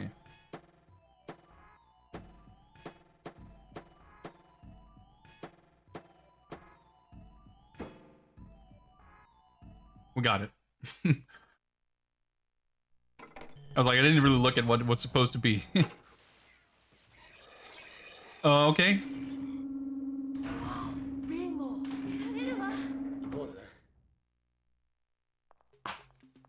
Sure, okay. Mr. Hospital. Highly mysterious indeed.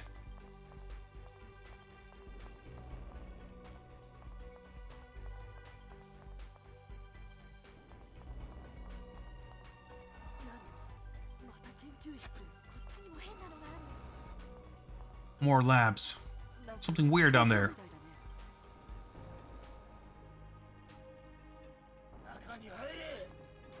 Let's go inside. How deep does this shit go? Anyway. Okay, we're walking in purple goop. That's fine. Pretty normal.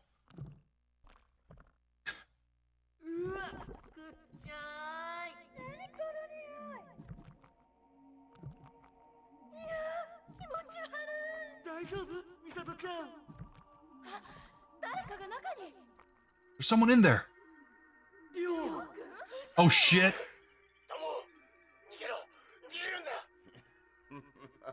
You have to run away. Alright, this is pretty sick. They made an evil clone of him.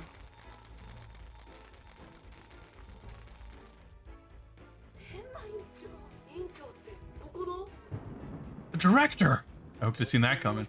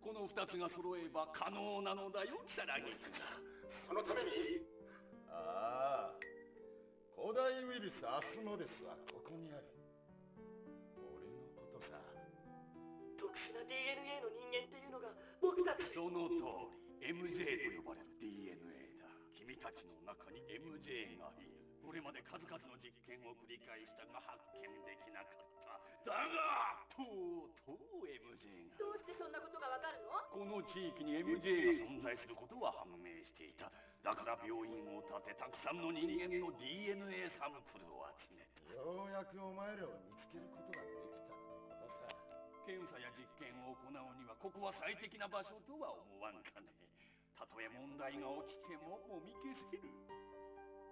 それが医者のすること？お前たちが早く見つかればよかったのだ。ロバート、始めろ。Yes, sir. Oh shit.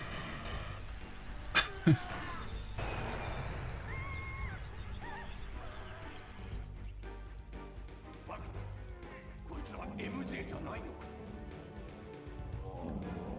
一体 MJ はどこにいるんだ。I'll try to summarize this afterwards, by the way. MJ, oh my god. MJ. よし、せいやよろしくね。Robert fucking English dialogue is pretty good. 夢にまで出たくする。よし、これを化け物に投与してみろ。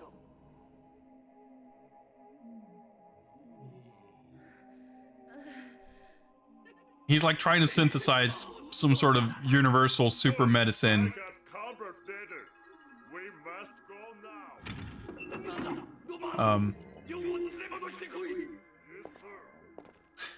Apparently the five of us were like had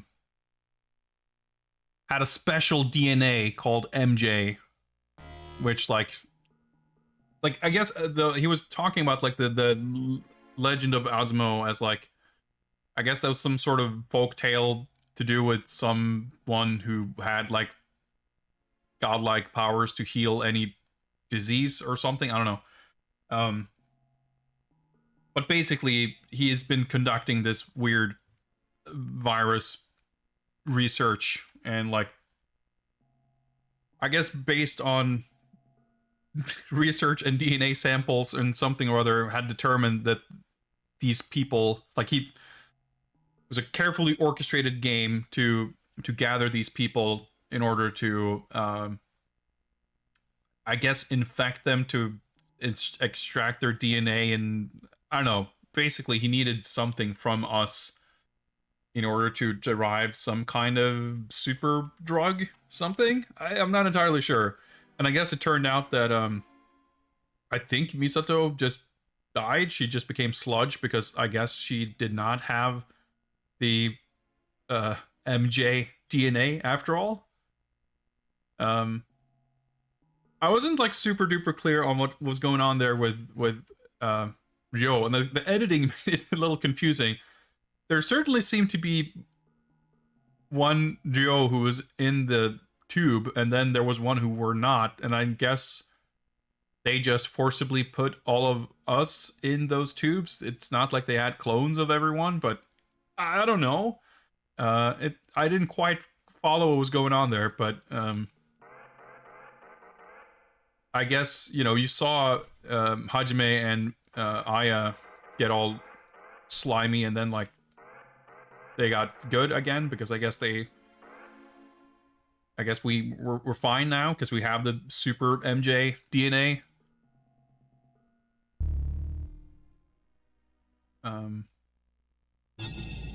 No fair, good reminder. But yeah, like you know, as we talked about at the beginning, you know, this is the company that made an adventure game where not even the twist is crazy, but the basic premise is that you're a time-traveling vampire private detective.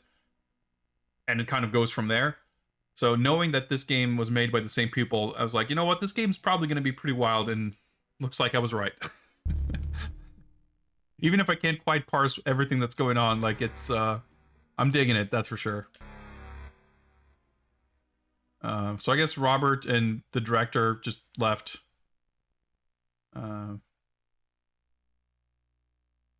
Oh, okay. I get to like pick.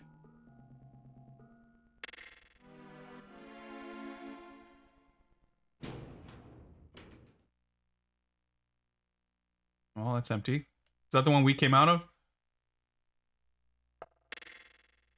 We're gonna find one with just sludge in here now.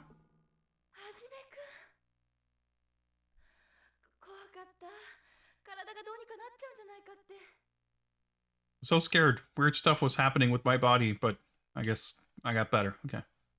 Oh, that's our save point. Okay.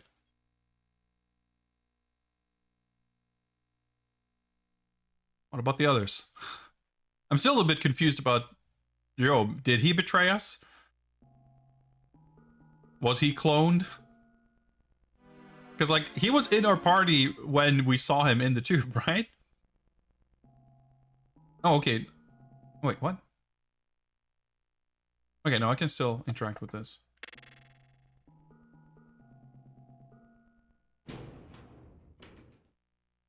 Is this where Misato was, maybe? Because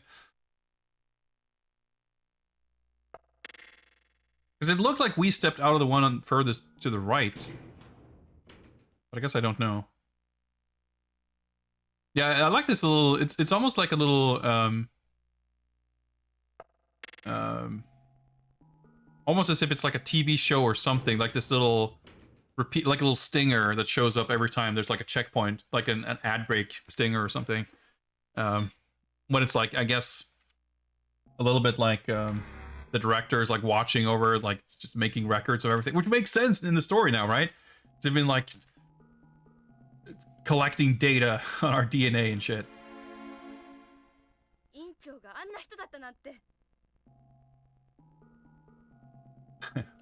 Can't believe the director turned out to be such a person. Well, I mean, I guess I had my...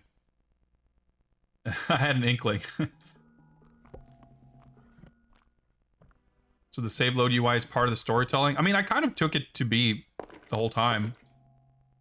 Albeit with,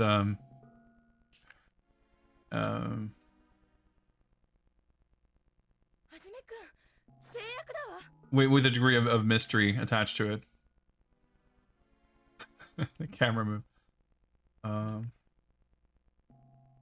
no interaction there. As usual, I find myself completely clueless as to what we're supposed to do, but that hasn't stopped us from making progress so far, so let's just keep fumbling around.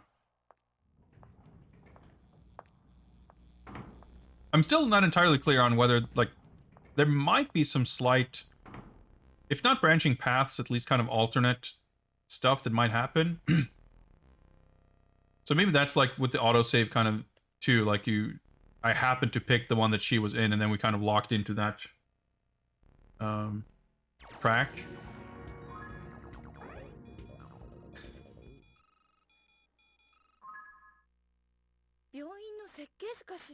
But I don't know. I like, you know, that's kind of the thing with these games, like, even if I can't follow every detail of the plot, like, I would absolutely love to play this in English, or at least just, like, with subtitles or whatever. But even, like, I can get enough out of it to enjoy it. And I can enjoy the atmosphere and the wild tone and the crazy, like... There's enough to get here, even if you can't quite parse everything.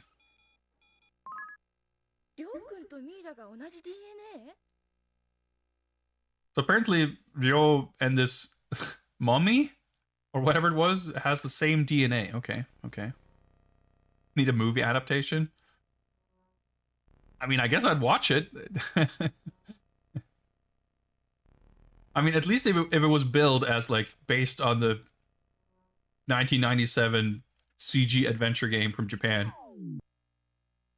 But I think you could also take this plot and make a completely boring movie out of it too. Like, a lot of it is in the sort of deftness of the execution of all those details, right?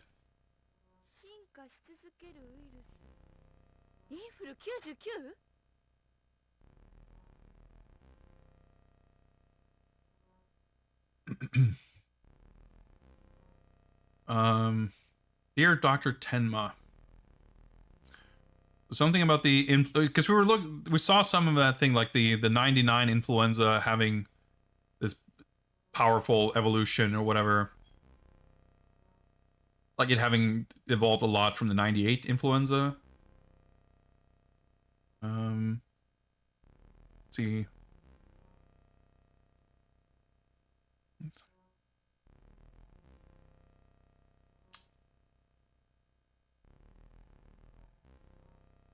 Yeah, it's something about, like, developing the vaccine for the 99 influenza.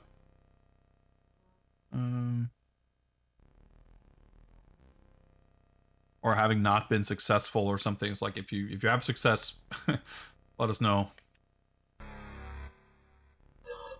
But yeah, I'm pretty sure that's just lore. I don't know why we're finding these like wall-mounted emails, but I mean, it's the 90s, I guess.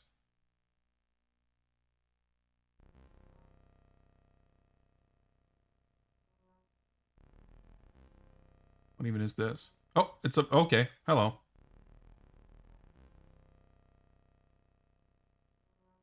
Alright, we just got some mummies up here. Pretty elaborate basement to this hospital. Okay, well, there might be other rooms we could go into, right? I don't know about this thing on the right. Yeah, I don't think we looked at this.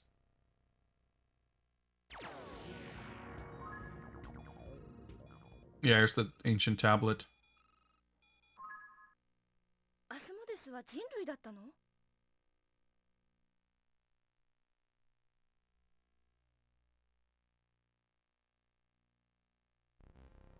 Okay, I don't think we really got that much out of that. Did we look at this thing when we went? I don't know, there's so many of these different screens now, it's all blending together, but let's take a look, just in case. Oh yeah, that's that was this one. It played half a jingle and a little camera 人の設計図かしら？ spin. Yeah, okay. There might have been other doors like this from the main room. I don't think we explored all of it, really.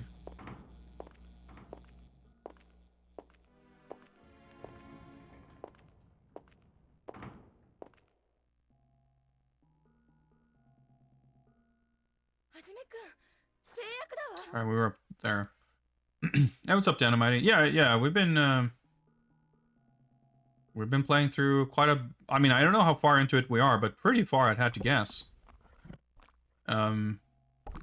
I'm assuming you're referring to when I first bought this game and we tested it out a little bit.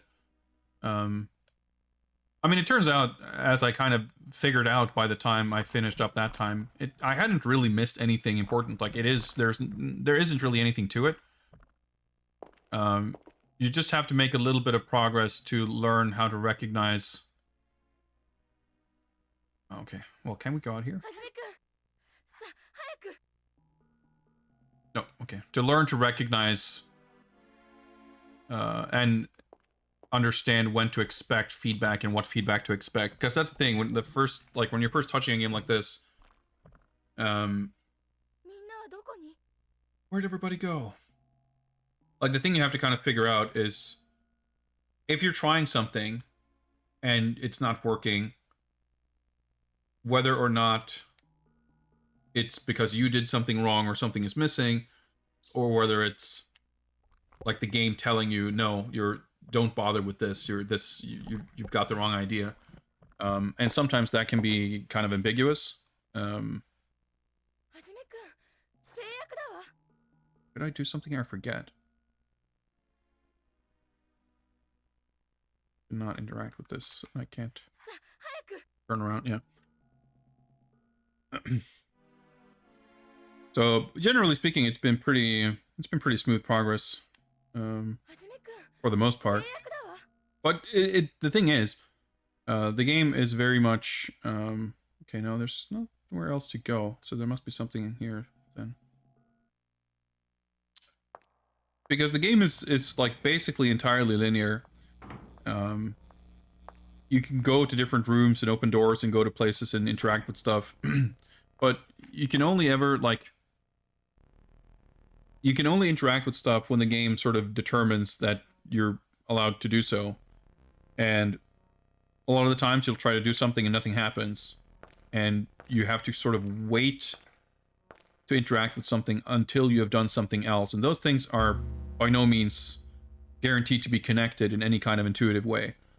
So it's all about like hitting progression triggers, and a lot of the time you're not going to have any idea that something is a progression trigger until you hit it. So you'll definitely end up fumbling around quite a bit until you bump into progression. So that's kind of what we're doing now. So like, you don't really get hints, or I mean, of course, sometimes you get instructions or you have an idea of what you're attempting to do, but I mean, it's not like you have a hint that you have to solve and figure out to understand what it is. Like, so this is the solution to the puzzle. Like, it's always kind of just either moving forward with a distinct and clear objective, and other times it's moving forward with no distinct objective at all. And we are kind of firmly in that second mode right now. I mean, we do want to know what happened, who, you know, the director and Robert, where they went and where our friends went, and whether Misato is a melted puddle of goop or what's going on. But the sort of space, the physical, geographical space that you can explore is always very limited. Which means that you have fairly limited options in terms of what you can do. So I wonder if we are meant to do something with that mummy. So clearly, like, right? Like, we're learning here.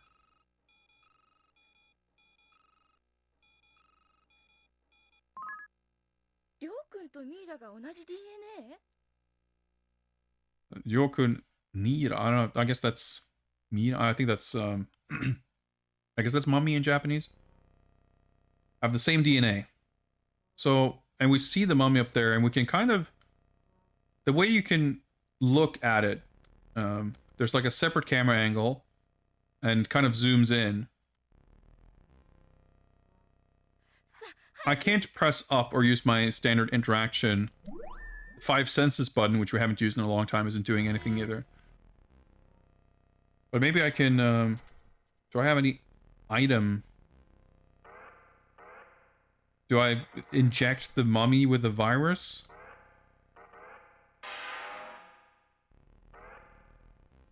I mean, I guess we technically saved recently, so if I somehow were to waste an item,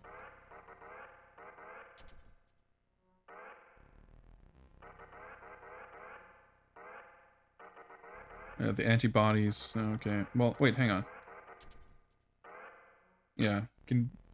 We only have. Oh, okay. Well, whatever. Yeah, we can't use any of these. I mean, I did no real reason to expect that we should be using items here. It just seemed like it's possible that you could. But no.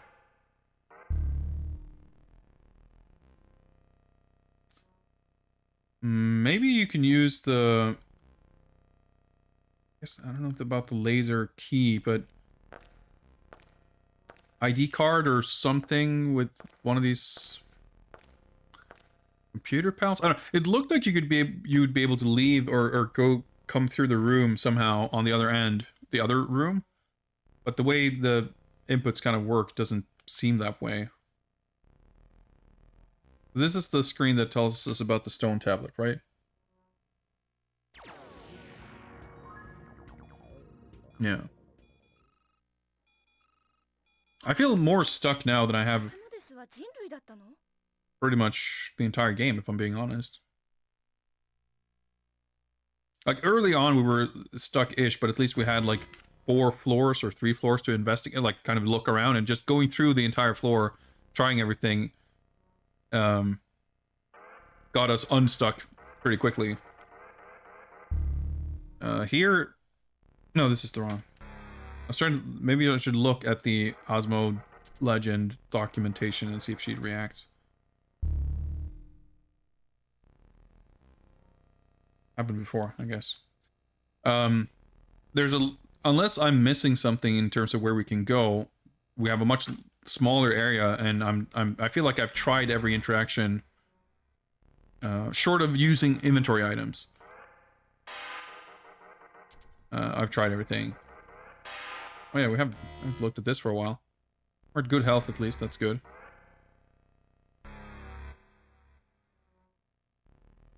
Yeah, but pretty much anytime you're gonna use an item, you're kind of... Well, actually... Let's go back to this panel up here with the button. Maybe, Maybe we can use the ID card. Because I was just about to say, like, when you're at a general camera angle like this, you don't usually get to use items. Wait, maybe I do this. Yeah, okay. I didn't understand what she was saying, but that was a 5 senses button prompt. That's it.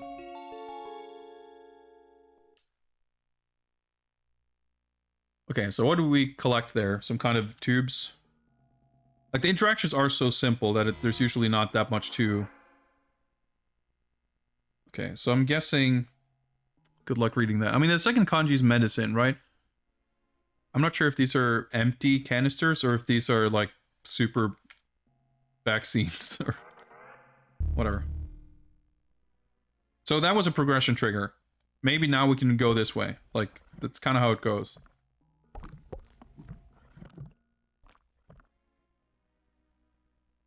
Nope. Okay. What's up, Solana? Yeah, I don't know. I mean, I can't really read the kanji regardless of font, so if you have a translation, sure. I don't know if that's what it said, but... I'm trying to think. No. Yeah, so you can't, like, interact with this normally. You have to use the 5 senses. That system is a little whack. Like, there's a button called the 5 senses button, which normally when you interact with something, you either walk up to something and just press up to kind of walk into it and you interact in the way you can interact, or you can press the A button to do an interaction. But every now and then, one of your compatriots will say something that refers to one of the 5 senses. They'll either say, like, hey, did you hear that? Or, ooh, this smells terrible. Or, I'm seeing something over there, or like whatever. And then you press the button. Mummy! Okay. And then you press the 5 senses button to, like, you're prompted to use one of your 5 senses. So, even though what we were supposed to do in that panel was to go up and press the button, which in any other circumstance you just go up and press up and you press the button, that's it. You had to respond to her saying something about that, I guess, which is weird. Anyway, she mentioned that, so maybe we should go up and look at the mummy now. Yeah, the no fear is, I don't know exactly what the deal is with that. That is somewhat of a catchphrase, I guess, of Yo, the sunglasses guy. Normally, you can hear her too, like, she kind of interjects, just, like, making comments about, like, oh, let's hurry up, hey, let's find them, whatever, just, like, generic. And every now and then, you get one of those messages, but also every now and then, it just says no fear, and there's a sound effect.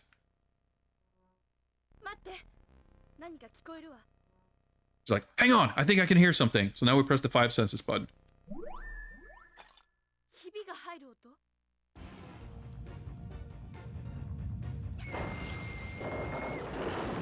Shit. Oh, fuck.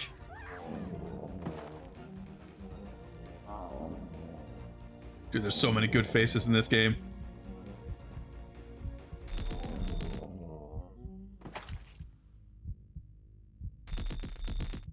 Oh, he's got... Alright, I was like, was that a gun? But no, he's got a little taser. Yes, sir. Robert's voice is pretty good.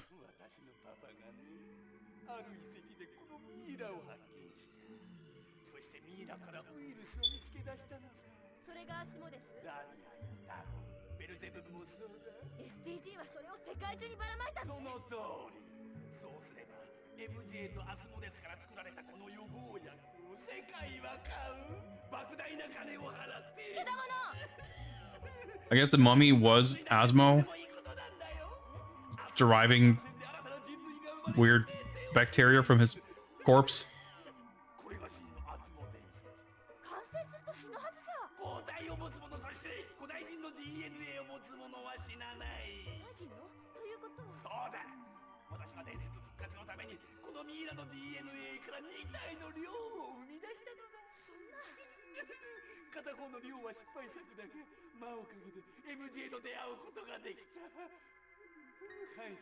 Yeah, I guess he used the mummy's DNA to clone Ryo somehow.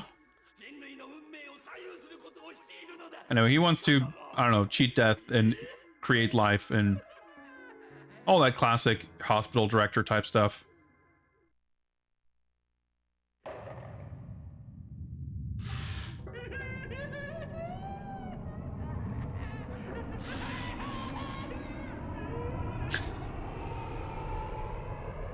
All right, okay, I guess we're just playing the Running Man now. Okay, that's a save point. What's up, Killer Miller? Okay, yep. Record save point. All right, he's enjoying himself. I mean, so am I.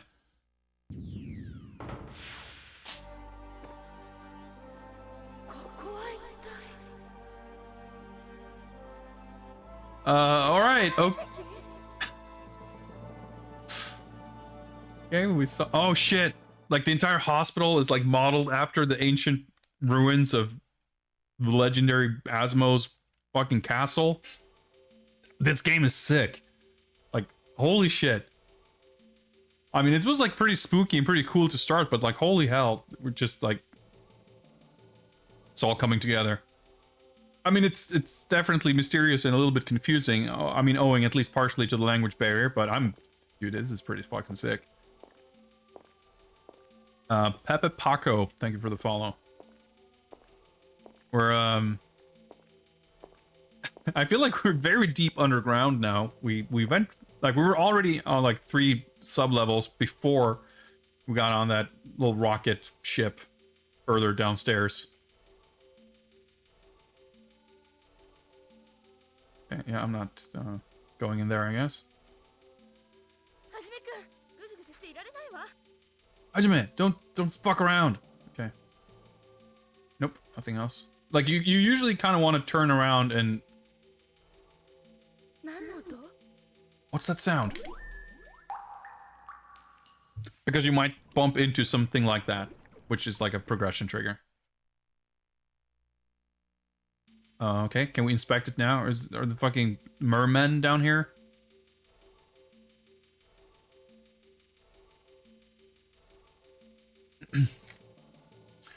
Look into Gekkamugan Toriko.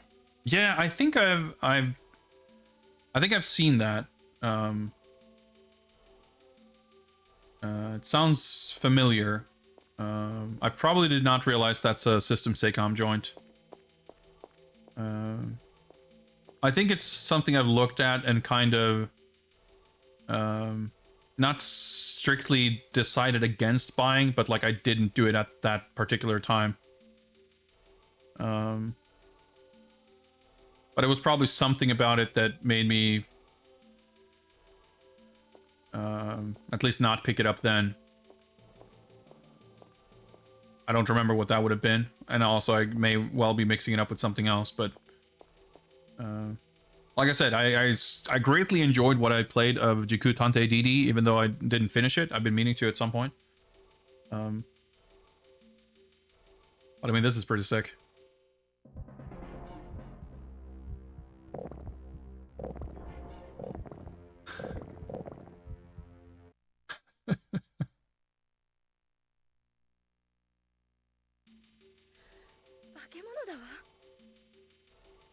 Monster. Yeah, the spooks are on a pretty high level. I mean, someone asked, are we going to see monsters? I mean, I guess we kind of are. I didn't think that would be the case, but here we are. I like that the no fear screen has like the smell. I like different sound effects.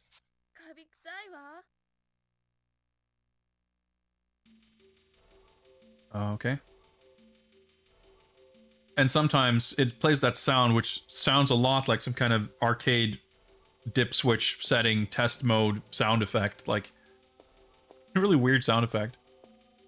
Well, it's a really weird thing that the game stops to tell you no fear and play a little, like, non-diegetic sound effect in general. Quality, like, action figure pose.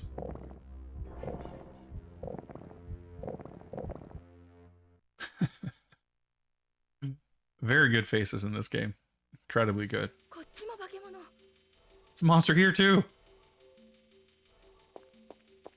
So there were two like black sort of doors or openings. I think one of them is where we came from.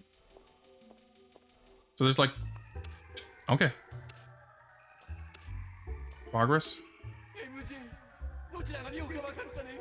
盗んだ薬を君たちの親愛なるリオ君に投与すれば元の人間に戻る。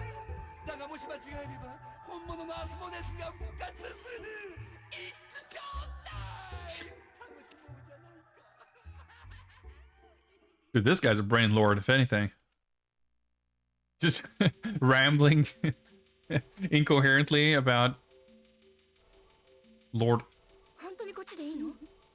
Lord Asmo and his MJ DNA and generating new humans from fucking mummy plasm. Sure, let's just walk through here. Why not? I'm still not entirely up on the whole Joe situation. Or was he cloned? Was that who's where's the real Rio? Okay, I can't interact with this door. I assume oh, that key doesn't work. I assume the other user like no flashlight. No. Another real Rio, please stand up. Exactly. Okay. So that's the thing too, like when you can't go somewhere, you can't interact, there's no feedback, there's nothing like, oh, you try pulling the handle and nothing happens. Like the game just does nothing. And that was something that kind of threw me for a loop when I first played the game, because I wasn't sure. Like it's one of those things where you kind of, it takes a little bit of time to sort of learn the game's sort of grammar and like how it functions and expresses itself. So I guess if we go this way, is that where he came through? Oh! Okay, I pressed up and... Yep, okay. We're not going that way, I guess. Okay. Hajime, I'm scared. Maybe we use the medicine on the mummies. Or the slimy things. And one of them will turn into Joe, and the other will turn into Tomo.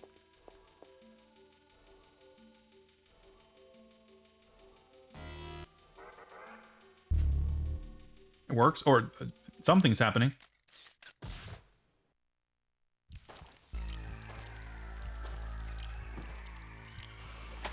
Or that happens. Oh, okay, nope. That's...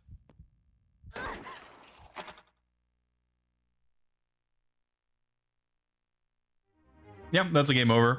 Okay. That was Asmo, I guess. So Robert shot us. Yeah, I chose poorly. Well, since we died, but the save was pretty much right there, I think. For those who are joining late, we can take this opportunity to watch the opening cutscene again. It's pretty powerful. It'll give us a quick rundown on the main characters here.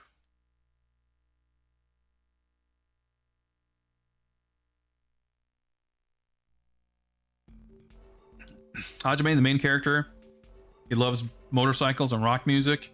He's a strong sense of justice. Tomo is a goofball, but that's actually a super S tier skateboarder. It's pretty good. Ryo is strong and wild. Nakamosku, no fear. He's not afraid of anything.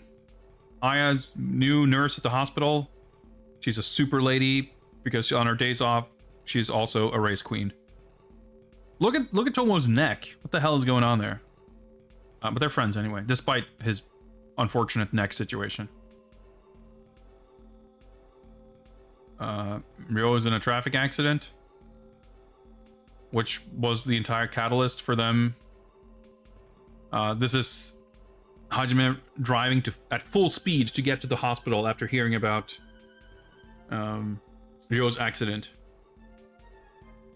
So the mysterious circumstances of that whole thing are starting to make a little more sense. Like Hajime is essentially being tricked into getting to the hospital, I guess. I'm still not entirely clear on whether the Ryo who's been with us the entire time was a clone, or what's been going on exactly.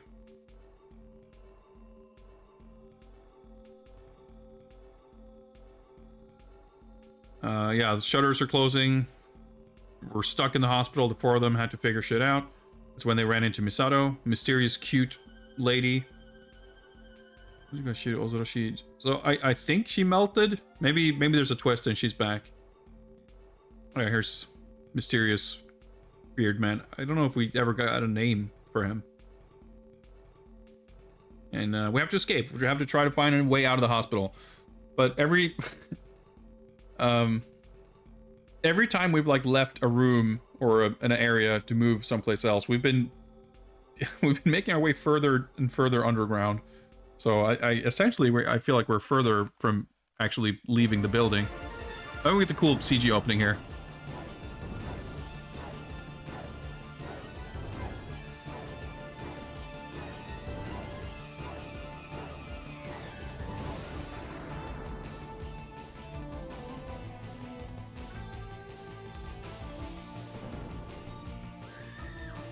Well, it doesn't explain the story so much as like the premise base. I mean, that's like kind of where the game starts, really.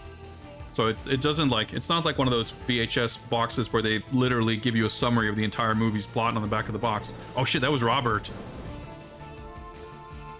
See, it's like we're getting context for a lot of this shit in the intro. That's pretty sick. Of course, we know that that's the director. We knew that early on. You're always like, he's at the core of this entire plot. These statues, they have to do with the mystic ruins. We know, yeah, we're seeing like, it's actually kind of cool. Every time we're seeing this intro, we understand a little bit more of it.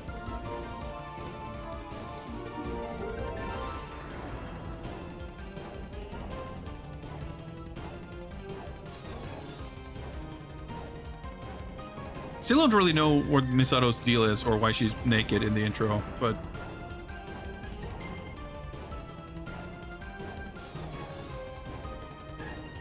no, I mean, I like the way this game does it. Like, it gives you a rundown of everything you need to know, who the characters are, and then the game doesn't need to waste time.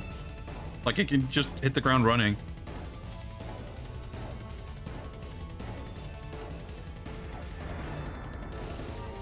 Bet you once we see the ending, the meaning of this whole intro will change completely. I mean, I kind of hope so. That's what you want, right? I love that kind of thing. Like, when learning more about the game, whether it's narratively or mechanically or whatever, when things you have seen and experienced can be recontextualized to mean something else or to be experienced in a different way, and that's always satisfying.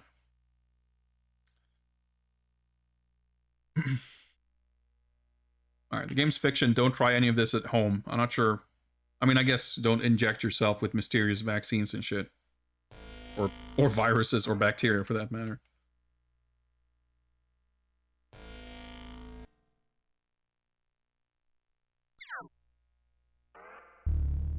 All right, let's load our save game.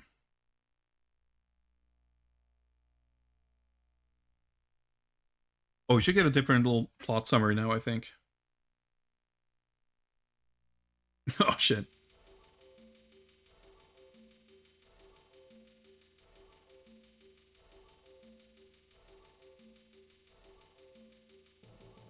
Oh, Tenma. I guess maybe that's the director.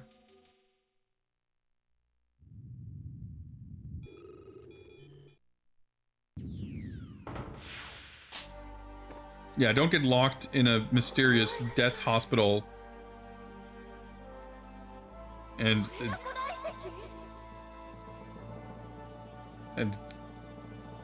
especially don't explore their underground catacombs. You could find and or become slime monsters. All right.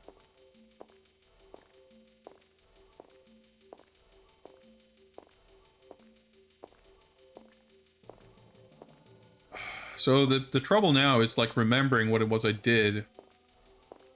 Like there were two of those.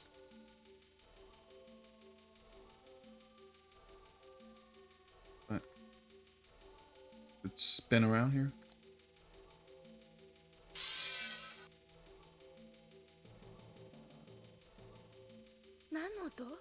Yeah, it's like I came from the left and that made her hear something.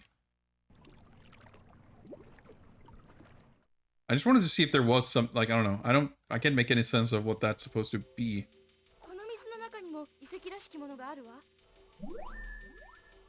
No? Okay. Something in the water, I don't know. You didn't find ruins, but you did find the morgue. I mean, that's spooky enough. Too spooky for me, that's for sure. But yeah, basically there's two slime mummies that we can choose to inject, I guess. Yeah, there's no need to go around here. I guess once we... Oh my god, okay. Nope, I didn't get a chance to stop after taking that first little step down. I guess when we come back now, we'll see the cutscene of the director.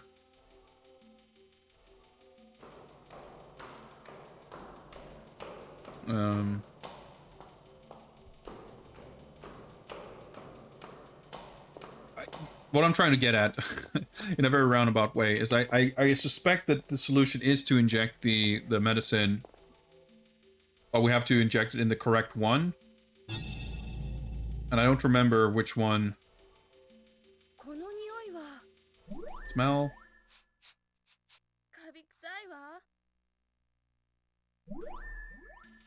It smells, okay. Well, I mean, I guess if you're at the... Yeah, I mean, it won't be this spooky, that's for sure, but I guess it adds to the whole atmosphere that there's no one in this hospital. I'm trying to... I think it was the other one, because it's like facing the other way, right?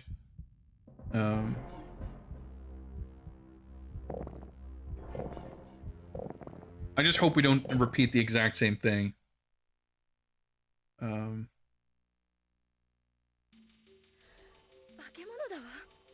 Oh, we can try it, because this is the one with the head to the right.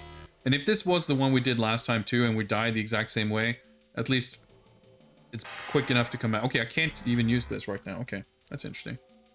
Oh wait, of course I can't, because I need to do this. Ooh, and I still can't. But I don't know if because we had to do it on the other one, and maybe we were supposed to use a different item, or we need to see the cutscene with... Yeah, because I think we need the cutscene, because we need to... Okay, I'll just spin around in this room until the director shows up. Because I think it's when I rotate to a... Okay, no. Hurry up. Oh, maybe I have to go look at both mummies first. That would make sense. The smell. Nothing new. Let's go look at the other mummy.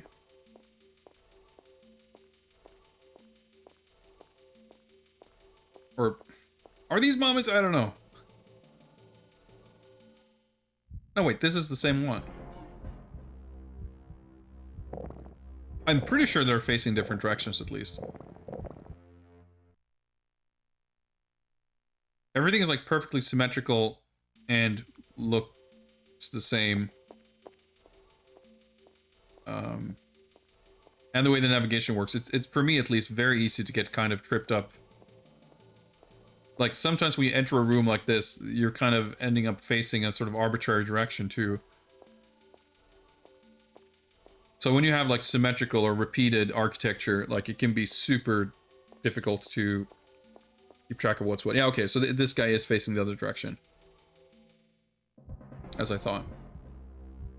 I was trying to determine whether there's any difference between them, but I guess it is just the same model.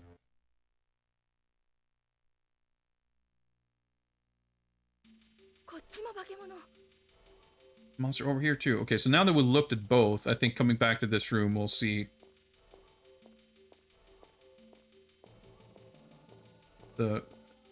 esteemed director. Yeah. And I think this is when we saw some kind of weird flashback overlaying. Yeah.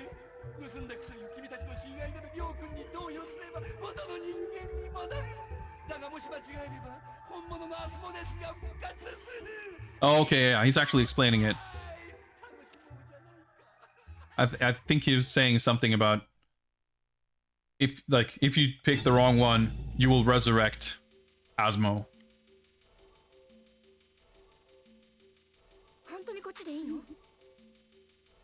All right, should we really go this way? It's this way. Okay. If we fuck up, it's not our fault. Aya told us to go here.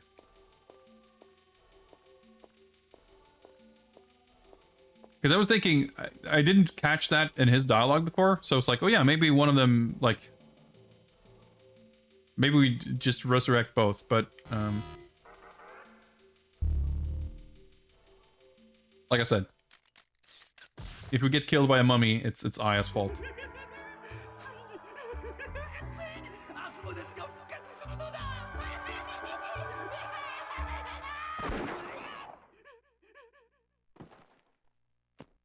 Where's that?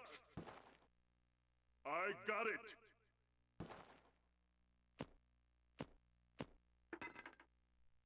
All right. Big twist. I like how the guy speaking English is like the least legible out of all of them.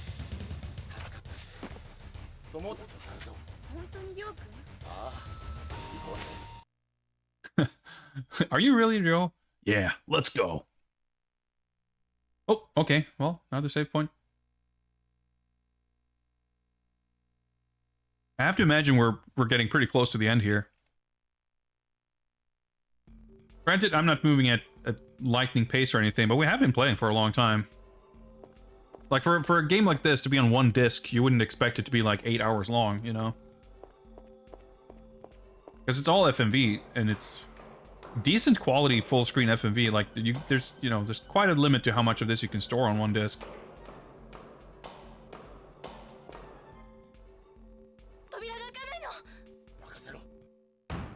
I was just about to say, is he gonna kick the door down? He sure is, dude. It's so cool. So,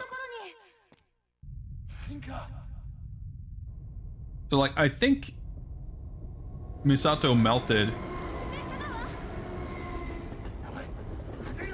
But I'm not sure what the deal is with Tomoe. Whoa, that running.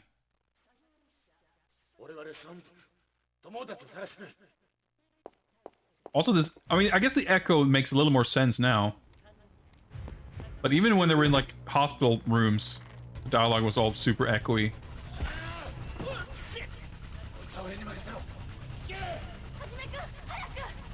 You pretty much can't make out what anyone's saying. An action scene. Maybe in these capsules, they're okay. I don't know what we're looking for here. Our friends? Maybe. These look friend-sized.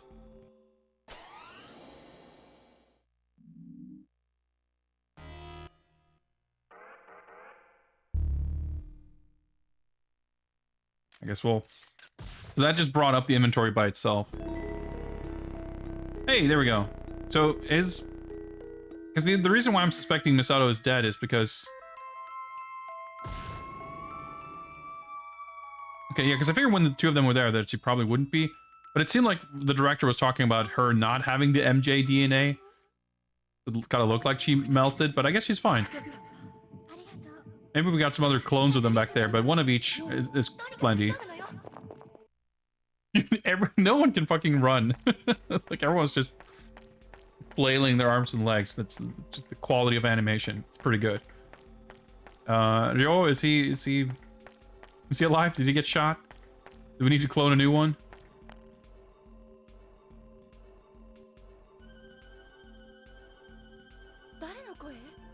Whose voice is that? All right, let's use our 5 senses.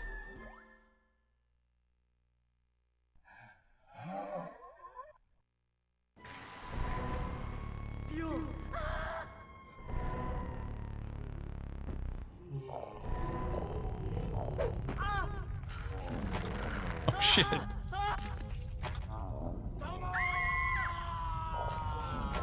Lord Asmo.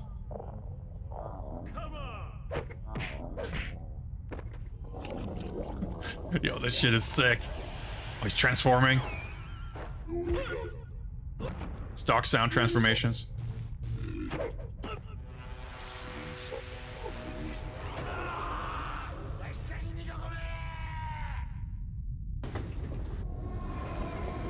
Oh, okay. Wait, did we just leave Tomo? Yep, okay.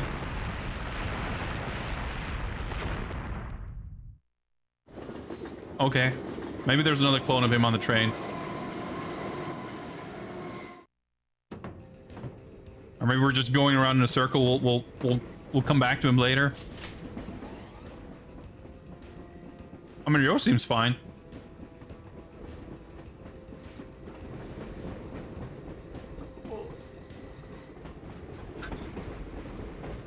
All right, they're having some flashbacks, fond memories of their friend.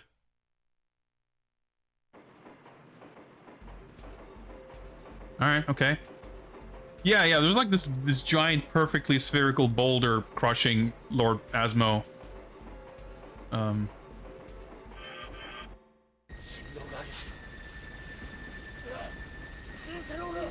Wait, are we being chased?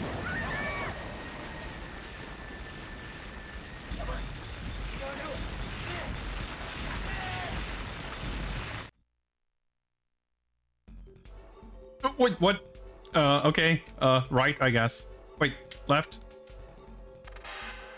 Oh, shit, okay. I didn't... You have to press up and down to select left or right.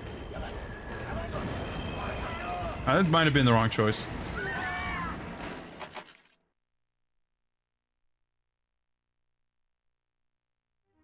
Alright, we're dead.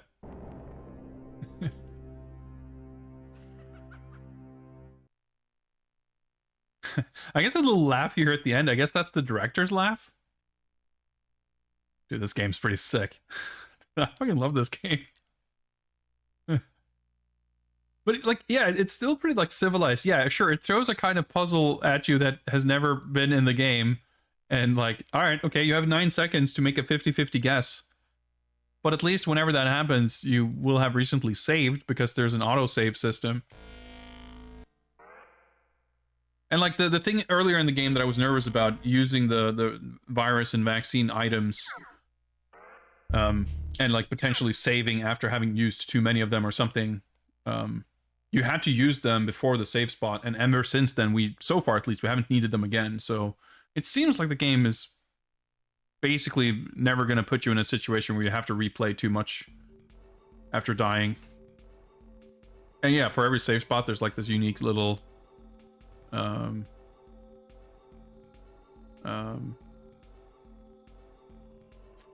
little summary, I guess.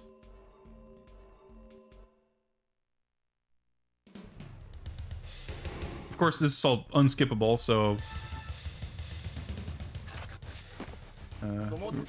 we have to enjoy this again, which is perfectly fine by me. I mean, I don't know if there was other things to interact with. Like I said, like the game does seem... I saw something in the walkthrough. I prepared a walkthrough just in case we would get stuck, and we used it a little bit, not to help figure something out so much as just to confirm whether I would risk soft locking. But just skimming through the intro of the part that I had previously completed when I played this the first time, when I just bought it, and I just played through the very first couple of screens, basically. It seemed to indicate that there's some like optional or like alternate routes, or like when you do things in a slightly different order, things might play out a little differently. And even from my own recollection of the beginning last time, I think I remembered things happening that did not happen now. So I'm a little curious.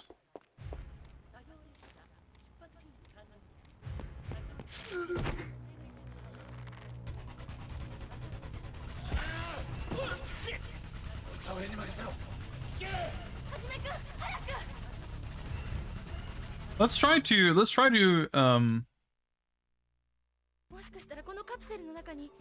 Let's try to open the one on the right, just see if it makes any difference. So that should be Misato, right? So if we do that one first, like, does it make a difference? Does it change anything?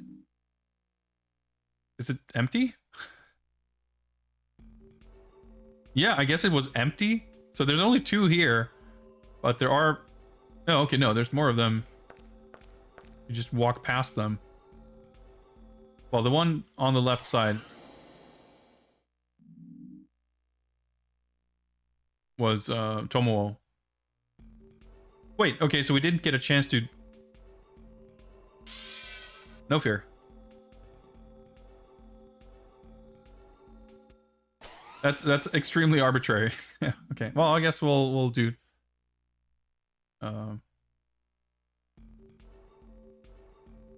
We'll resurrect Tomoe, though. You hear something? What was that?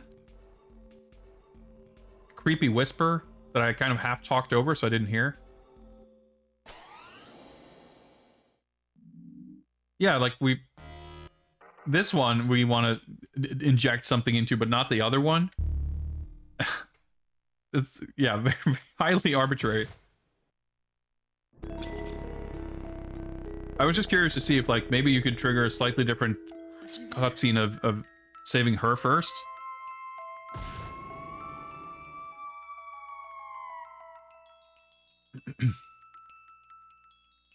Tomoe is alive for now.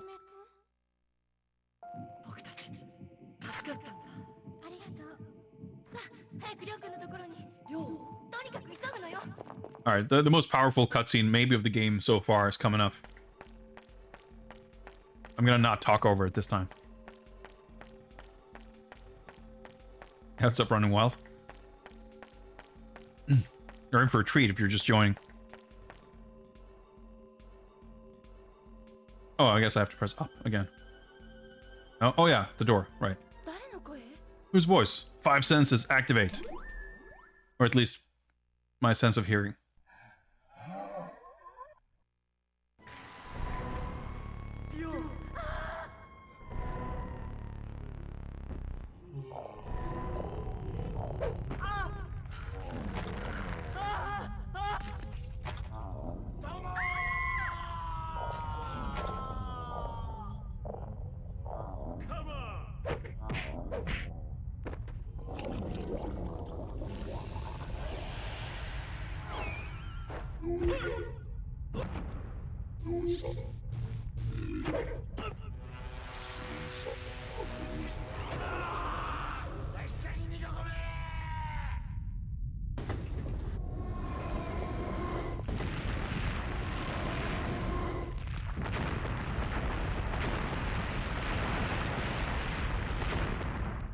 Yeah, I guess they just straight up leave Tomoe's body there. I guess they just assume that he's dead, so they're not gonna bother to try to grab him, or just leave him there.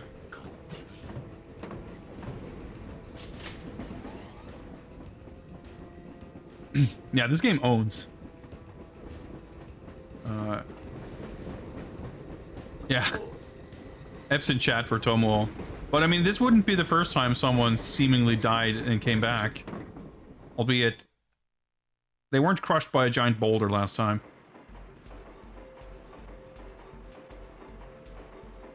Let's just see if there's more to explore here.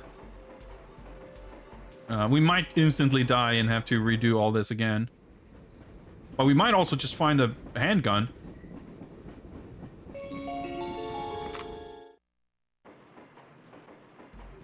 Standard issue hospital handgun, I guess. Because, like, it's not like we're gonna interact with the controls up in the cockpit, if you call it that, of a train, and suddenly have 2 seconds instead of 9. But we could just, like, die instead, I guess. It's possible. Nope, okay, nothing on here. Nothing else here, rather. Can we open a little window in the back and see the giant boulder? Nope, okay, nothing else done here.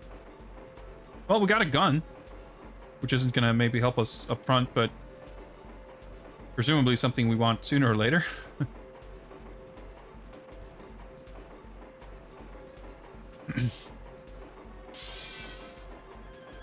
Yeah, so sometimes the game just stops to say no fear and play a sound effect. That's just a thing that happens. Just a gentle reminder to chat, do not have fear. Okay, so press up. So when I decide to look out the window, that's when we see the rear view iPad telling us that we're being chased by a giant boulder, which is somehow catching up to a speeding train. Maybe that is Lord Asmo. He turned into a rock. Okay, so I press up to go left.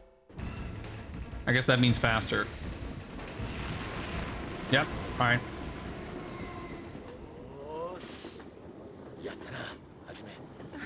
You did it. Why does a train have a rear view mirror? I mean, in case you're being chased by a giant boulder, I guess.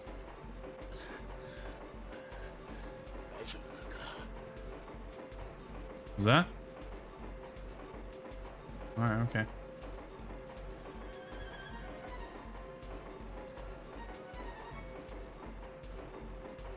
Probably there's going to be some progression trigger or some interaction I can do back here now that I couldn't do before. Maybe I can talk to them now, or maybe I can open the door back there. Or Robert's going to come climbing in through the door or something. Looks like it's just playing the same. Yep.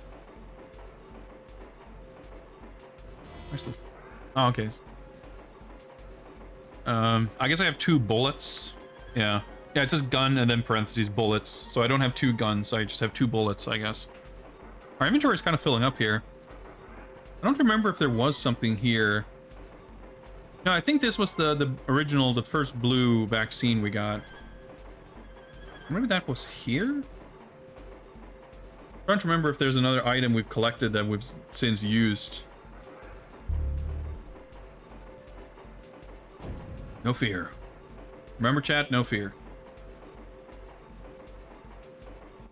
Yep, interaction. Oh shit! What? Pepsi Man! Alright, okay. Do I shoot him? Should I have pressed start? Oh, fuck! Okay, good. We didn't... I pressed start to bring up the pause menu, but the game already did that for us. When the screen started to fade, I thought I exited out of the pause menu, but I just started reading the newspaper. We're good. So the bigger question is, are we to assume that the gun is going to be useless against him? I mean, we're at pretty much point blank range, so we could probably reach to infect him with some kind of virus. I don't know if the game is gonna like just oh, maybe the influenza, maybe that's the trick. We're not supposed to infect him with the super virus, so maybe we just, because there was that email exchange, right, about the influenza 99 being like having evolved, and there was like no effective vaccine or something. Well, half of the vials are cures and antidotes and antibodies and whatever, and only half of them are actual virus or bacteria samples. I feel like it's a bit of a is red herring the right word? I guess not, but a bit of a trick. Kind of like you're saying, Jinkinator. It's an adventure game, so we're not going to use the guns. You're not going to use weapons as weapons.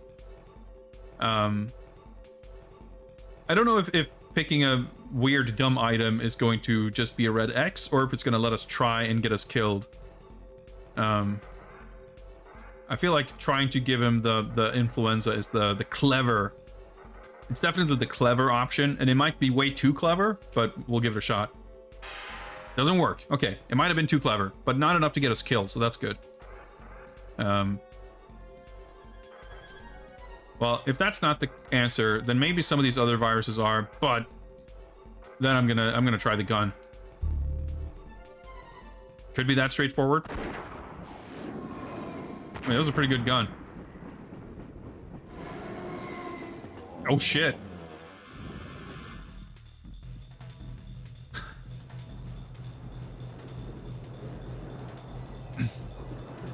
In the newspaper. I mean, I guess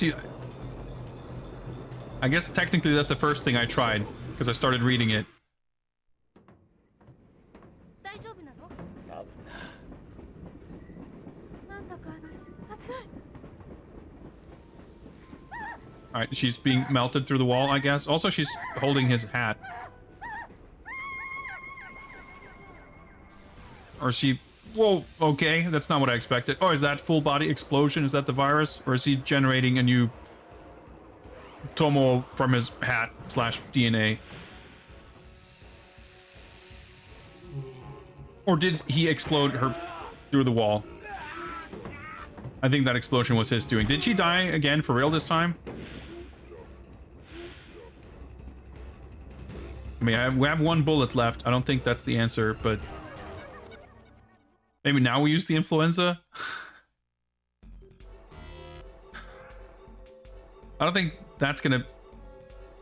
You know what? I'm gonna try it, because the game, if that's the real solution, it would make perfect sense for this game to not allow us to even try it previously to make sure that we get this full sequence of events. So, yeah, he's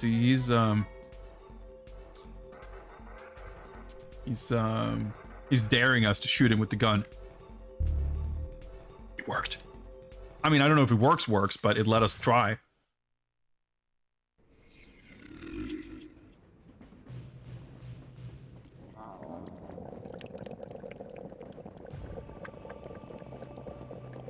So, what happened to Misato and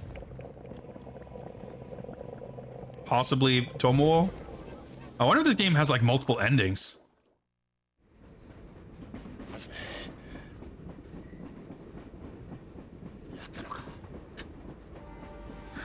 You did it!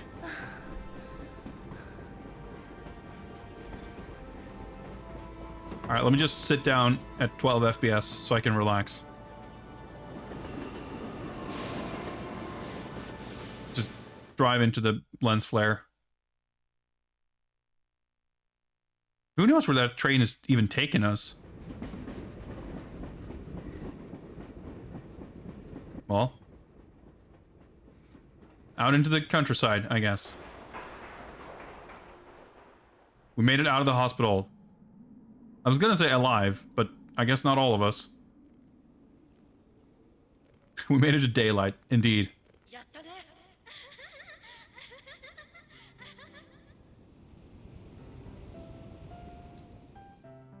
Fond memories. The friends gained, friends lost. Dude, this game was pretty fucking sick. Idea Men, Choji Yoshikawa and Satoki Mitsuhara. That's good credit. I want to say that I remember seeing that in the credits when we first got this game. Music too. Thanks for all the GGs and you did it. Yeah, we did it. We all did it. Couldn't have done it without you guys.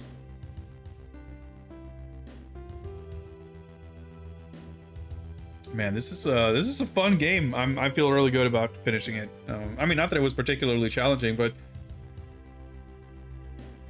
it doesn't matter. That's not what I'm coming to a game like this for. It's just for the atmosphere and the completely wild plot and amazing CG, incredible cutscenes.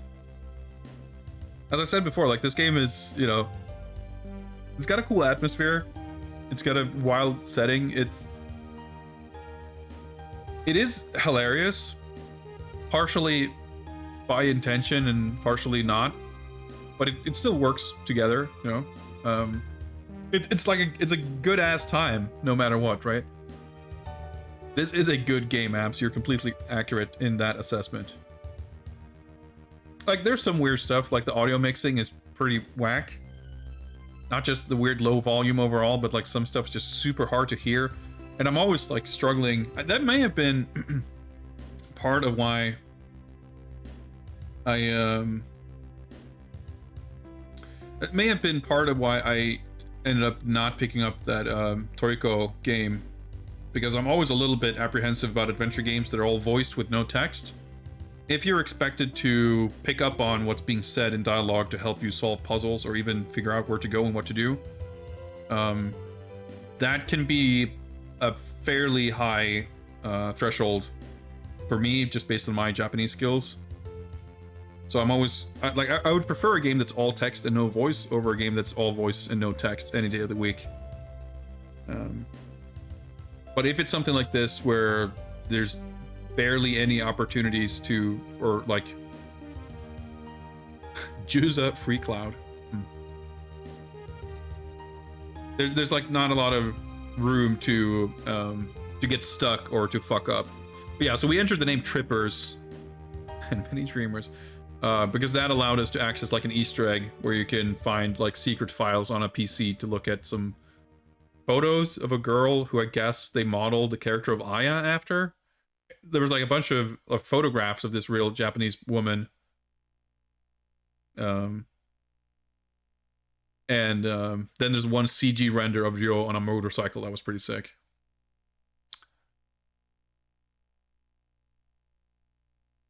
Trippers Samae. Subete o izu ni wa owarenai. Wait, okay, shit. I said to press a button to continue, so I figured I'd have infinite time to read. The only part of that text I managed to catch was that it said there's 40 minutes of CG movie. The gist of that, I'm guessing, that I didn't quite pick up on, is I think the game basically tells you there's more to the game. You probably didn't see all of the game, which I kind of knew. I kind of figured that may have been the case. Not necessarily that there are different endings. I mean, that would be cool. It'd be nice if we'd be able to save Tomo and Misato, but I think at least certain segments probably can play out in a different way. Like, if there are alternate paths and alternate routes and alternate things that can happen, I feel like being able to save your friends would be one of those things that they would have. I don't know. Coin toss and your partners are randomized. Yeah, because that was the thing that said in the guide, like, there's one, maybe there's two parts. I think there's one part at least where you like does a coin flip to determine how you group up. And we got the same one now that I did when I played it before, but maybe, I guess that would be random, and I'm not sure how that affects anything else. Like, I'm assuming it's kind of like whenever something splits up, it kind of joins back in.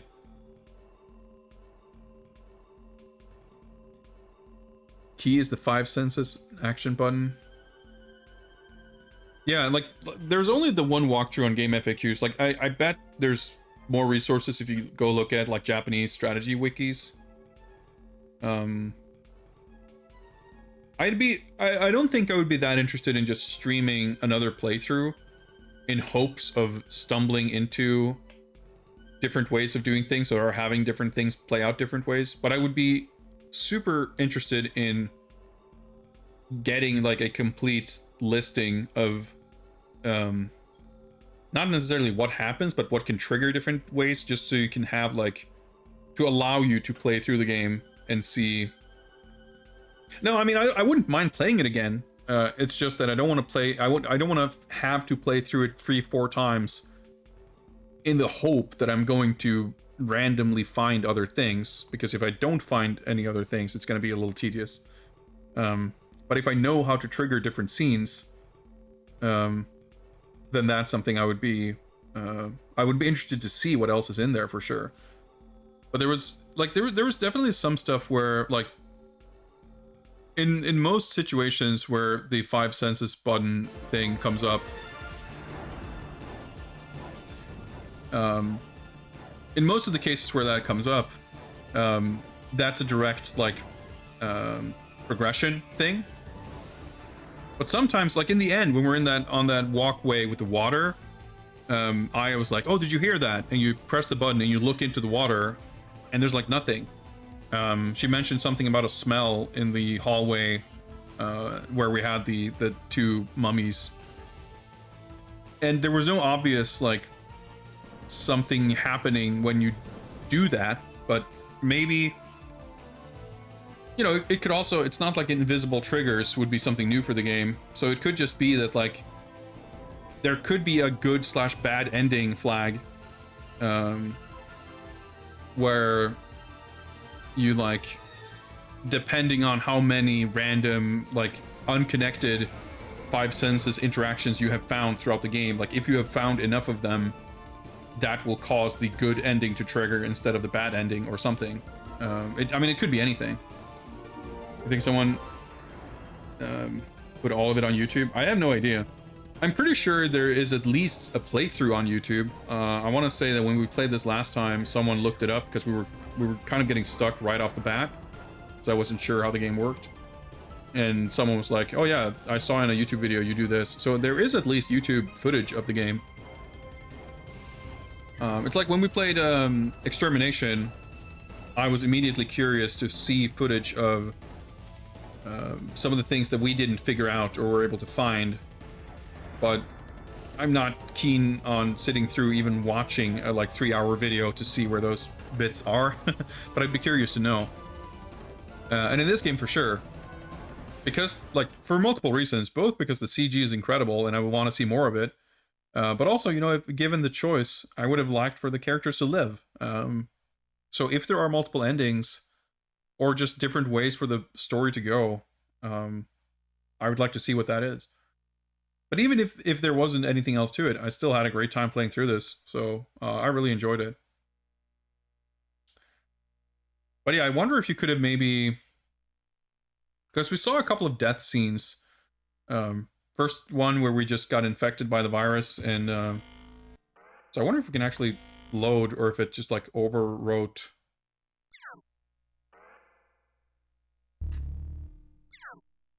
We get a new game plus, or can we still load the?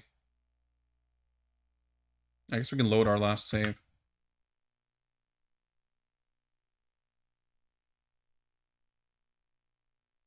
Maybe? Yeah, I guess so. But yeah, anyway, long story short, I got everything I wanted out of this game and more. You know, I kept saying that I was expecting the game to go some pretty wild places, but I don't think I fully realized just how crazy it would get. So for those who missed it and weren't around for it, Space Hoppercopter did redeem a draw this game request for this game, and I will say that having finished it, there's a lot more to draw from here. But I have some other artwork to get through before that, but for sure I'll be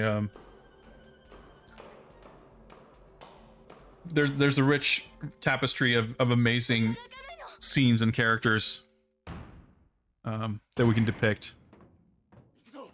Draw No Fear. I mean, yeah, No Fear is everlasting. So yeah, there's like no skipping cutscenes here, so we'll see. We can probably oh, we have to watch like the whole fight and everything too. Well, I'm just gonna sit here talking anyway, right? So I want to see if we can try doing the incorrect option against Asmo, and see if that if we get a cool death scene out of that, or if anything changes at all. Maybe even if we're successful,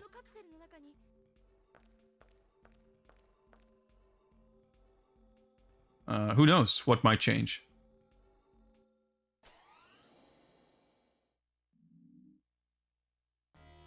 Whoops. No, yeah, no, Pepsi Man is not old guy. Pepsi Man is the resurrected mummy of Asmodeus, I guess. It was referred to as Lord Asmo before, but then it says Asmodeus, which I'm assuming is meant to be Asmodeus. I'm not sure. The old dude was just shot, I think, by Robert, wasn't he? because when we like, we're in the actually right when we triggered like where the save point is right now, that we got that save point by making the correct choice in resurrecting Ryo instead of Asmo. But we resurrected Ryo, and then it sort of cuts to the director laughing about like, oh boy, now Asmo's getting resurrected. But then before he can kind of get anything out of it, there's just like a gunshot sound, and he like slumps over and falls to the ground. And Robert picks up a couple of those vials from his hand. Oh yeah, I have to use. Oh, yeah, I have to go back and then trigger or saying it so I can do it now. So the basic premise, I guess, of this whole endeavor is that somehow this ancient mummy king, ostensibly his DNA is the key to some kind of universal super vaccine something or other. It's not entirely clear to me how he was resurrected. Maybe that's one of those things you can find. Maybe you can maybe that's a scene we missed, or we could have done things in a different way. Animation. And Boulder. So I mean, if there's a way to save Tomo, I'm sure that would have been at a much earlier point. Yeah, Robert is the blonde guy in the suit. He was, I guess, the director's right-hand man, or like his henchman. But he betrayed him because he wanted, I don't know, that Asmo powers for himself. Motivation's not super clear, but he's a bad guy. So instead of going to grab the gun, I guess I can just interact with this now. So I guess I'm just like either meant to guess or just have enough trained knowledge to know that if the knob goes left, that means, well, that's my left. That means train go faster. So I wonder if I didn't pick up the gun first. Presumably I will still be able to find the gun on my way back. But if I don't do that, like, regardless of how this plays out, if I get a unique death scene, I'm happy.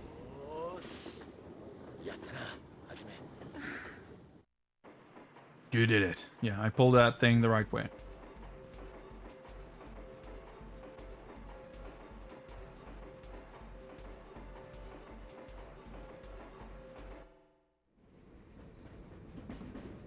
Wait, I figured... dainty little stiff arm, just like, I don't know, the animation's is pretty good. It's pretty good. So we weren't allowed to use the influenza the first time. I didn't try using any other. Oh yeah, there's this first. Bonk. I don't know what the deal is with that, but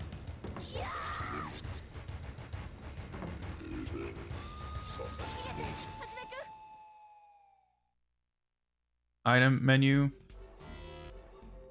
So the gun will work here. I mean, I know the gun will work, so most likely the gun will not work the second time, right? So that's like a little bit of a trap, probably, right? Like you use the gun and then there's one more, there's like one more shot, or one more like chance to do something, and I'm just trying to, like, what's our best odds at getting a unique, good death scene?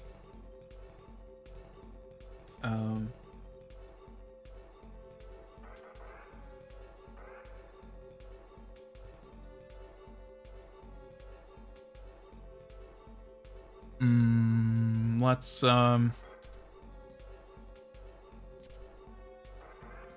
let's try. Let's shoot him and then try to shoot him one more time and see, because that's like the obvious enough thing for the game to let us try. I mean, I don't know for a fact, but I kind of hope that it's not just gonna give us a red cross, but just like to an actual give us a unique death scene. Because there were parts earlier in the game where Tomo and Aya were infected, and we had to treat them. We had to give them a vaccine, and I actually had to kind of guess, but I ended up guessing correctly and giving them both the correct vaccine.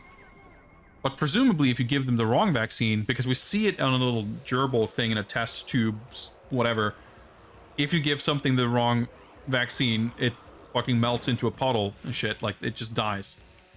Very gruesomely. So, presumably there are cutscenes that shows those characters dying gruesomely. I just sort of accidentally avoided them. So it's not like we've seen every death scene, but we saw a couple. And I hope that we get to see another one right now. Alright, let us try.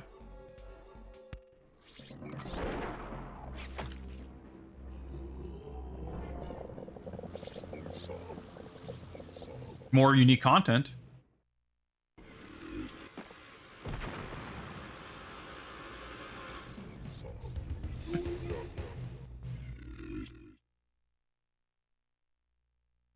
Oh shit, it's not over though.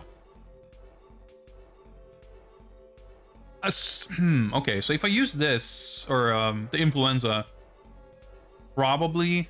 I mean, he's giving us a lot of chances here.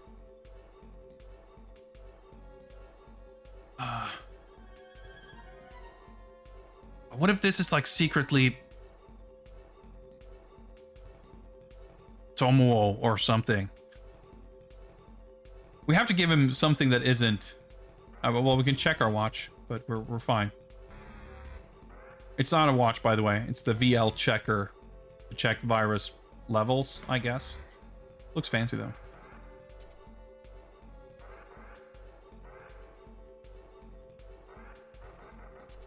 I'm just curious, like, how the game is going to treat it, but...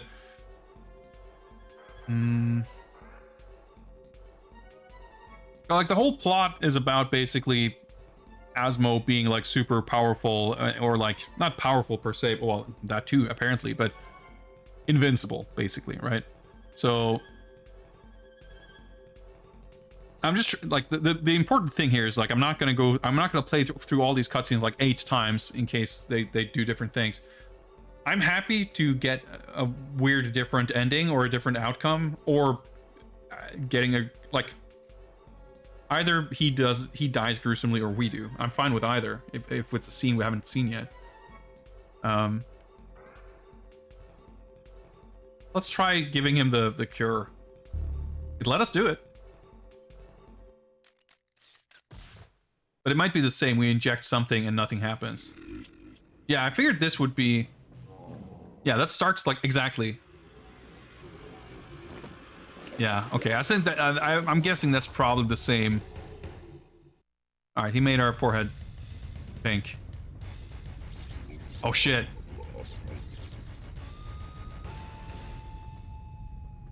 Is that it? No, there's more.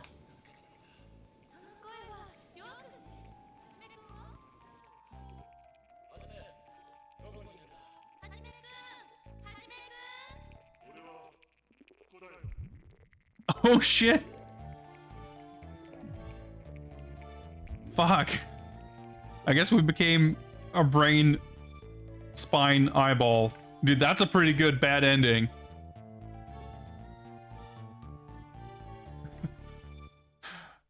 Actual brain lords. Yeah, so they wanted to like harvest the MJ DNA. Okay, let's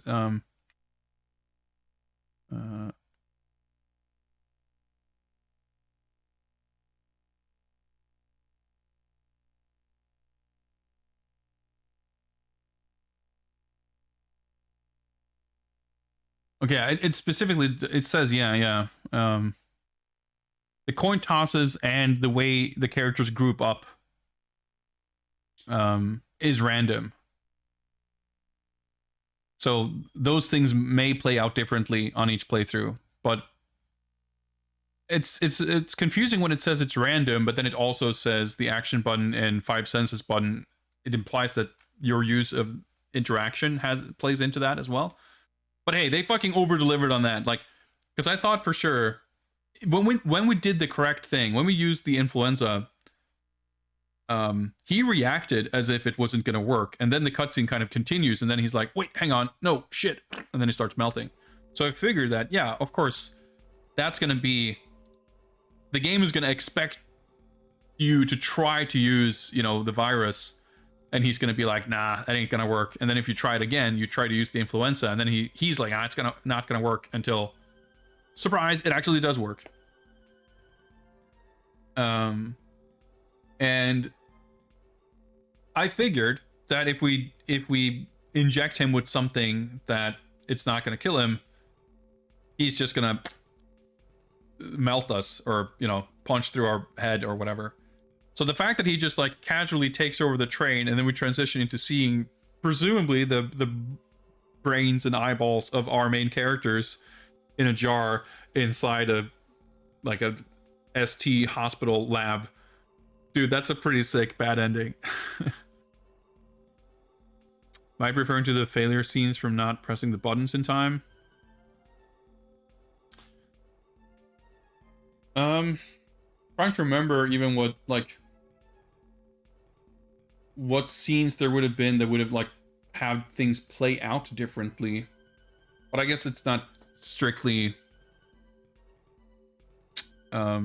it's not really explicit exactly what it's referring to, or exactly what the difference would be. Yeah, thanks, Orphan. But yeah, like I said, you know, I was happy with the first ending. The second bad ending was just like, wow, that was a nice bonus. I didn't expect it to be so elaborate and so sick. Who knows what else we've missed. There might be, like I said, you know, the first time we played it, I want to say that Tomoe got infected like super early on, like immediately. I mean, he does get infected early, but it played out in a different way. That from my memory, when we tried it before, it seemed as if he died then, but we didn't really continue on, so it might have just seemed that way initially, and then you still maybe get him the vaccine a little bit later, and then things kind of coalesce and it kind of goes back into the main story. But I'm still definitely curious about what else there is that I haven't seen. And yeah, I'll probably take a look at YouTube videos to see what might be easy enough to just find without having to do like infinite amounts of research. Because that's the thing too, playing, like I said, I don't mind playing the game more to see other stuff, but because cutscenes are all unskippable, you're gonna have to sit and wait through a lot of it if you're just kind of messing around with it. I mean, maybe I can use the stream recording, maybe I can use YouTube footage, but there's so many good animations and clips in this game that I really want to rip some of it. Like, I don't know exactly how or what I would use it for, but there's like very strong like stream alert potential in a lot of these animations, I feel like. There might even be something you could make an emote out of here and there. With I mean, just the sheer volume of good faces in this game. There's, you know, surely there's something there. But we did it, guys. We finished the game. I think we wrapped up October in style. This stream delivered on everything I was hoping for. It was perfectly bite-sized to play through in one stream. It is 9:05, which is right about the time where I would usually wrap up my Saturday streams, and I really need to go get some dinner. But yeah, I'm very, very satisfied. I've been a little bit stressed out lately, and I was a little worried that this would not play out as well as it did, so I was very happy with the results, and I'm very happy to have, you know, of all the weird, goofy adventure games and stuff I've picked up, I think this is pretty much the first one I've actually played through and finished, so I feel very good about that. It might not be the first one, but there's certainly more of them that I haven't. So I feel very good about having done so. I feel good about at least playing through and finishing a little bit of spooky horror for October. Yeah, dude, Space Opera Copter, thank you very much for watching and for enjoying. That same goes for all of you, of course. I will be back on Monday, and who knows what we're going to be playing then. I still absolutely do want to play the Onimusha sequels. I've been talking about playing Onimusha 2 for basically a month straight, if not more. So we need to get to that at some point. But we'll see. Maybe something else. Who knows how the mood strikes, you know? But we'll be playing video games, that's for sure. And yes, of course, happy Halloween to everybody. This was basically my Halloween celebration. I didn't bother doing anything too festive or unique in terms of stream layout. Like I said, I've been a little bit stressed out lately. I didn't have time to prepare anything special, but I wanted to make sure to play something seasonally appropriate at least. And we were sure nailed it on that front. But if you have plans for tonight or tomorrow night, I hope you have a good time. And I'll catch you in November. Please stick around. We will figure out who else is streaming, and we'll send you guys their way. But thank you for watching.